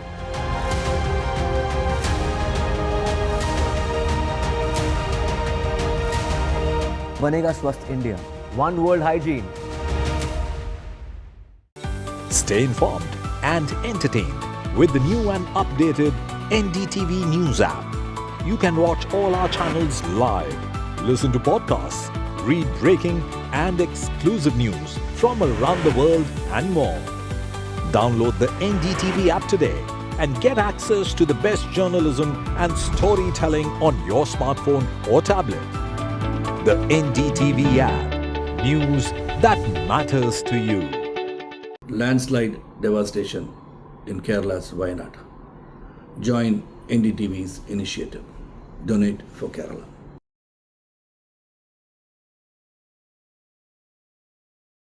Hi, I'm Shreya Saran. Kerala's Wayanad area is hit by devastating landslides, resulting in loss of lives and livelihood. Kerala needs your help right now. Let's join NDTV initiative. Come, donate.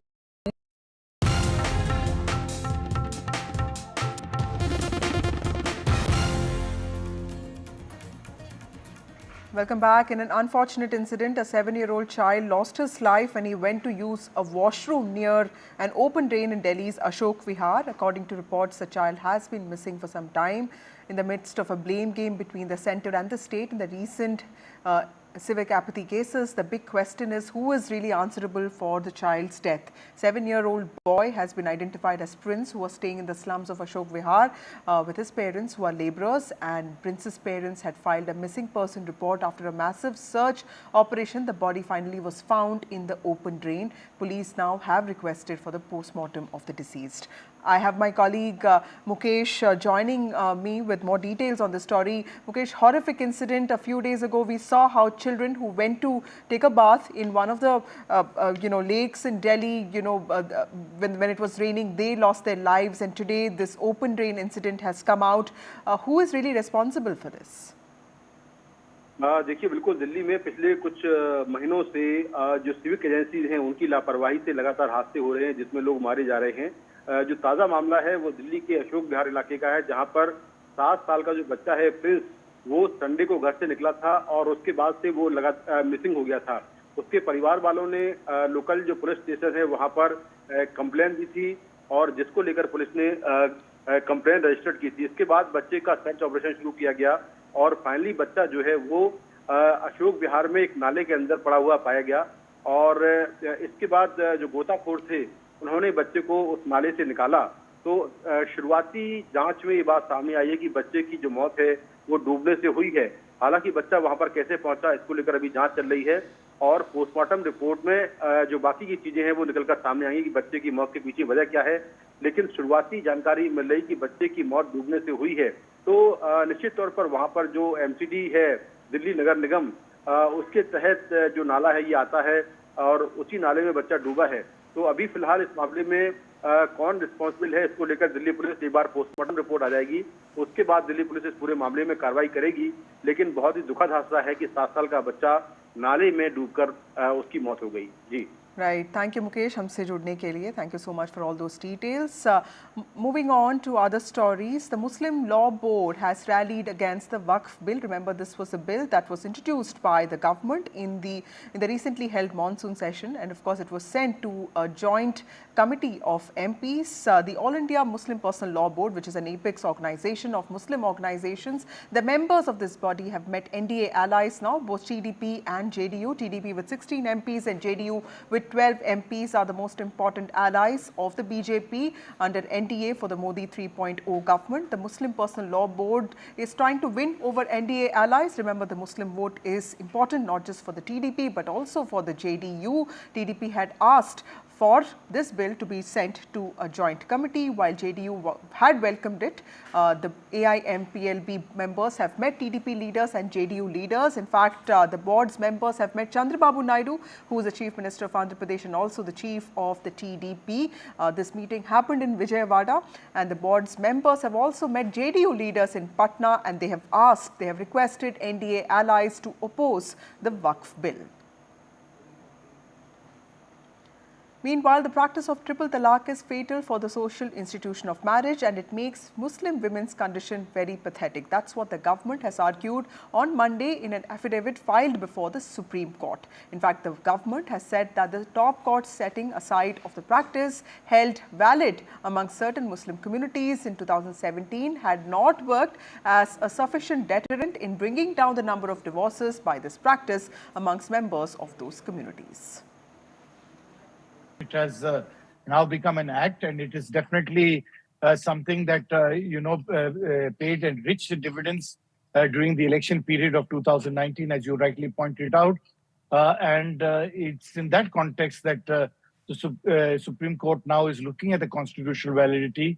As expected, the government has defended it strongly because the plight of Muslim women in particular, the fact that they've been abandoned, didn't get maintenance, this had become a huge talking point and a huge concern, in particular for women from the minority community who hadn't been looked after. So it's in this context now that once the constitutional validity has been challenged, the government has defended it. We'll wait and see how things play out in the court regarding this. Time for a short break. More news and updates on the other side.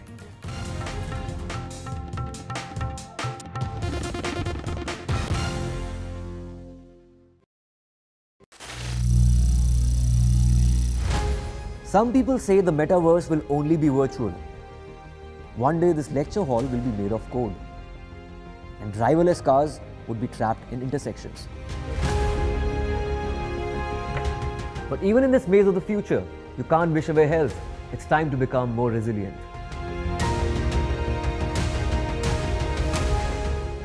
10 years of Banega Swasth India, we have grown and achieved so many milestones.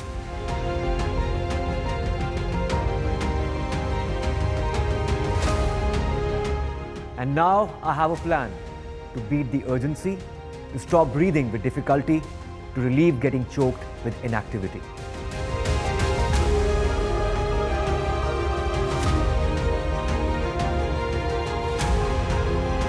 Energize our government, our environment, our society, and ourselves. Everyone, everywhere, every day.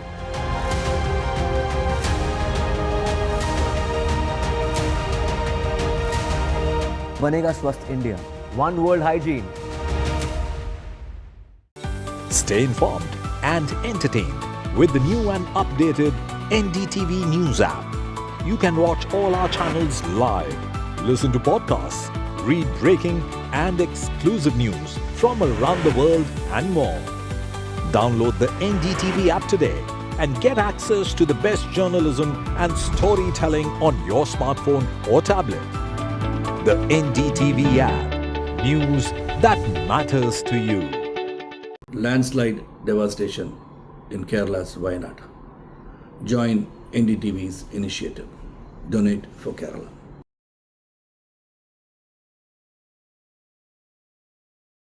Hi, I'm Shreya Saran. Kerala's Wayanad area is hit by devastating landslides, resulting in loss of lives and livelihood. Kerala needs your help right now. Let's join NDTV initiative. Come, donate. Let's rebuild Wayanad.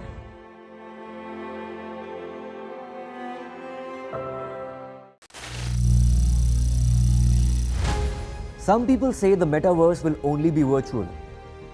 One day this lecture hall will be made of code, and driverless cars would be trapped in intersections. But even in this maze of the future, you can't wish away health. It's time to become more resilient.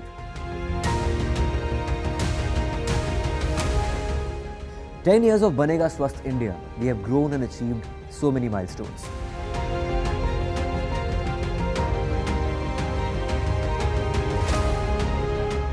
And now I have a plan to beat the urgency, to stop breathing with difficulty, to relieve getting choked with inactivity.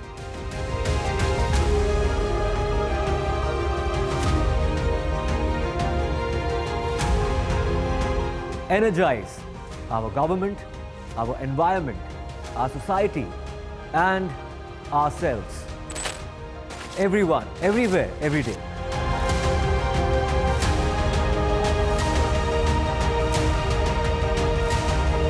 Banega Swasth India. One world hygiene. Stay informed and entertained with the new and updated NDTV News app. You can watch all our channels live, listen to podcasts, read breaking and exclusive news from around the world and more. Download the NDTV app today and get access to the best journalism and storytelling on your smartphone or tablet.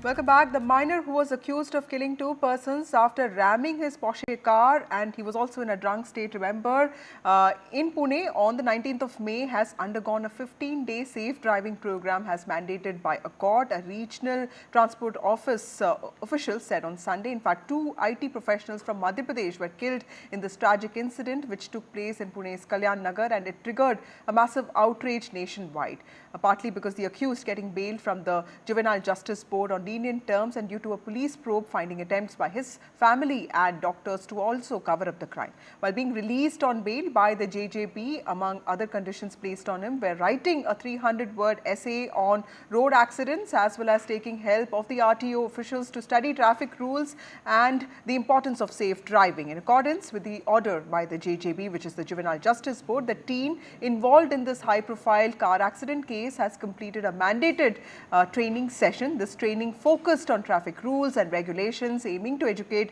the juvenile on road safety and also legal responsibilities. On the 19th of May, 2 professionals had been killed, remember, in this tragic incident. My colleague Radhika Ramaswamy has more details on this. Juvenile in the Pune Porsche incident is concerned. He underwent and concluded the 15-day road safety training program by the RTO, in which he was given lessons on road safety rules and regulations, apparently, and several do's and don'ts, and even on-field training was provided. This is what RTO officials have said. So that is concluded, and this is, of course, as part of Juvenile Justice Board's directive. Earlier, of course, he had also submitted a 300-word essay on road safety and regulations, which was also a directive given by JJB. So as part of the bail conditions, all of these training programs and essays have concluded. A report was, of course, submitted before the JJB. This is, of course, not a charge sheet, but a status report as far as the entire case is concerned. Because he's a minor, there is leniency shown, which has led to a lot of outrage, the fact that he'd been given soft penalty and punishment by the JJB, which is what later led to him being apprehended and then taken into custody in the detention center for a long time.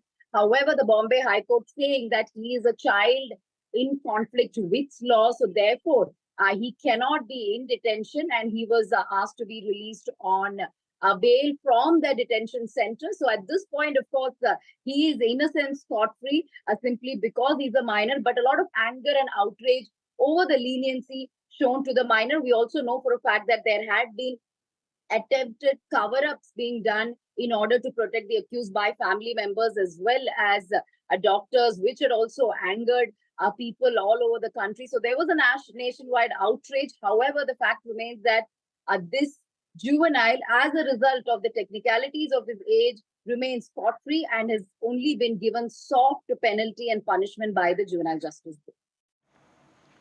Moving on, it's Pawar versus Pawar again in Maharashtra, a poll-bound state. NCP chief Ajit Pawar, who has been representing the constituency of Pune district for last many years, has said that he will not be interested in contesting elections anymore. But state NCP chief Sunil Tatkare later said that Ajit Pawar did not say that he would not be contesting the upcoming assembly elections. Ajit Pawar was replying to a question whether Jay will be fielded from Baramati as demanded by his supporters, and he had said, and I quote, "It's democracy. I'm not interested in that contesting elections, as I have contested 7 to 8 elections. If people and supporters think the NCP parliamentary board will discuss this. If the parliamentary board and people feel that Jay should be fielded, the NCP is ready to field him." Ajit Pawar had said he had first shocked everybody by admitting that he made a mistake by fielding his wife Sunetra opposite Supriya Sule, his cousin from Baramati, in the Lok Sabha elections of 2024. And then he also reportedly said that he was not keen to contest from the Baramati Assembly constituency. My colleague Radhika has more details on this. People of Baramati wants, and if the party wants, he is willing to, give that opportunity to his son, Jay Pawar. But will that happen? That's, of course, something that we'll have to wait and watch out for. But Sharad Pawar today responded to Ajit Pawar not wanting to participate, not wanting to contest election. He said that Ajit Pawar knows what he's doing. He is a public representative, but there is a possibility that he may be backing out of the fray, as he knows that things may not work in his favor during elections. So that's the kind of reaction we got from Sharad Pawar. Ajit Pawar also had expressed regret over Sunetra Pawar contesting against Supriya Sule in the Lok Sabha elections. He said perhaps that was a wrong call or wrong judgment on his part. So that is something that he had spoken about a while ago. But as far as Baramati during assembly is concerned, will it be Jay Pawar versus perhaps Sharad Pawar's grandnephew? Because that's another name that is doing the rounds, which is Yugendra Pawar. So is it going to be another Pawar versus Pawar battle during assembly elections with Ajit Pawar backing out and perhaps the younger people in the family coming together, or will it be a new face altogether? All that remains to be seen, but Pawar versus Pawar battle certainly raging on in Maharashtra ahead of assembly elections. Moving on, it's a partial relief for Siddaramaiah, the Karnataka Chief Minister, who is under scrutiny for his alleged involvement in the Muda land grab case. Remember, this is a controversy that has moved Karnataka politics, with the BJP protesting every day, asking for the resignation of the Chief Minister.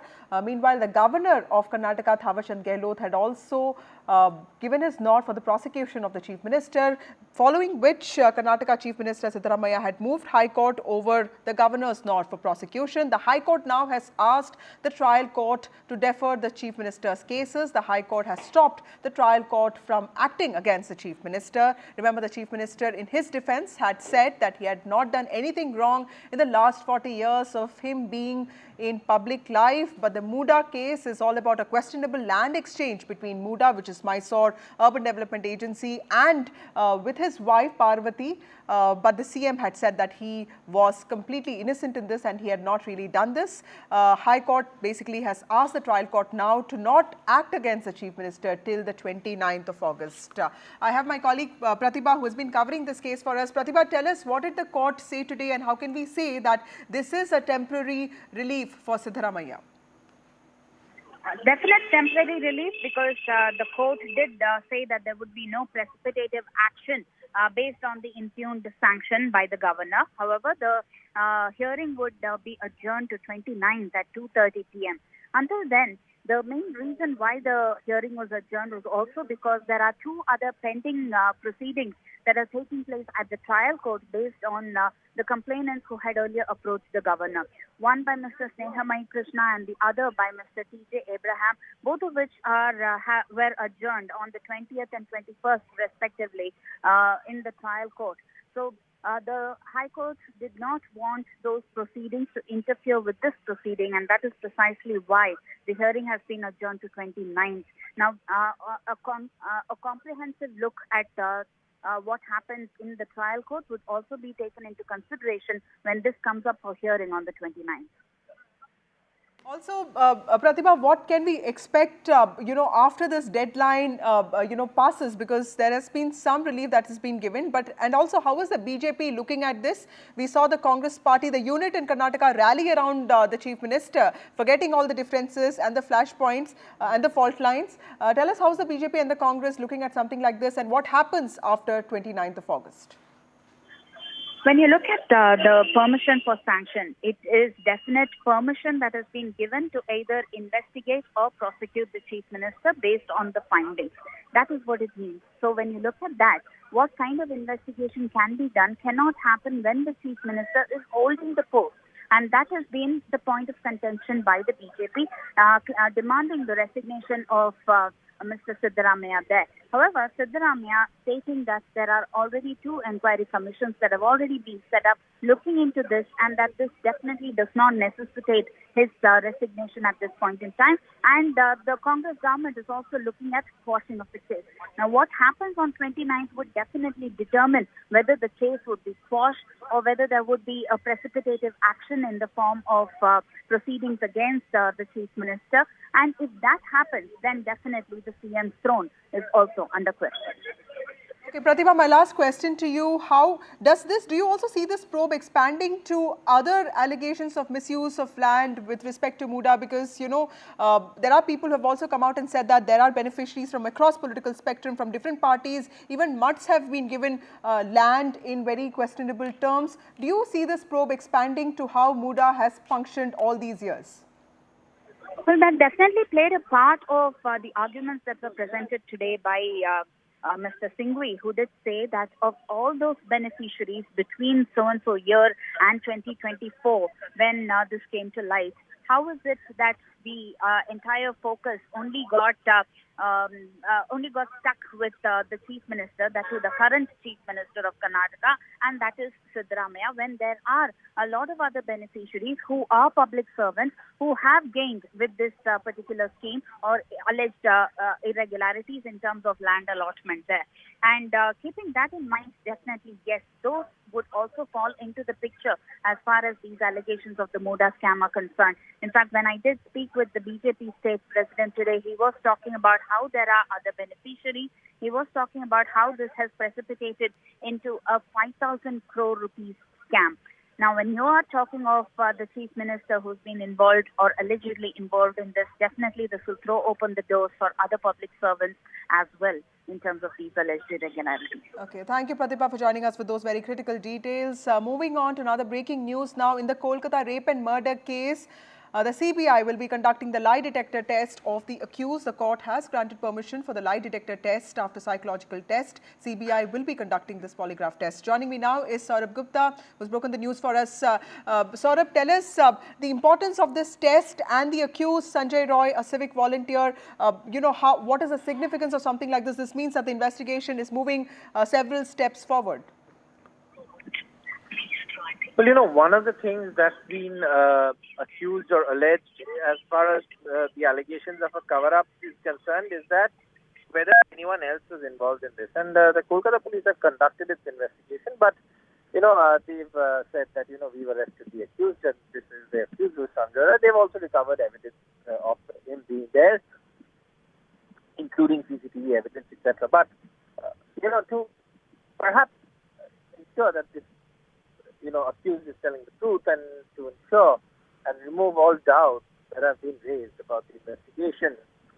the lie detector test is one way to ensure that, the accused is not lying or takes the fall for someone, or those kind of allegations that are often made in any of these sensational cases. This one is, of course, a very brutal and heinous crime inside a medical college and hospital, one of Kolkata's premier medical colleges and hospitals. But what has happened is that, given there's so much misinformation, given there's so many doubts, so many allegations, the CBI perhaps wants to be absolutely thorough in its investigation. So one of the things that everyone's been asking the CBI is that, what are the updates on the probe? And there's been no answer from the CBI, except to say that, they don't provide daily updates on an ongoing investigation. But the fact is that, there are questions that everyone is asking, and there is a time frame, and, it cannot be indefinite that, this investigation continues indefinitely. And, while the Kolkata police have arrested one accused. So all of these things, the lie detector test, etc., is all part of the CBI probe. And the CBI, of course, has a job on its hands to provide answers that everyone's asking. Even though, even if it's not doing it at timely intervals, perhaps it can, share that info also. But this is important because it's part of an investigative process, the polygraph test, and it's one more sort of tool in the hands of an investigative agency to arrive at the truth and arrive at a, truth that's based on evidence. Right. Thank you, Saurabh, for joining us with those critical details. Court has finally allowed the lie detector test on the accused. The CBI will be conducting this polygraph test. Moving on, a second-year BCom student has been arrested by the Kolkata police for a provocative social media post that incited violence against West Bengal Chief Minister Mamata Banerjee. That's what the police said. The accused, Kirti Sharma, who operated under a different handle on Instagram, has been accused of encouraging others to assassinate the Chief Minister. This is what the police said, saying that the accused also disclosed the identity and the photograph of the 31-year-old postgraduate trainee doctor who was found brutally raped and murdered at Kolkata's RG Medical College and Hospital, an incident that has sent shockwaves across the country. The post disclosed the picture and identity of the victim, which is highly offensive in nature. Additionally, the accused also shared 2 stories containing offensive comments against the Chief Minister. That's why this action was taken. That's what the police have said, and they've also said that the comments could have created social unrest and promoted hatred amongst communities. Meanwhile, politics has also peaked around this horrific incident of rape and murder in Kolkata. BJP, which has been at it, has now hit out at the Chief Minister of West Bengal, Mamata Banerjee. Gaurav Bhatia, who is a spokesperson of the BJP, has alleged that Mamata Banerjee is hell-bent on destroying the rule of the law in the state. West Bengal Governor C.V. Ananda Bose has also hit out at Mamata Banerjee's government, claiming that it has failed to safeguard women in the state and that women do not feel safe in the state anymore. Meanwhile, Congress has blamed the centre in failing to ensure safety of women, claiming that the crimes against women have been rising in the last 10 years under the Modi government. And the TMC has been claiming that the BJP is politicizing the murder. It has asked as to why the CBI has not really given out details of its probe despite 7 days of it taking over the probe. आज honourable MP Sukhendu Shekhar Rai ji जो tweet किया, police commissioner को custodial interrogation चाहिए, ये जो demand है इसको हम ऑपोज कर रहे हैं, क्योंकि after getting information Honorable CP Vineet Goyal, he has done his best within 12 hours. An accused has been arrested, गिरफ्तार हो गया और इंटरोगेशन चल रहे थे. हो सकते थे सीएम ने 3-4 दिन मांगा था तो उसमें और बड़ा ब्रेक थ्रू का पोजीशन था, ब्रेक थ्रू हो सकता था. तो अभी सीबीआई का पास है, उसमें सीएम साहब का कोई एतराज नहीं है. Mamata Banerjee has become Mamata the destroyer. In essence, what is she destroying? That is very important to know. By her misdeeds, she has destroyed the dignity of a woman, a doctor who was serving the society. She is a destroyer of the rule of law. The anarchist Mamata Banerjee. She is the destroyer of evidence in this heinous crime.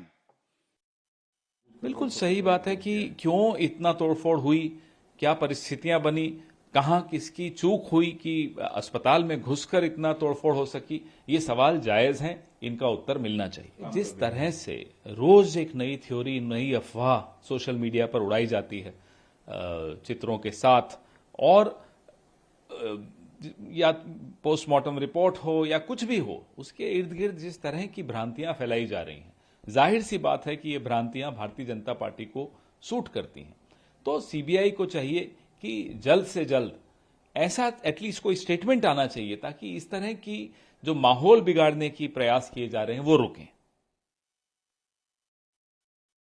Bengal is not a place safe for women. Bengal has failed its women, not Bengal society. The present government of Bengal has failed the women folk. Bengal should again be brought back to its pristine glory, where women had their own respectable place in society. That has been lost. They are scared. They are scared of gundas. This has been created by a government which is insensitive to this issue. Moving on, massive protests have taken place at Sion Hospital in Mumbai. The doctors are stressing on the same point that doctors have been talking about in the last few days. They are talking about the dejection amongst doctors, especially after the incident at the Sion Hospital. Remember, this is where a female doctor was assaulted by an attendant who was accompanied by patients. Not happy with assurances being given by the government. That's what the doctors have said. The Sion incident can happen after the Kolkata incident. How serious are the assurances? That's what doctors have asked. They also want the BMC and the government to come and meet them and talk to them about their demands. And one of the main things that they've talked about is the proportion of men and women doctors, saying that it is tilted in the favor of women, but the influx of patients and the number of security guards is not proportionate. They've also said that they need more security officers and the workload per doctor also needs to be reviewed. Let's listen in to my colleague Anuj, who has more details on this. We're currently present here in the Sion Hospital, and this hospital is important today for several reasons. Firstly, because it has been in the forefront of the doctors' movement here in Maharashtra, doctors' protest in Maharashtra. And secondly, just a few hours ago we saw one incident take place here as well, which is why we can see that doctors from several hospitals have come here demanding for justice and demanding for several other things, amongst, of course, one of them being fast tracking of the case when it comes to the RJ Card Hospital. We'll just come here and we'll talk to them about what their demands are actually in reality.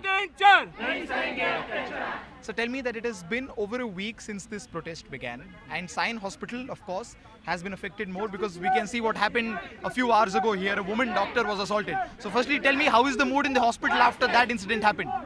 Everyone are agitated and everyone has the same demand that security should be demanded. We are not demanding something which is out of the box and something which can't be given. This is the basic thing which every law, administration and police which can be handled if handled properly. If government want to handle, they can handle it very properly. But main question is, what is their intention? If intention is that everything can be done very properly. They have been making a lot of promises so far, but actually there's nothing has been happening on the ground. You know, on top of Kolkata incident, we have another incident happening in Sion.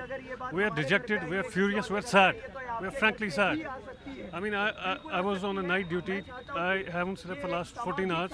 I had to come here because I heard this news. This is how they treat the servants of the nation. We take very, very small, paltry salaries. We work for the welfare of common people.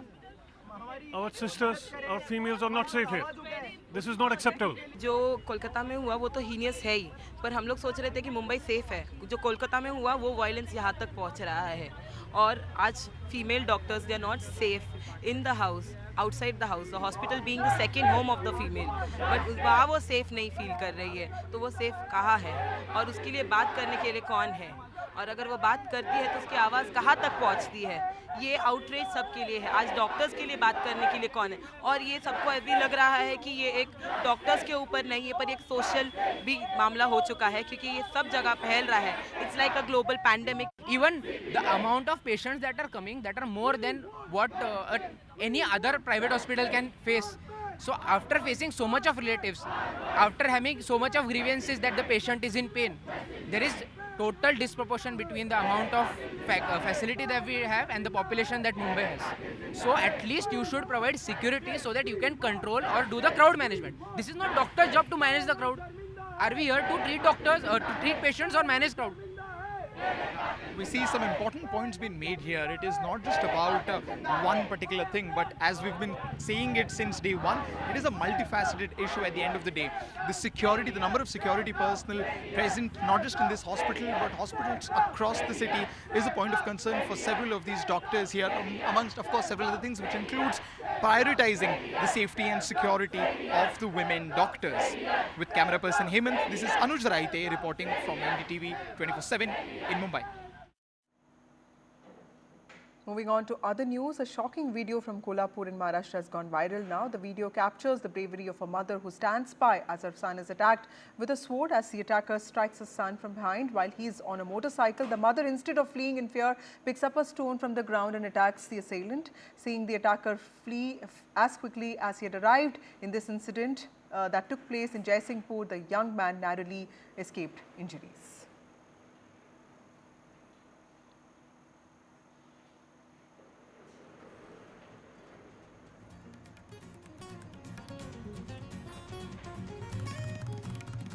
Time for a short break. More news and updates on the other side.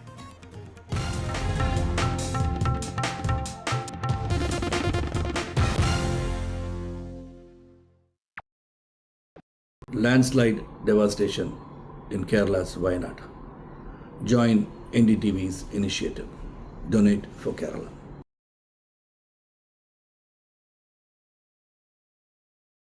Hi, I'm Shreya Saran.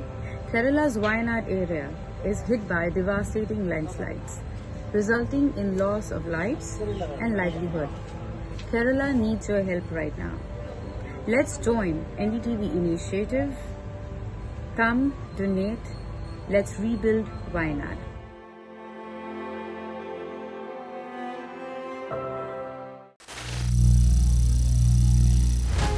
Some people say the metaverse will only be virtual. One day this lecture hall will be made of code and driverless cars would be trapped in intersections. But even in this maze of the future, you can't wish away health. It's time to become more resilient.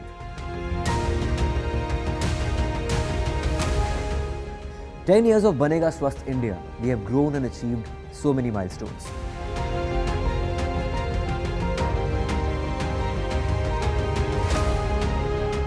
And now I have a plan to beat the urgency, to stop breathing with difficulty, to relieve getting choked with inactivity.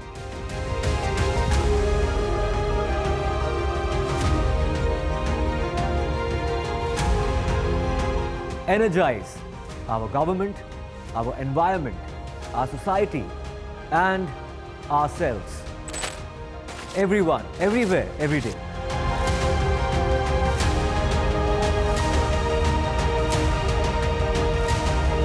Banega Swasth India. One world hygiene. Stay informed and entertained with the new and updated NDTV News app. You can watch all our channels live, listen to podcasts, read breaking and exclusive news from around the world and more. Download the NDTV app today and get access to the best journalism and storytelling on your smartphone or tablet. The NDTV app. News that matters to you. Landslide devastation in Kerala's Wayanad. Join NDTV's initiative. Donate for Kerala.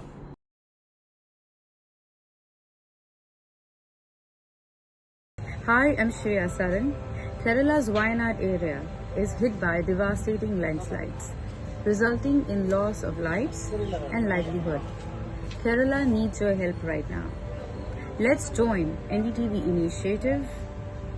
Come, donate, let's rebuild Wayanad.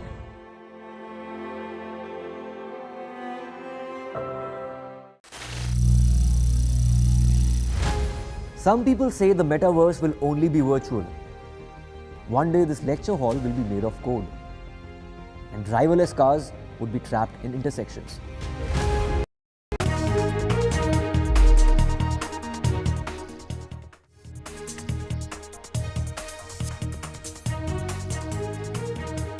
Partial relief for Karnataka Chief Minister in the Muda scam. High Court stops trial court from acting against the Chief Minister, says all the cases against the Karnataka CM should be deferred till August 29th. Chief Minister had moved the High Court after Karnataka Governor's prosecution nod against him.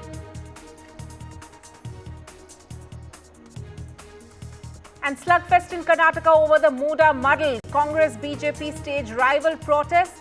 Karnataka Chief Minister's emphatic defense. Siddaramaiah says, I never did any wrong in my 40-year-long career. CBI investigation picks pace as doctor stir escalates. The court allows lie detector test of the accused.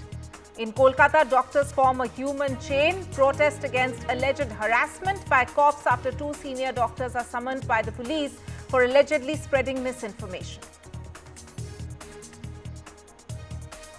Politics speaks over Bengal in the doctor rape and murder case. BJP demands Chief Minister Mamata Banerjee's resignation, alleges that Mamata was hell-bent on destroying evidence. TMC leaders slam BJP for politicizing the murder.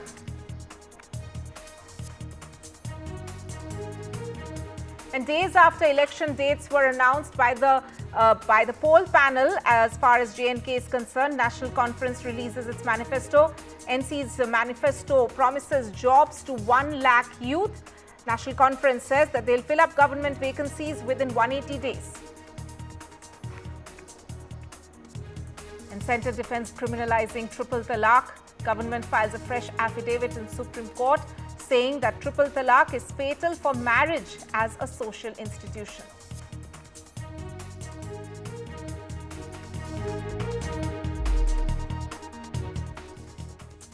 Our top focus from Karnataka, and there's partial relief for Karnataka Chief Minister Siddaramaiah as the High Court has asked the trial courts to defer all cases against the Chief Minister, Siddaramaiah, till August 29th.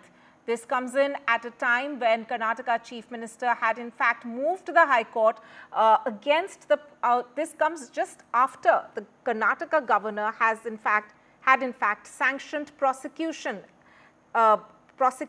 against the Karnataka Chief Minister, which the CM had opposed with his affidavit in the High Court. So there's partial relief for Siddaramaiah, because while the investigations continue, but for the moment, the High Court has asked trial court to defer any case against the Chief Minister till August 29th, when it will take up the matter once again. For more on this, let me go across to my colleague Pratibha. Pratibha, break it down for our viewers. What exactly does this mean as far as this particular case and the grave allegations against Siddaramaiah are concerned? Well, it is definitely temporary relief for Siddaramaiah, because the High Court did mention that there would be absolutely no precipitative action based on the impugned sanction. However, the case has been adjourned to 29th, 2:30 p.m., where the case has been listed for further hearing there.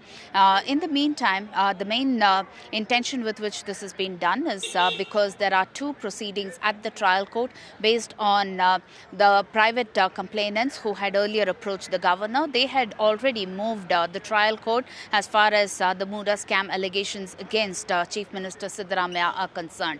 Now, these proceedings should have no bearing on the proceedings at the High Court, and keeping that in mind, 20th or 21st is when the trial court proceedings are going to take place, and based on which 29th has been the scheduled date that all of them arrived at, both the CM's counsel, the complainants' counsel, as well as the Solicitor General who was there at the proceedings today. Now, the arguments that were presented more often than not revolved around how the sanction order or the permission for sanction that has been given was definitely did not consider the CM's reasons as well as the Cabinet's resolution there. And in the meantime, the Solicitor General did argue that all of this was based on an individual capacity when it comes to the the bias that can be involved when the cabinet is elected by the chief minister, and that the governor can act on his own accordance in terms of issuing the permission for sanction.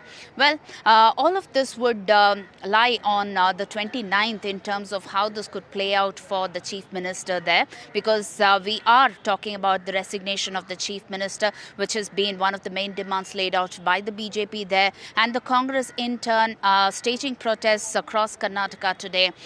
While this is also playing out on ground in terms of protests, the ball is now in the court in terms of determining how this would play out as far as the political career of Chief Minister Siddaramaiah is concerned.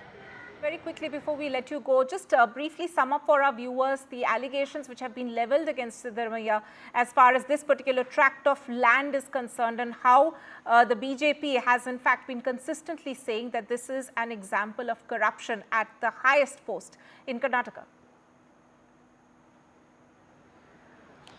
Well, in fact, the tract of land that you're talking of is measuring around 3.16 acres, which initially belonged to a family which was taken over by the Muda in the early 90s. But it was bought over by the brother-in-law of Chief Minister Siddaramaiah and was gifted to wife of Siddaramaiah, Parvati, in the year 2015. Right at the time when they were looking at seeking compensation for this land. That is when the 2020 order came about during the BJP's regime, talking about the 50:50 percentage. Now, what this order suggests is that those who have given their plot of land for any kind of development to the government will be compensated with an equal amount of land that could be in equal capacity in terms of the value of the land.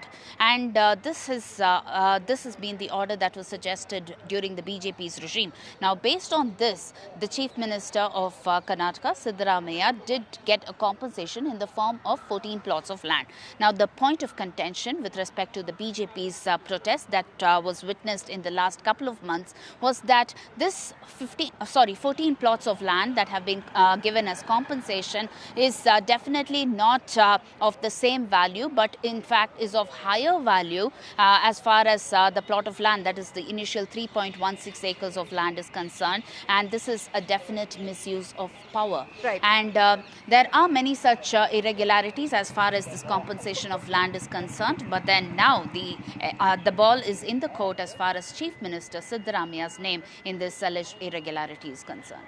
Right. Pratibha, thank you so much for joining us there. Meanwhile, there's a political war of words, as Pratibha was mentioning, playing out between Congress and the BJP in Karnataka in an emphatic display of emotions there.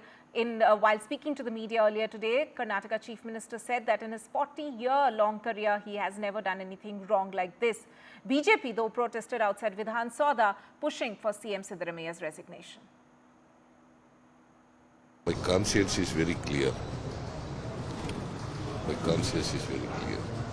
ನಾನು ರಾಜಕೀಯದಲ್ಲಿ ಮಂತ್ರಿಯಾಗಿ 40 ವರ್ಷಗಳಾಯಿತು. ನಿನ್ನೆಗೆ 1984 August 17ನೇ ತಾರೀಕಿಗೆ 40 ವರ್ಷಗಳಾಯಿತು. 40 ವರ್ಷಗಳಲ್ಲಿ ಯಾವುದೇ ಕಪ್ಪುಚುಕ್ಕಿ ಇಲ್ಲ. ನನ್ನ ರಾಜಕೀಯ ಜೀವನ ತೆರೆದ ಪುಸ್ತಕ ಇದ್ದಾಗಿದೆ. We have with us senior leader of the BJP, Mr. Ashwath Narayana. Sir, thank you so much for joining us.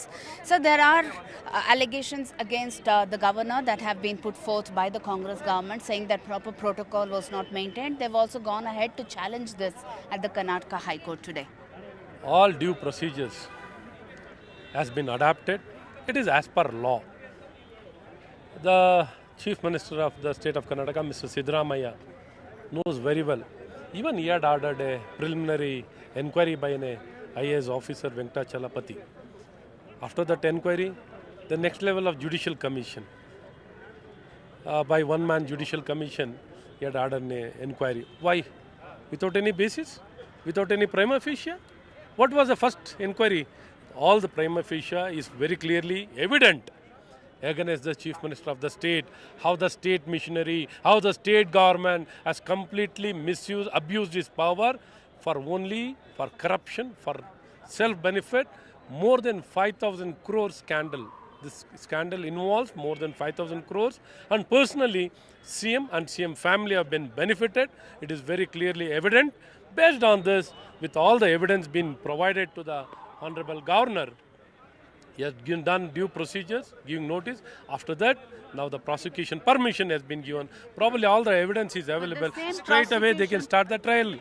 But the same prosecution No need of permission any has been based on a private complaint of an individual, and it is not based on an inquiry report, or it is not based on any kind of report that has been submitted by the DGP. See, it is that's what I am repeating again. The IAS officer Venkata Chalapati, he has inquired, he has done the preliminary investigation, and he has come out with a very clear report. And later on, even based on that, a single judge judicial commission has been instituted. Why? Why did he avoid discussion even in the floor of the House? If you look at all the documents, whatever has been provided by a civic activist, RTI activist, all the evidence or the document, whatever is been provided, is very clear indicator. All the documents, the prima facie, very clearly in the prosecution permission, the governor has clearly mentioned there is a clearly evident prima facie is available. Based on the prima facie, the prosecution permission has been given. Even there is evidence available, no more investigation also required. Where should we get it investigated? But the Congress also says that the governor is acting on the behest of the centre as well as the BJP leaders here. See, for them, they have committed mistake, they have misused the power, they have been self-benefited, they have misused the power for corruption, to loot the state. So what else statement can you expect from them? They should have taken action against their chief minister. They should have made him resign. They should have respected the constitution. They should have respected the people's voice. They wanted to ensure probity in the public life. They wanted a non-corrupt, not having a chief minister to be the head of state. What the Congress stands for? They are just protecting a corrupt person, corrupt chief minister. It is not fair on the Congress party. Immediately, they should take action and ensure the CM has been sacked from the CM post.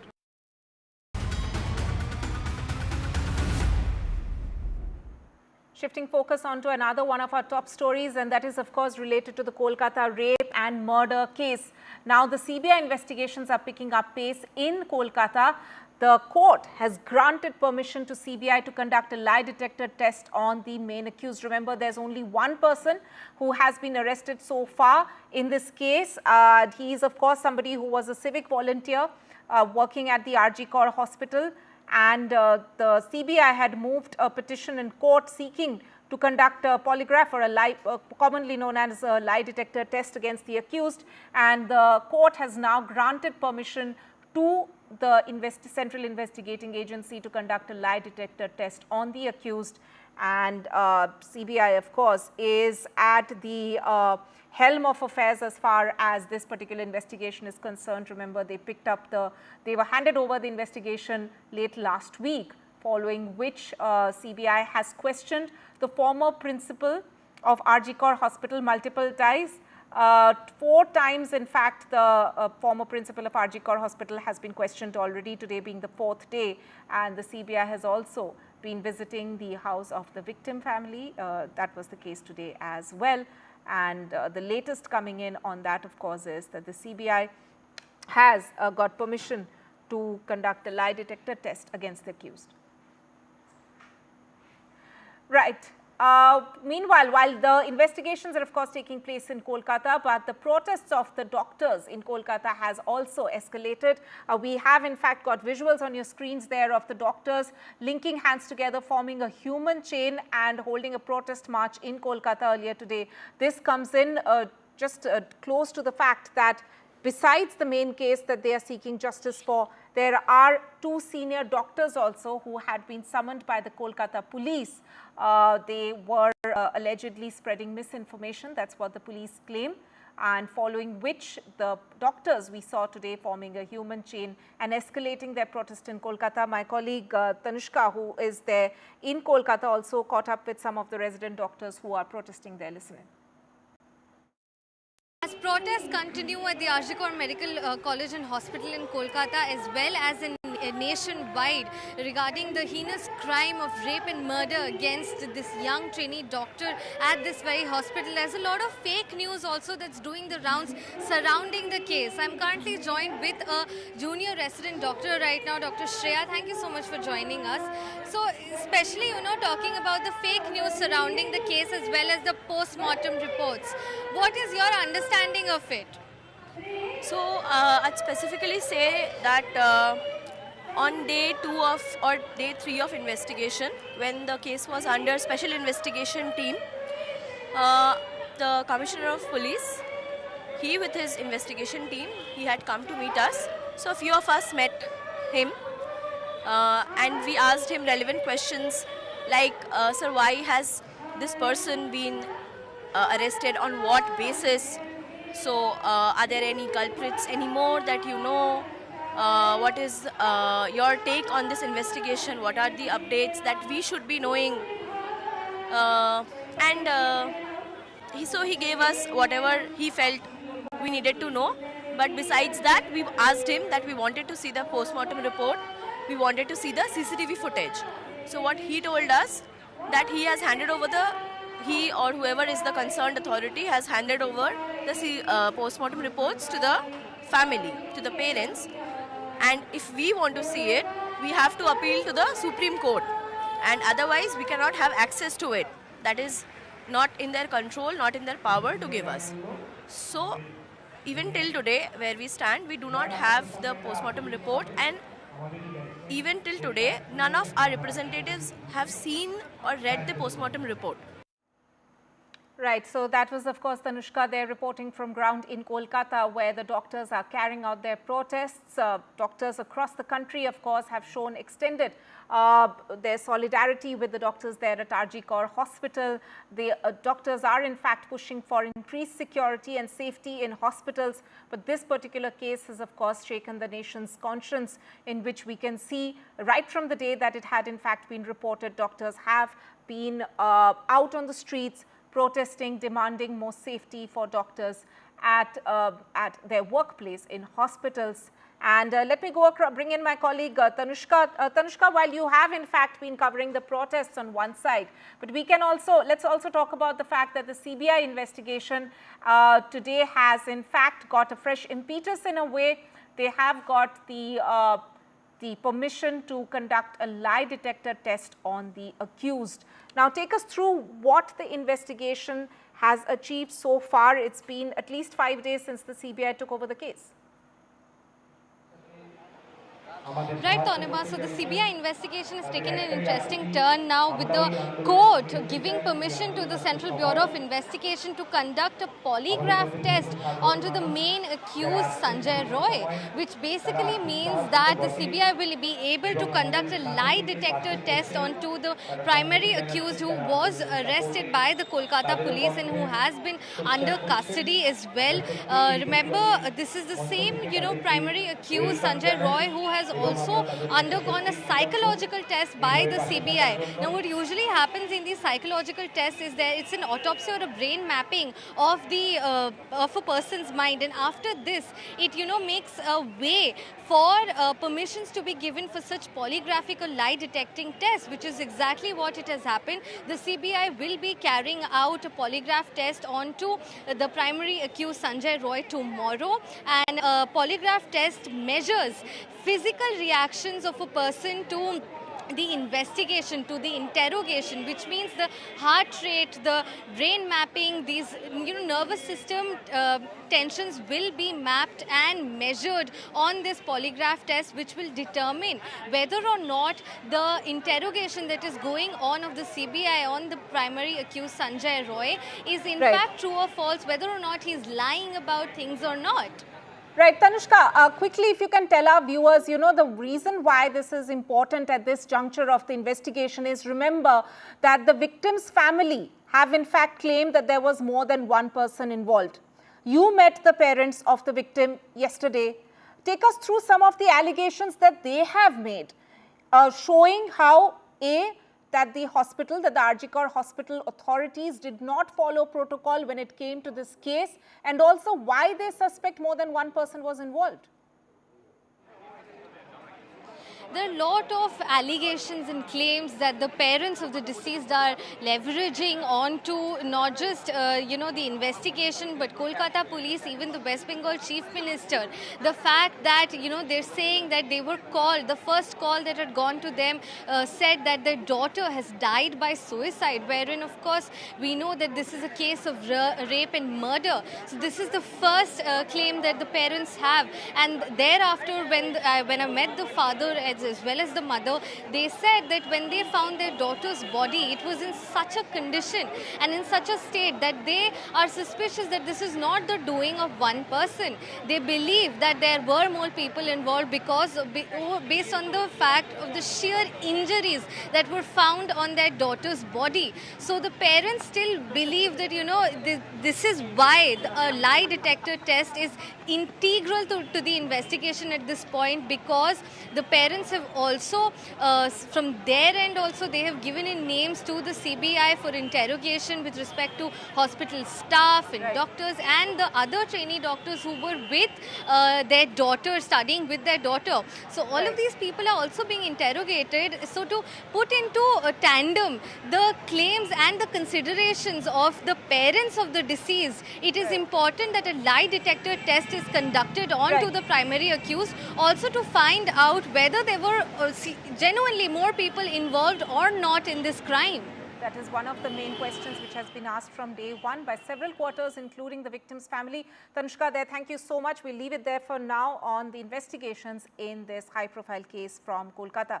But staying with news from Bengal, a second-year BCom student's been arrested by Kolkata police for provocative social media posts that incited violence against Bengal Chief Minister Mamata Banerjee. The police also alleged that the accused had disclosed the identity and photograph of the 31-year-old postgraduate trainee doctor who was brutally raped and murdered at Kolkata's RG Hospital on August 9th. And staying with news from related to this case, politics has also peaked over the Kolkata rape and murder. BJP's hit out at Chief Minister Mamata Banerjee. In a briefing held a short while back, BJP alleged that Mamata Banerjee is hell-bent to destroy evidence connected to this case. In fact, Bengal governor had also hit out at Mamata Banerjee and the Bengal government, claiming that it has failed to safeguard women in the state. Meanwhile, the TMC hit back, claiming that BJP is only politicizing the case. आज honourable MP Sukhendu Shekhar Rai ji जो tweet किया, police commissioner को custodial interrogation चाहिए, ये जो demand है इसको हम ऑपोज कर रहे हैं, क्योंकि after getting information honourable CP Vineet Goyal, he has done his best within 12 hours. An accused has been arrested, गिरफ्तार हो गया और इंटरोगेशन चल रहे थे. हो सकते थे सीएम ने 3-4 दिन मांगा था तो उसमें और बड़ा ब्रेक थ्रू का पोजीशन था, ब्रेक थ्रू हो सकता था. तो अभी सीबीआई का पास है, उसमें सीएम साहब का कोई एतराज नहीं है. Mamata Banerjee has become Mamata the destroyer. In essence, what is she destroying? That is very important to know. By her misdeeds, she has destroyed the dignity of a woman, a doctor who was serving the society. She is a destroyer of the rule of law. The anarchist Mamata Banerjee. She is the destroyer of evidence in this heinous crime.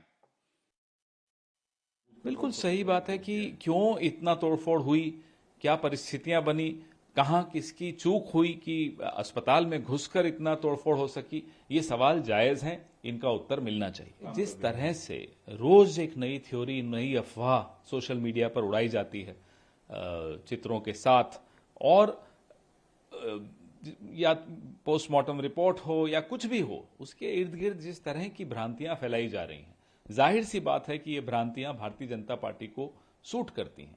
तो CBI को चाहिए कि जल्द से जल्द ऐसा at least कोई statement आना चाहिए ताकि इस तरह की जो माहौल बिगाड़ने की प्रयास किए जा रहे हैं वो रुकें। Bengal is not a place safe for women. Bengal has failed its women, not Bengal society. The present government of Bengal has failed the women folk. Bengal should again be brought back to its pristine glory, where women had their own respectable place in society. That has been lost. They are scared. They are scared of gundas. This has been created by a government which is insensitive to this issue. Meanwhile, a TMC MP has made a rather insensitive comment against doctors taking part in the protest, targeting the doctors' strike following the rape and murder of the doctor there in RG Hospital. The TMC MP, Arup Chakraborty, had said that we will not save you if public anger falls on the doctors due to the strike. In fact, he went on to add that in the name of the movement, doctors may go home or go about with their boyfriend. If a patient dies because of the strike and public anger falls on you, the government won't save you. Take a look at what Arup Chakraborty, the TMC MP there, had to say. অনুরোধ করেছি যে দয়া করে আপনারা চিকিৎসাটা করুন। মা বাবা কষ্ট করে এই চিকিৎসা ডাক্তার বানানোর জন্য পাঠিয়েছে, রোগীদের সেবা করুন, আপনার প্রফেশনটা শক্ত করুন। আপনারা প্ররোচনায় পা দেবেন না। আন্দোলন করেছেন, ধন্যবাদ জানাই।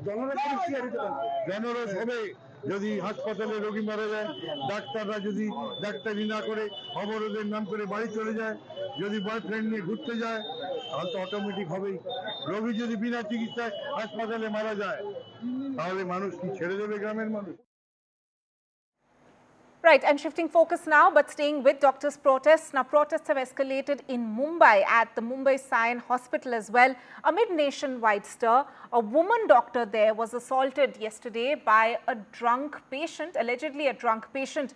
3 people have been booked in that case, but the doctors there at the Sion Hospital held a huge protest today, essentially saying that they need more than just verbal assurance from the government. Listen, take a look at this report. We're currently present here in the Sion Hospital, and this hospital is important today for several reasons. Firstly, because it has been in the forefront of the doctors' movement here in Maharashtra, doctors' protest in Maharashtra. And secondly, just a few hours ago, we saw one incident take place here as well, which is why we can see that doctors from several hospitals have come here demanding for justice and demanding for several other things.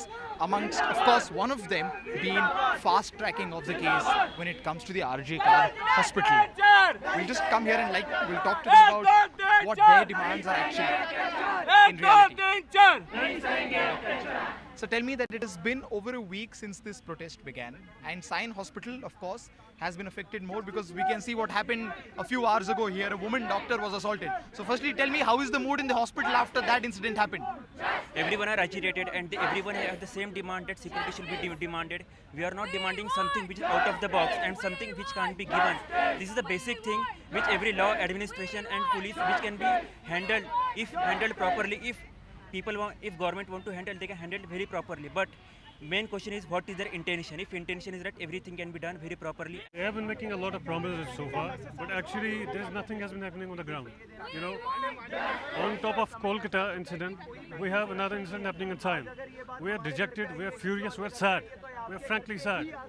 I mean, I was on a night duty. I haven't slept for the last 14 hours. I had to come here because I heard this news. This is how they treat the servants of the nation. We take very, very small, paltry salaries. We work for the welfare of common people.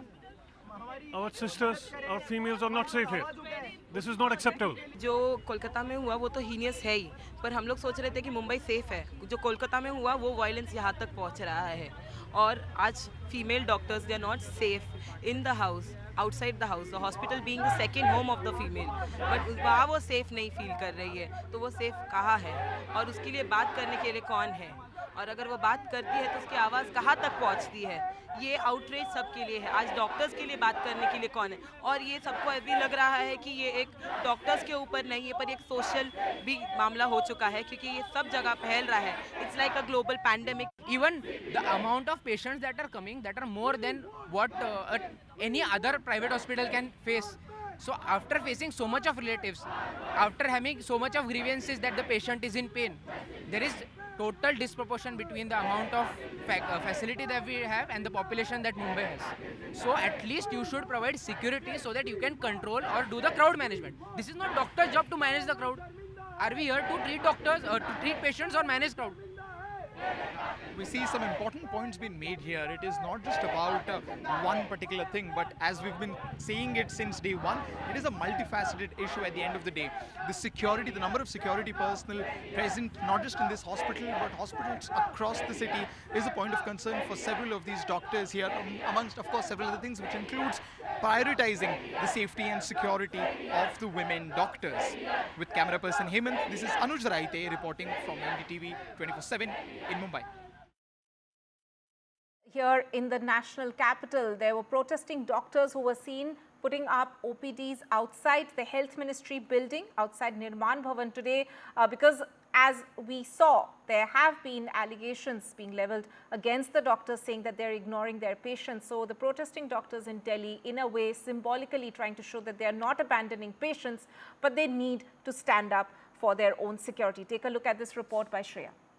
I'm outside Nirman Bhavan that houses the Union Health Ministry, and we have seen the resident doctors, the health professionals on an indefinite strike since August 12th. And today, as you can see, the doctors are constantly sloganeering, no safety, no duty, justice delayed is justice denied.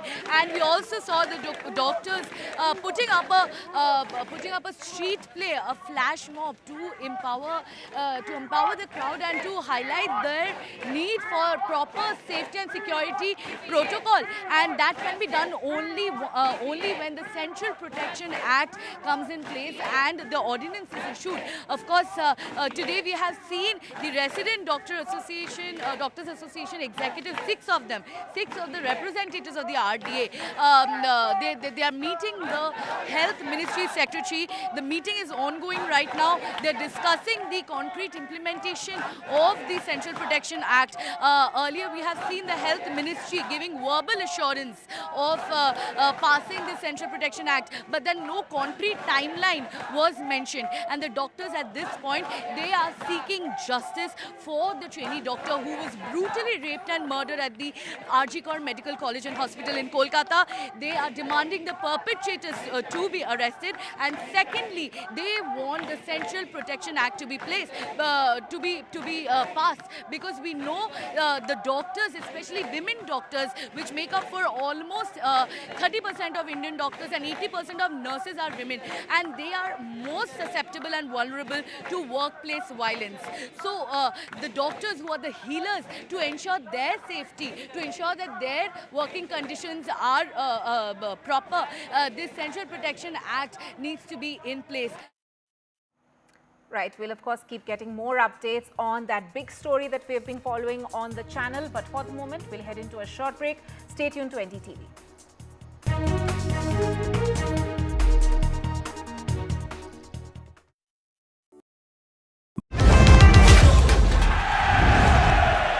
Get the magic of the best working for you now. Link your payment cards once, collect rewards forever.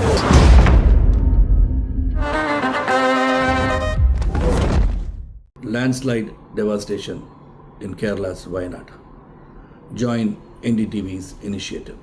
Donate for Kerala.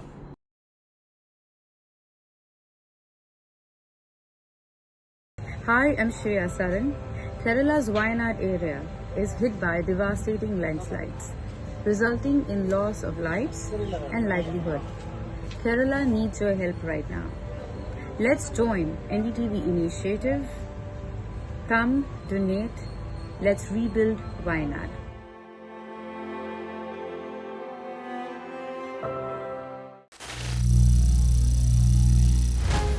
Some people say the metaverse will only be virtual. One day this lecture hall will be made of code, and driverless cars would be trapped in intersections. But even in this maze of the future, you can't wish away health. It's time to become more resilient.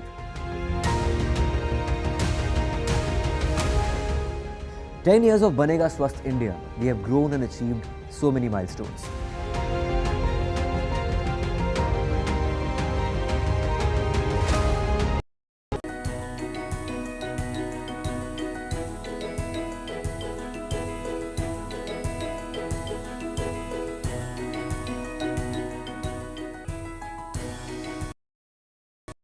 Landslide devastation in Kerala's Wayanad.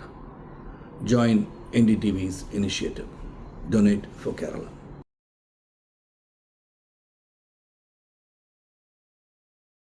Hi, I'm Shreya Saran. Kerala's Wayanad area is hit by devastating landslides, resulting in loss of lives and livelihood. Kerala needs your help right now. Let's join NDTV initiative. Come, donate, let's rebuild Wayanad.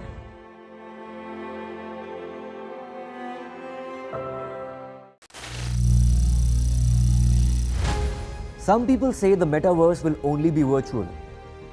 One day this lecture hall will be made of code, and driverless cars would be trapped in intersections. But even in this maze of the future, you can't wish away health. It's time to become more resilient.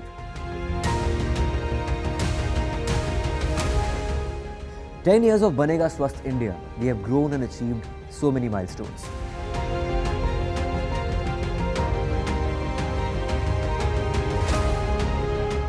And now I have a plan to beat the urgency, to stop breathing with difficulty, to relieve getting choked with inactivity.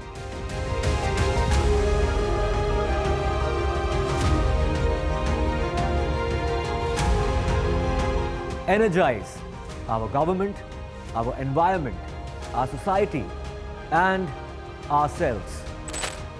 Everyone, everywhere, every day.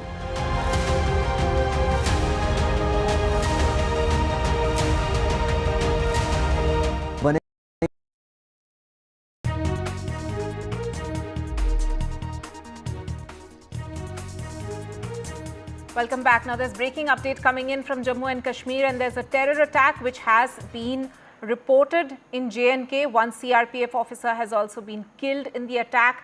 As per reports, terrorists fired on the patrol party in Udhampur. Let me go across to my colleague Nazir Masoodi for more on this. Nazir, what are the details we have?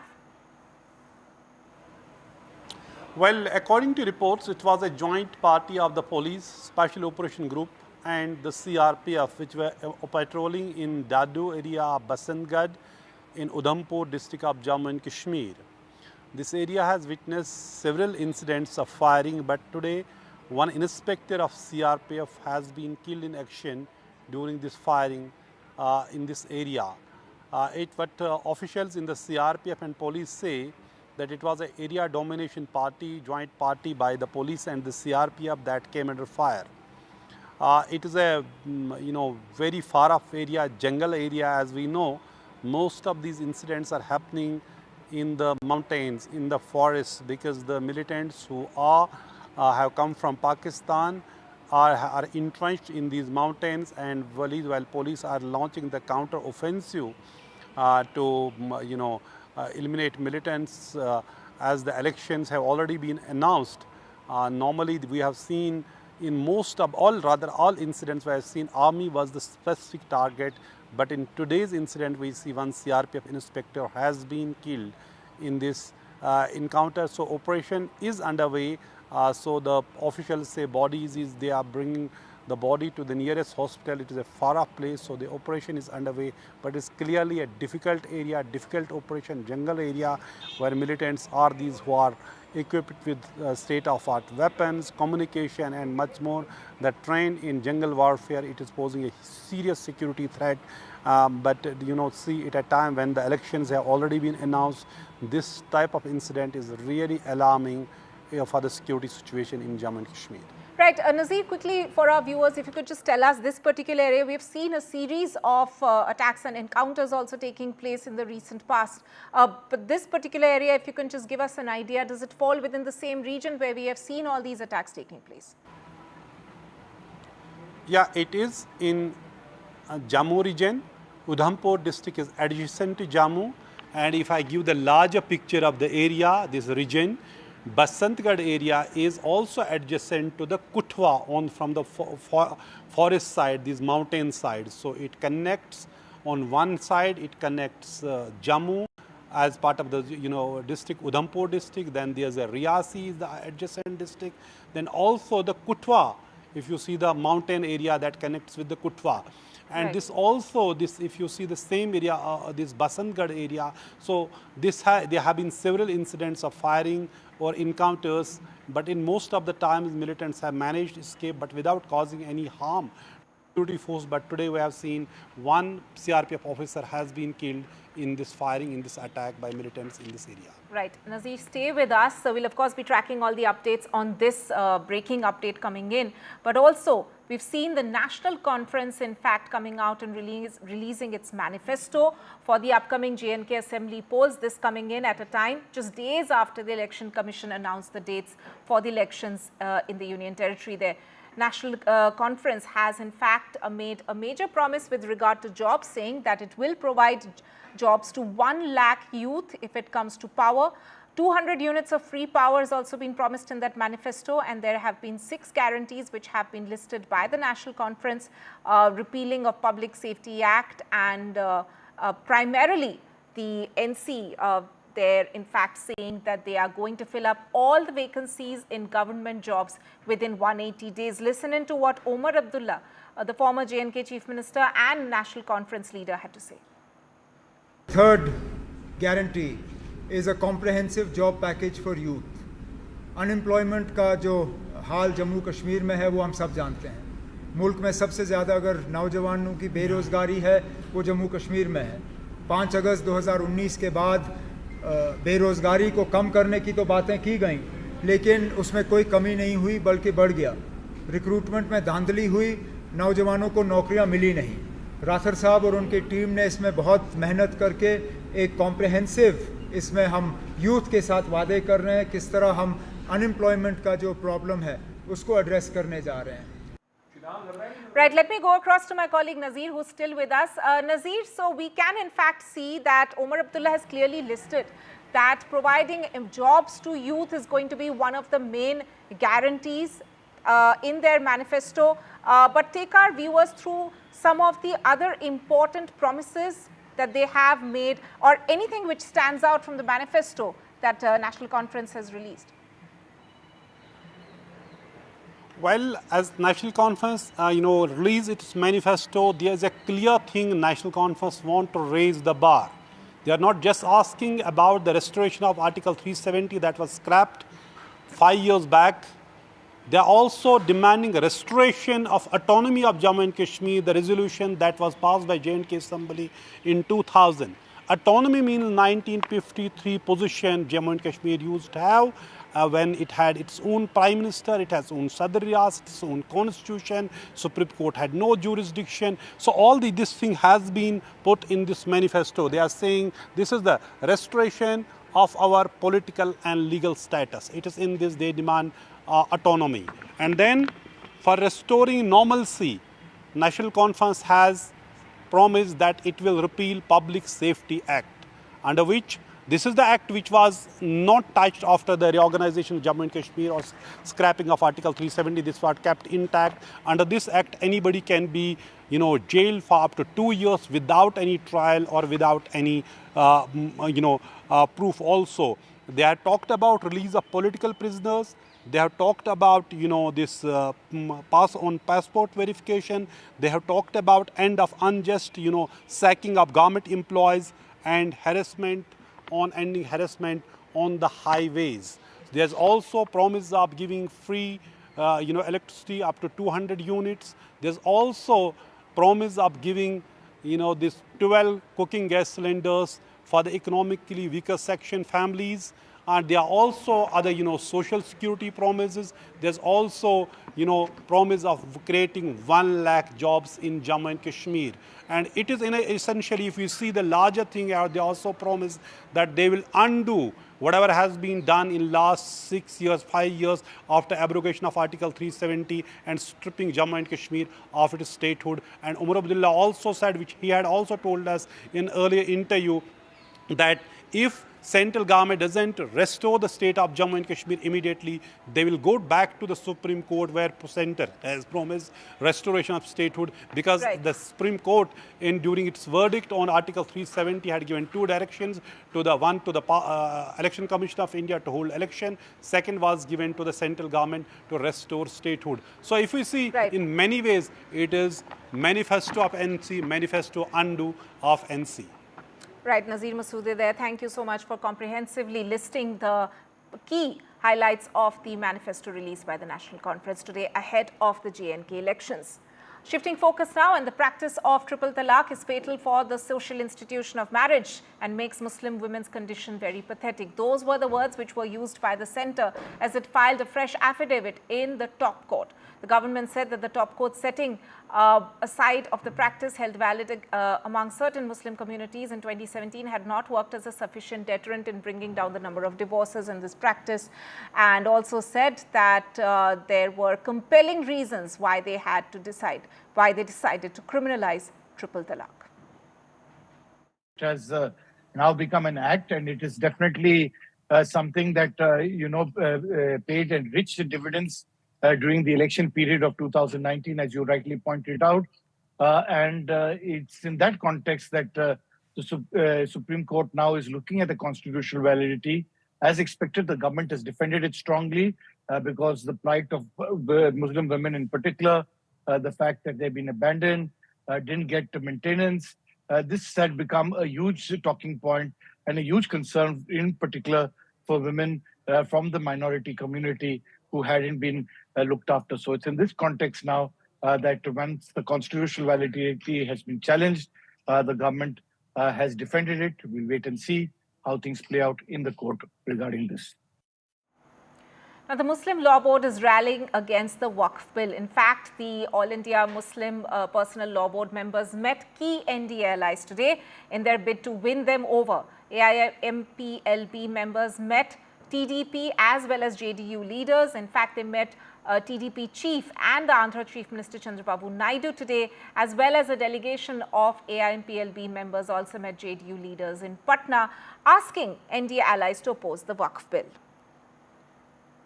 MPs from across party lines, but yes, what they feel is that if they have the NDA allies on board, then perhaps this bill will have its different kind of a future. Remember, the All India Muslim Personal Law Board in particular has been questioning the nature of this draft, saying that why should this there be some kind of interference from the government side. Remember, there are 40 amendments which have been suggested by the government. There are allies of the government, particularly the LJP, which had demanded that the bill be sent to a joint parliamentary committee for further deliberation. The first meeting of the JPC will be on August 22nd. Of course, there would be several rounds of meetings before any kind of a suggestion is incorporated in this bill. But yes, as far as lobbying or some kind of rallying is concerned, this is what has begun. Several Muslim groups meeting the NDA allies. There has been a meeting between members of All India Muslim Personal Law Board and Chandrababu Naidu, who is the TDP Supremo, and Andhra Pradesh Chief Minister in Vijayawada. And of course, members of All India Muslim Personal Law Board have also met JDU leaders in Patna. Right, shifting focus now to one of the stories that we have been following on the channel, and that is the Pune hit and run case.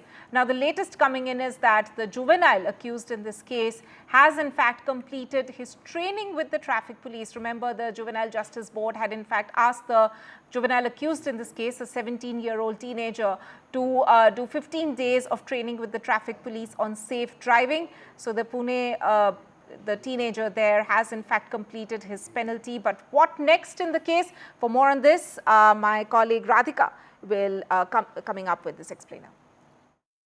juvenile in the Pune Porsche incident is concerned, he underwent and concluded the 15-day road safety training program by the RTO, in which he was given lessons on road safety rules and regulations, apparently, and several do's and don'ts, and even on-field training was provided. This is what RTO officials have said. So that is concluded, and this is, of course, as part of Juvenile Justice Board's directive. Earlier, of course, he had also submitted a 300-word essay on road safety and regulations, which was also a directive given by JJB. So as part of the bail conditions, all of these training programs and essays have concluded. A report was, of course, submitted before the JJB. This is, of course, not a charge sheet, but a status report as far as the entire case is concerned. Because he's a minor, there is leniency shown, which has led to a lot of outrage, the fact that he'd been given soft penalty and punishment by the JJP, which is what later led to him being apprehended and then taken into custody in the detention center for a long time. However, the Bombay High Court saying that he is a child in conflict with law, so therefore he cannot be in detention, and he was asked to be released on bail from the detention center. So at this point, of course, he is innocent, scot-free, simply because he's a minor, but a lot of anger and outrage over the leniency shown to the minor. We also know for a fact that there had been attempted cover-ups being done in order to protect the accused by family members as well as doctors, which had also angered people all over the country. So there was a nationwide outrage. However, the fact remains that this juvenile, as a result of the technicalities of his age, remains scot-free and has only been given soft penalty and punishment by the Juvenile Justice Board. Right, and staying with news from